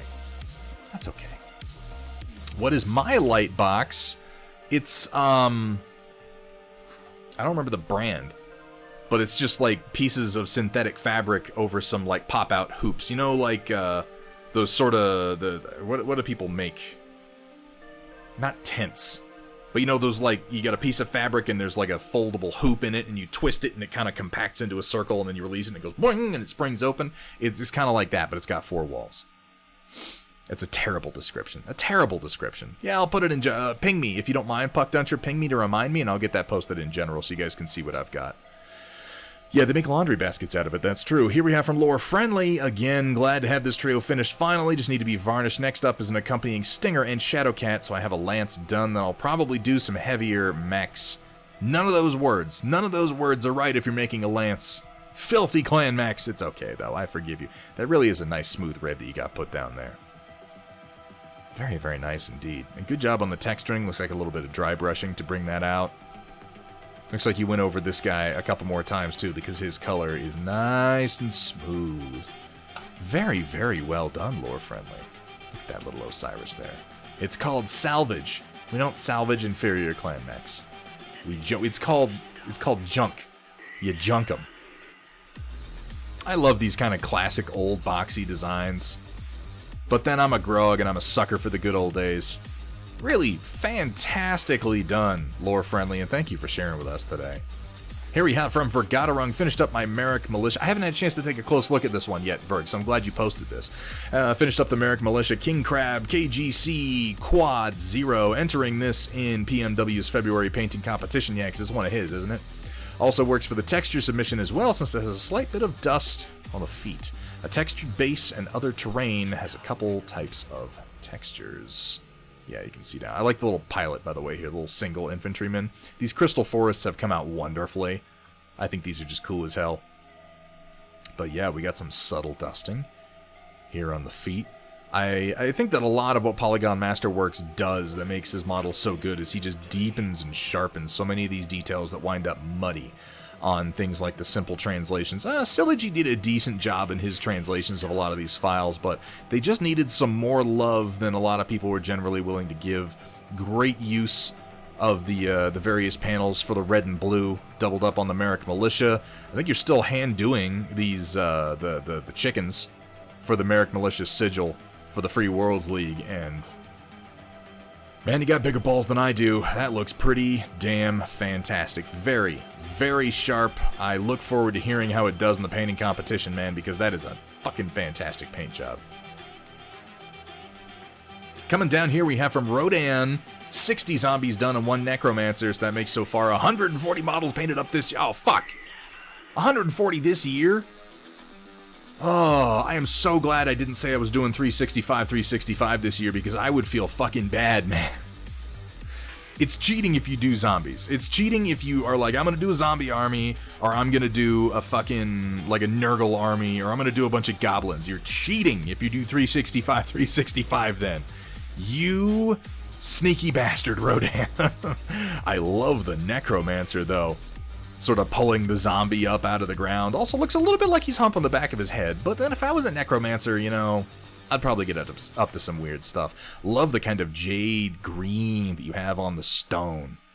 That's a really, really nice touch considering how warm your purple and red and everything else up here is. Lovely, lovely job on that. Look at all these fucking zombies. All these fucking zombies. Alright, if we do 365 at some point in the future, Rodan, if we're ever like, hey, both of us are going to do 365, we've got to talk about what we're allowed to do, because you're not allowed to do another fucking zombie army. None of this, I'm going to do skeletons. None of this, I'm going to do necrons. None of this shit, okay? You've got to do something, something a little less hoardy, or I'm not going to count it. But it's okay, because you're just doing it for yourself this year, I get it. Last time I did 365, you know what I did? I did a bunch of Mordor orcs. So I guess I can't really talk, can I? Now that I say it out loud, I realize what my problem is. To be fair, I did hand paint the Eye of Sauron on each of their shields, but that wasn't really tough because it was just meant to look like it had been like finger painted on, so whatever. Lovely looking horde though, Rodan. Here we have Zombie Brush Studios doing a cel-shaded Lyran Guard Battletech Griffin. Very, very effective work. Simple, striking, high contrast. Love the use of the scratches. Really, really desaturated, sort of pale, almost Space Wolf blue there. And yeah, it definitely has that deep panel lining of that cel-shaded look. I always love to see what Zombie Brush Studios is working on. He has a very unique and very striking style. Love the amber on the cockpit glass there. That's really well done. On the canopy. Individually based 6mm infantry? Fucking get out. No. Damn it, that doesn't count. To be fair, just getting the models done is good enough, even if it's a little bit of cheating that way. I mean, that is the goal of the 365 Rodan, is not to paint, like, superb, amazing-looking figures, but to paint figures at all. I just noticed a problem on one of my printed bases. And I'm glad that I noticed this before I sent them off. I gotta fix that. I was looking down on my desk. No, you're absolutely right, though. It's just getting the damn models painted. And armies and hordes are great for the 365, and I'm so damn glad that you're already 140 through, man. And you've got... I'll be curious to find out what you end up painting by the end of the year, because you're going to beat 365 at this rate. Here we have from Roland doing a full star of Clan Hell's Horses mechs, and man, yeah, I can tell you're feeling it lately, because the detailing on these is sharper than you've been getting in the past. Loving the Hell's Horses decals. That green and red pops nicely. I like this angle better. Ugh. Okay, that wasn't a sneeze. I thought it was going to be. Doing up the DRD Battletech terrain tonight. Wonderful. They got some fantastic stuff. Really like the blue that you did here on the cockpit glass with the fade towards the middle. Yeah, the decals all came out really, really nice, Roland. Yeah, man. Keep up the momentum. Hell yeah. Always seize it when you got it. Even if you're doing, you know, hunched over little clan max. Prepare for Titanfall. Well, sorta. A new Titan has joined the squad. Unsure what name I'll be giving it. But it'll be something 890. Meh, doesn't really matter that much. Looks good regardless. Still has the same problem as FZ's 0026, the blue-gray one, since it broadly is the same design, though. The different pelvis using this figure works a little better, but yeah, the first one that I got, the white one, I nicknamed 8686. The best of this figure series I've had the chance to handle. Paint apps continue to impress with these figures. Obviously, some irregularities can be expected with large production figures, but all in all, solid and good-looking work. Either way, the Titan, like pilot Guns Akimbo, is definitely the name of the game for this pair. At some point, I may need to crack these open and take some photos of the interiors, which they do have. They are incredibly nicely done figures. And yeah, I think the Guns Akimbo on the Titan are a little bit more significant than the little handguns the pilot's using, but I can appreciate the thematic similarity between them. Updated picture of the squad, 8686 is the top design, though the newcomer is definitely packing some serious heat. Seriously, this thing makes just about any standard Titan's armament seem kind of tame in comparison. He has that heavy arms thing going on. Maybe after I'm done with Operation Lancaster, I'll consider doing some fan fiction for Titanfall? Maybe, could be fun. Why the hell not? The fiction in Titanfall is so open. And I hate to use the phrase generic, but it is.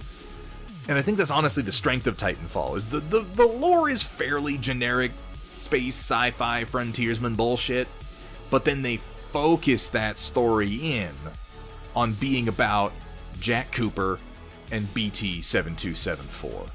Because if the story was really about the war, you'd get bored with it, but the story's about BT and Jack. And that's what makes it work. And I love this guy, kind of hanging out in the hand. I would totally sit in the hand of my Titan if I had one. I do a lot of things with my Titan if I had one. Also, I love what you've done over here. A little bit of like a Dougram reference with him reaching up to stabilize the shoulder cannon. They are a fantastic looking series of figures.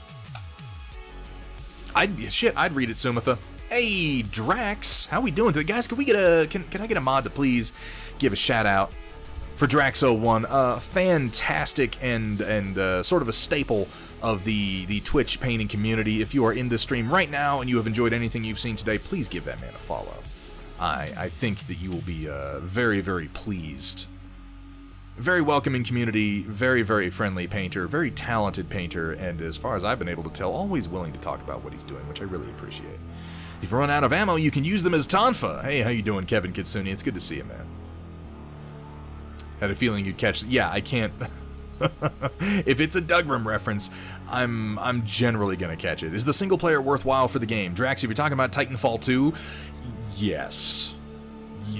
Yes. The single player campaign of Titanfall 2 is really good. Like, I can't express in simple words how good it is, and I know that sounds like hyperbole. I know you're thinking right now, oh, he's just really excited, and he's just really into mechs, and he likes it more than most people do. I am not fucking kidding when I say that it is one of the best single-player first-person shooter experiences that I have had since Half-Life 2.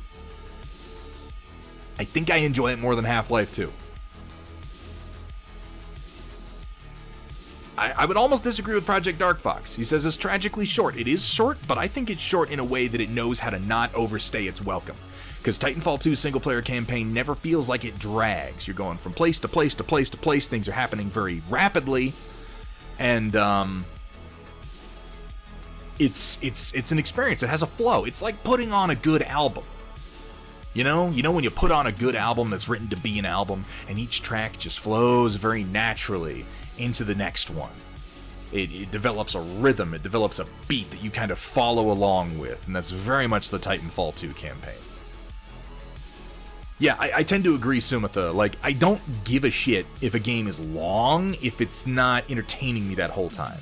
In Titanfall 2, it might not have the longest campaign, but I don't need it to be long because what's in there is such high quality that I just absolutely love it. Just every damn second of it.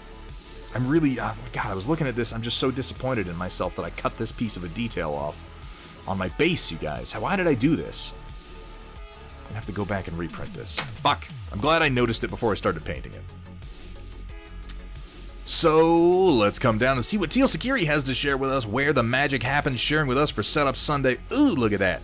Ooh, it's so professional. He's got his mic over here, he's got his camera on these big honking boom arms. It looks like they're connected and articulated up to the shelves, and then they've got like some kind of a tilt system in here. Teal Security, if you're around, I'd be very curious to get a closer look at what you're doing here, because this is something I could do. Looks like we got a C920 on a tripod. Okay, so that makes me think of something. I've been genuinely putting together what... Oh, those are your lights! Oh! Big bar LED. Okay, I see what you're doing. Yeah. So this little tripod just made me think, though. I have an idea for... this year, I am going to get my game room set up so that I can stream some actual tabletop games. So that you and I chat, so we can play some games. We can play some Battletech, we can play fucking whatever. We'll play all kinds of stuff. I think that's a great idea. I'm really excited about doing it. It's still going to take some work on my part, though. I've started that work. I've started putting together what I need. And I had the idea of... for all the places I'm putting my cameras, I'm going to have like an overhead camera looking down at the table. I'm going to have a camera that shows me and part of the table, and that'll probably be my nice Lumix G7. And then I'm going to have, that made me think of it, a C920 on a little tripod. Because I was thinking, if I'm sharing the game table with you guys, what would be cooler than being able to have a little bit of a table eye view that I can just pick up and move around. Like the mini, moves forward, I can move the mini, and then I can kind of move the camera after him and give you that view of like behind the squad or line of sight or stuff like that. Yeah, remote cams for picture-in-picture battle. Like, I think this is a great idea. I think it's a great idea. It hasn't happened yet, so it's still all, bullshit. But, I'm working towards it, guys. I'm working towards it. I'm putting aside some money. I'm finding cameras where I can. It's still hard to find them. I've wound up looking at some other, like, knockoff Chinese brands like Mexico and shit like that. They'll probably be good enough. I don't know. The great Twitch exodus has not happened yet when I estimate that suddenly a bunch of cameras are going to go on sale. But I don't know how much longer I want to wait. Teal Security, this is a lovely, lovely setup you have here. Love the Stream Deck down here. I love this thing. I love my Stream Deck. I still don't use it for everything that it should be used for. I still don't really stretch its legs as much as I should. But the few functions that I use it for now, I'm in love with it. It's great. All in all, a very nice setup. Lots of MDF, lots of useful looking little drawers. I think you're way more organized than I am, Teal. Though I love the look of this upper shelf because this makes me feel like maybe off camera, you're not more organized than me at all. It's all just plastic bins all the way down. Teal Security, thank you so much for sharing your setup with us today. Walmart has tons of cheap webcams, yes, but are they good for Gotta Run? Are they good? The Nexigo ones on Amazon are fairly well reviewed. And it's like $30 for something that is comparable to a C920. Look at Avermedia. Teal Security, would you do me a favor? Would you just ping me real quick on Discord with that brand name so I can look it up a little bit later? Because I'm looking for just a couple of cameras that are functionally the equivalent of a C920, and I'll be feeling pretty good about where we are. And then we got some mechs also painted by Teal Security, bases and touch up to be done at the same time for both lances, but one is basically done for now. Let me know what you think of my feeble attempts at Battletech. I think they're fucking shiny, dude. I was looking at these earlier.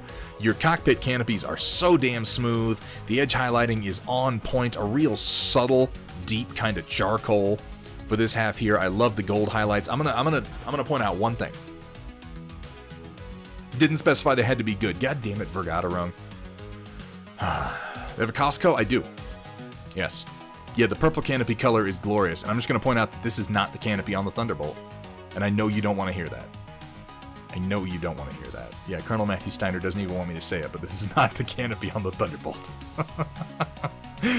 Oh, yeah. Everybody on this model either makes that as a mistake or chooses to do this on purpose, and it's perfectly fine because the canopy on the Thunderbolt is so fucking tiny. They made it so damn... You look at the size of the canopy on the Battlemaster, and then the size... Because this is it. This little crevice down here is the canopy on the Thunderbolt. And it's like... Just from a designer's point of view, and this is a complaint that I have about a couple of the CGL mechs. I think they're improving it with the new round of them. But it's like...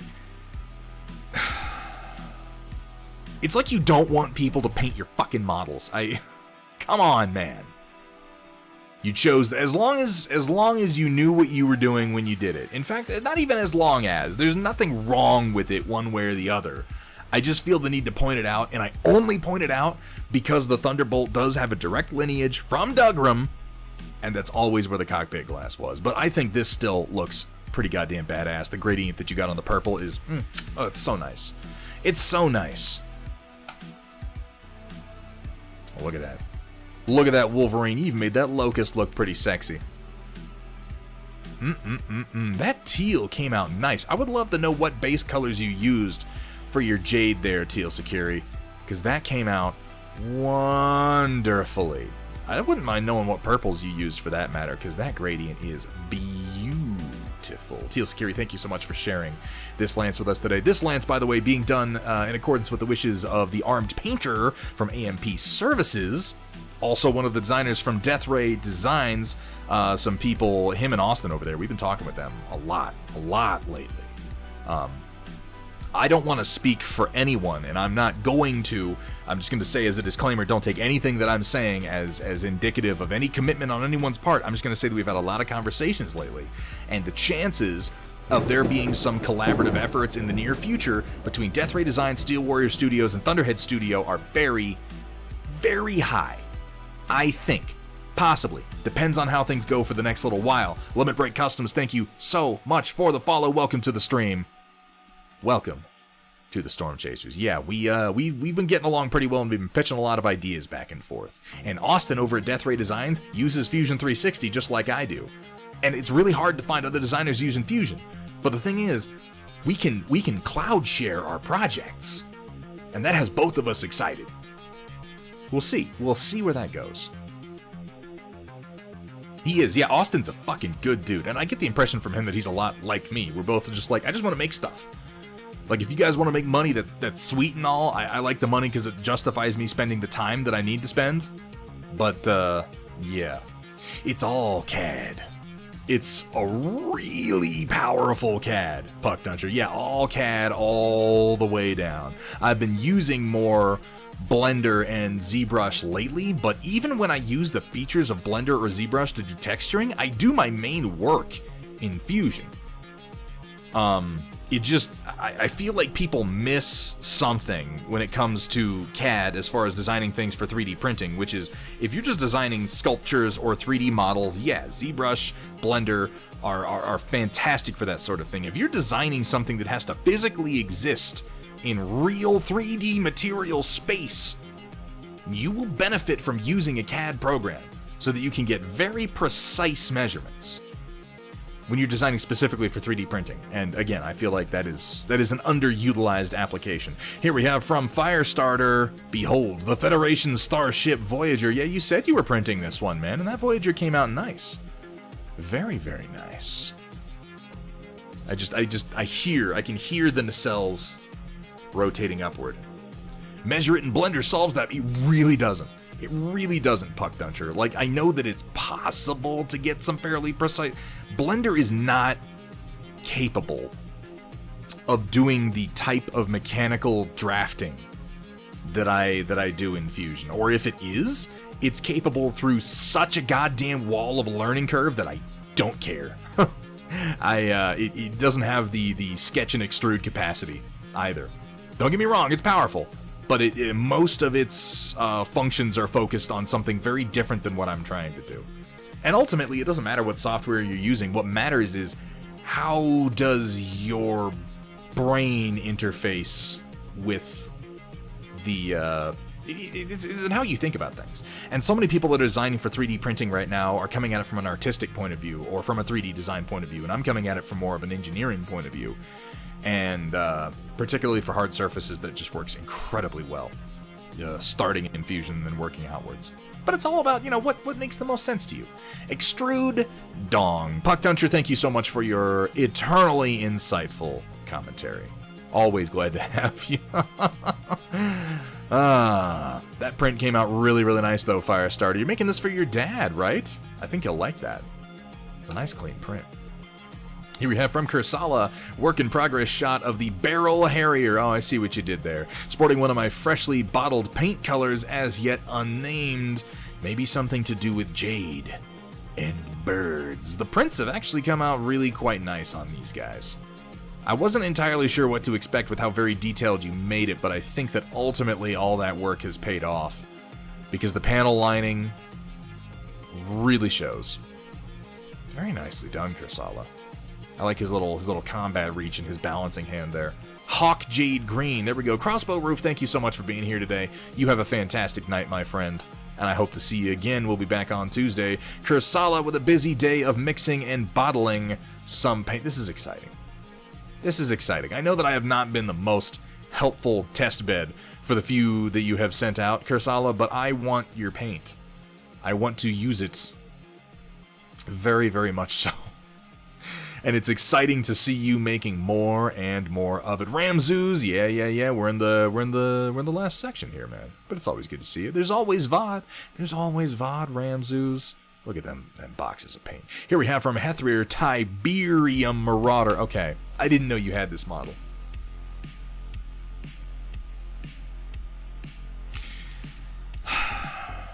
Hethrir, you utter jackass.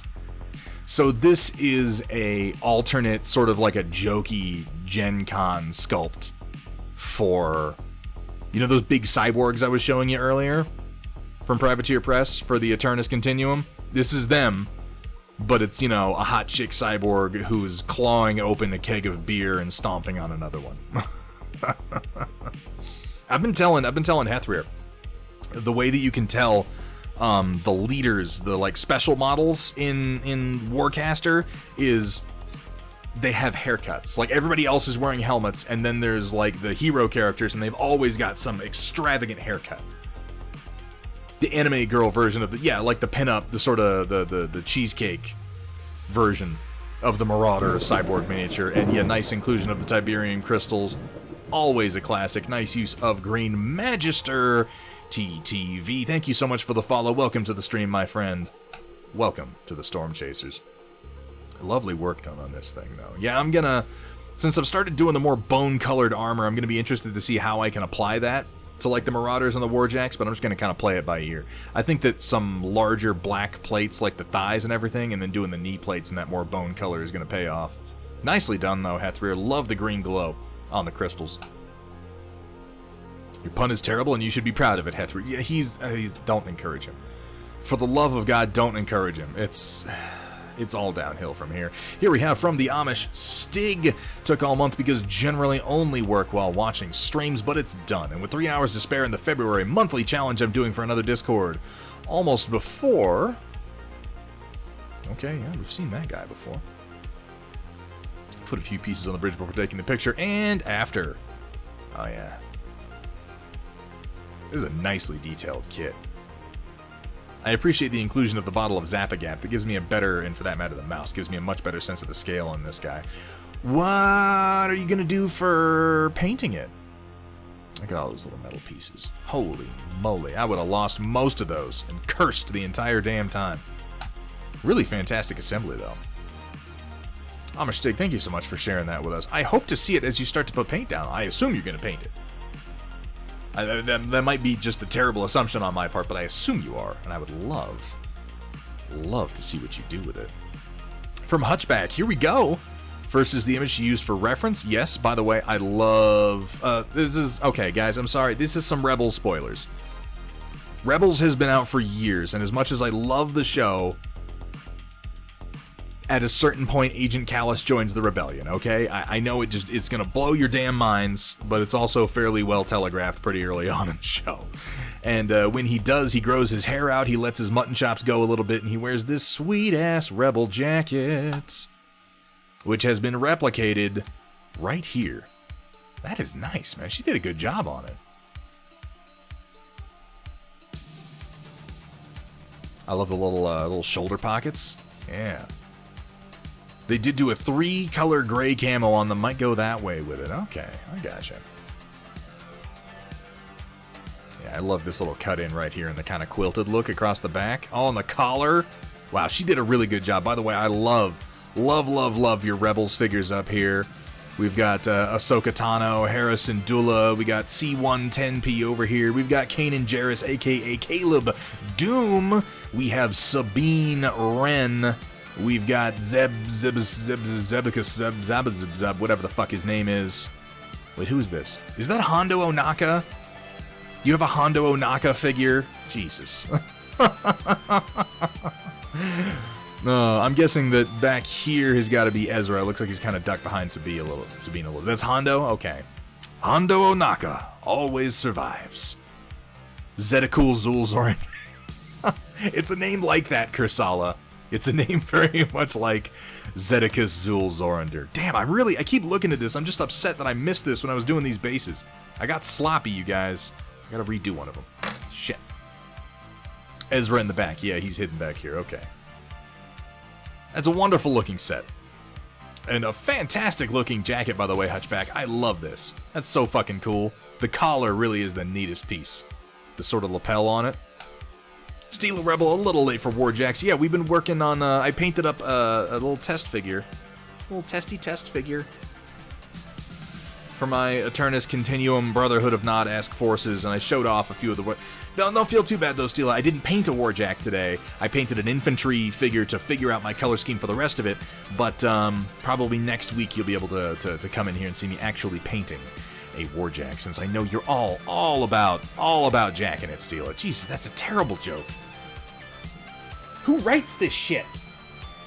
Oh, God, I don't even know. Alright, so Project Dark Fox with a double-decker update from me today. Finally finished Kursala's logo commission the night before. I finished a much simpler one for another person elsewhere on the inner butts for the Merc unit, the White Hand. I will not apologize for the watermark on the first pick, as it was designed to be commercialized. Fair enough. Ooh, I like that. I like these two kind of sideways chevron cut-ins here. It has a nice overall flow and shape to it. Very nicely done. I like this too. Yeah, the White Hand. That's pretty sweet. That's slick. A couple of very recognizable shapes between the diamond and the V, and then obviously it's doing the fucking metal horns on top of everything else. Really nice work, Project Dark Fox. Logo design is hard, man. Logo design is real hard. How you doing, by the way, Steel Rebel? Could we please get a shout out for Steel Rebel, an incredibly talented Twitch painter. She does a lot of work with oils, and apparently she's not going to leave me alone until I do too. A dark day that will be.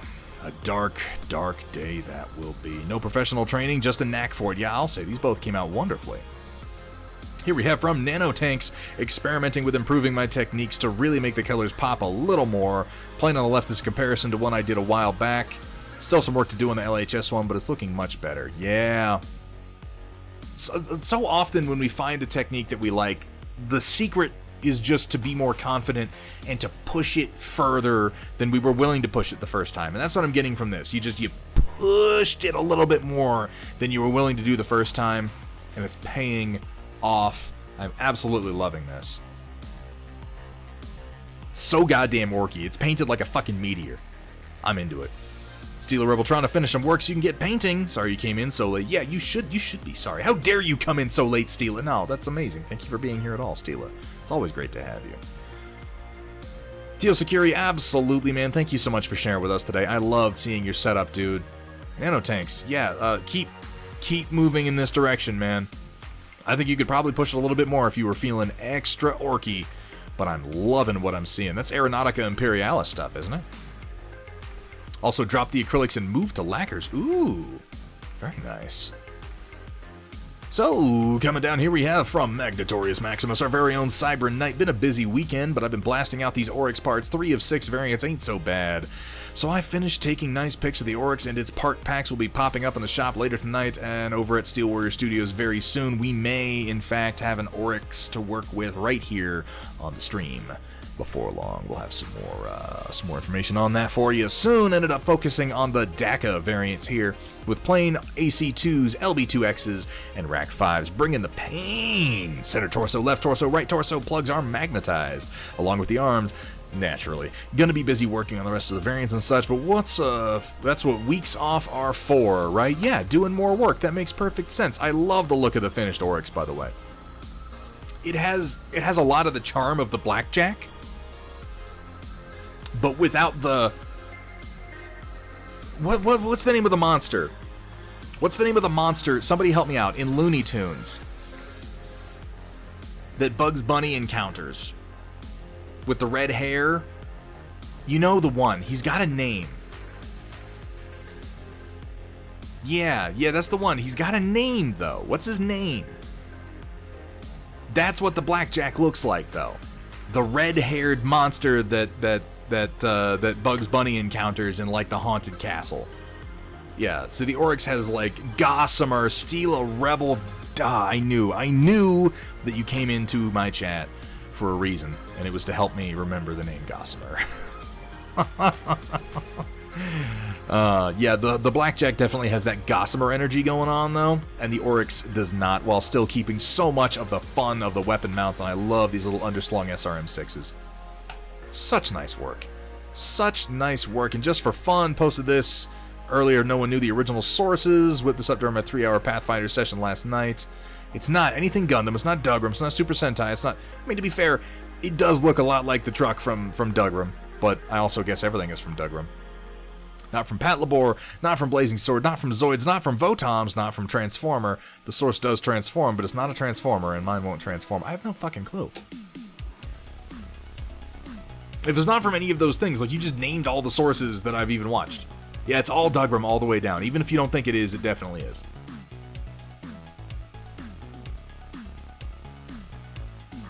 What the fuck is it? Somebody just tell me, because it's gonna drive me fucking crazy. It's a good-looking design, though. Ooh, White Wolf.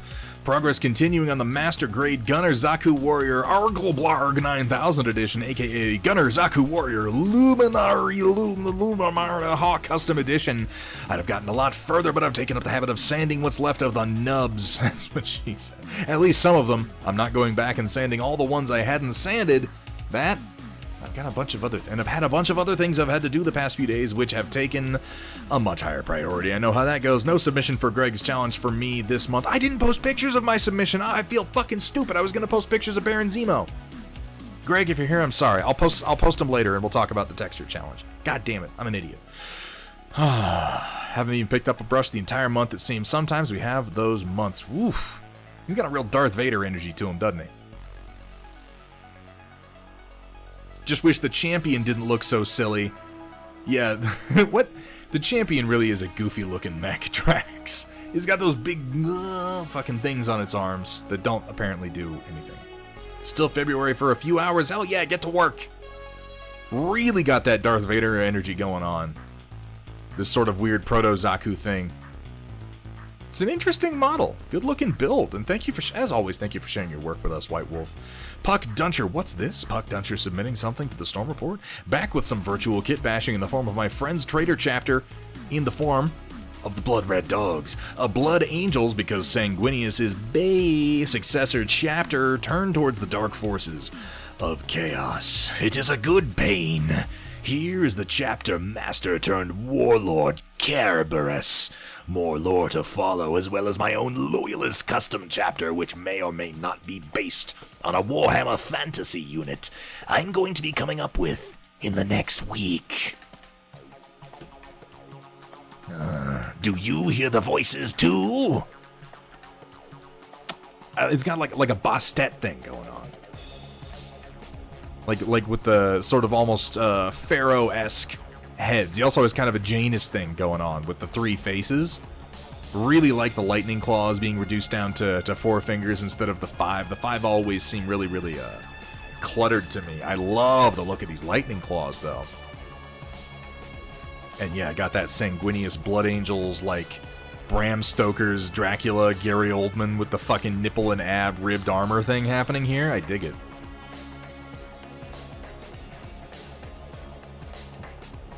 To see the resin mod kit I'll be picking up for a second one. I'd look forward to seeing it. That's a pretty damn sweet kit bash you got there, Puck Duncher. I can't wait to see that printed out. Nipple armor, I dig. Don't dig too deep, they're sensitive. Here we have from NB Toby rather, printed some VTOLs to round out the Lyran regulars. Ooh.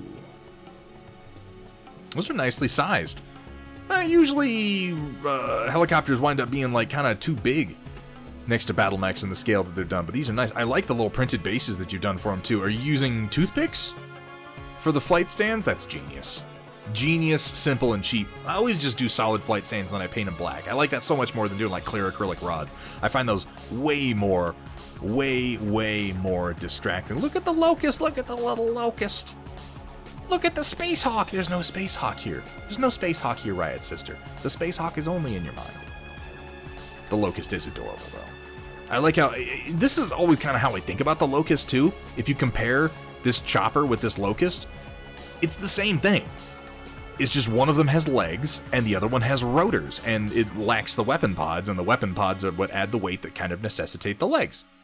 I always think of the locust as essentially being just an attack chopper, but with legs instead of rotors. And as far as sizing goes, that works out wonderfully. Wonderfully. That will bring us to the end. There was no Space Hawk, Rio. There was no Space Hawk at all. That'll bring us to the end of the Storm Report, and thus, the end of our stream. I love that transition. I love that transition. Do you guys like that transition? I think it's cool. I think it's sleek. Is it a little overdone? Could it be simpler? Probably. But I don't care because I think it looks cool. You like the clear acrylic rod? See, that's entirely a matter of taste, though, for Gatorung. Entirely a matter of taste. Almost beer and shower time. Yeah, we're within minutes. Within minutes at this point. Puck Duncher hates it. Absolutely hates it. So we don't have a game of CD Projekt Red scheduled right now, Project Dark Fox. Our next 3 streams are all going to be painting, but I will have some more news for you on the CD Projekt Red. Not CD, I keep saying that. Cyberpunk Red, for fuck's sake. I'll have some more news on the Cyberpunk Red front for you here soon. Can you give your thoughts on the failed print? Yes, please tag me, Amish Stig. I will come by and I will take a look. I do mean Cyberpunk Red. Very much so. We had a lot of fun with that last time. So, let me find out who we're rating today, guys. Who's doing what is always my question.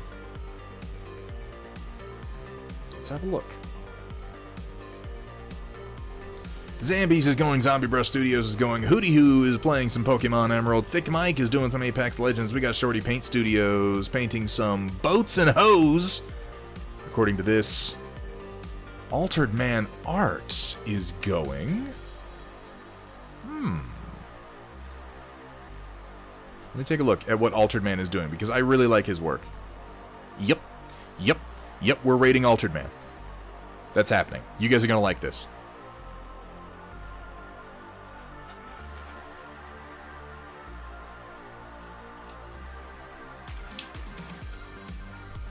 We're going to raid this man, and you're going to love what you're seeing, because he is an incredibly talented painter, and he is right on track with what we've been talking about this month, doing some truly incredible texturing work. Guys, stick around for just a minute, please. Stick with the raid. Check out Altered Man Art for a few minutes. Give him a follow. See if you like his work. He's a really great guy. He's a good painter. Yeah. So we're going to be back Tuesday, March the 2nd, Thursday, March the 4th, and Sunday, March the 7th, non-stop painting extravaganza. We're going to get some Battletech in there. We're going to do some Warcaster. I'm going to paint my fucking face like a goddamn frog person. I'm not going to paint my face. We're not doing body painting, guys. Like, I know that we do a lot of things on this stream, and I like to be experimental, but we're not going to do that. I don't like turtles. I don't like turtles. What can I say? A big thank you to everybody who came out today. Oh my god, you guys, thank you so much. We got so many follows today. Thank you, new viewers. I hope that you had fun. A huge thank you to my incredibly talented and helpful mod team. Project Dark Fox, Riot Sister, Kursala. I would be nothing without you guys. Please, please stick around for the raid. Say hi to Altered Man Painting for me. I am gonna go have a beer, a shower, and something to eat. So until next time, keep on painting.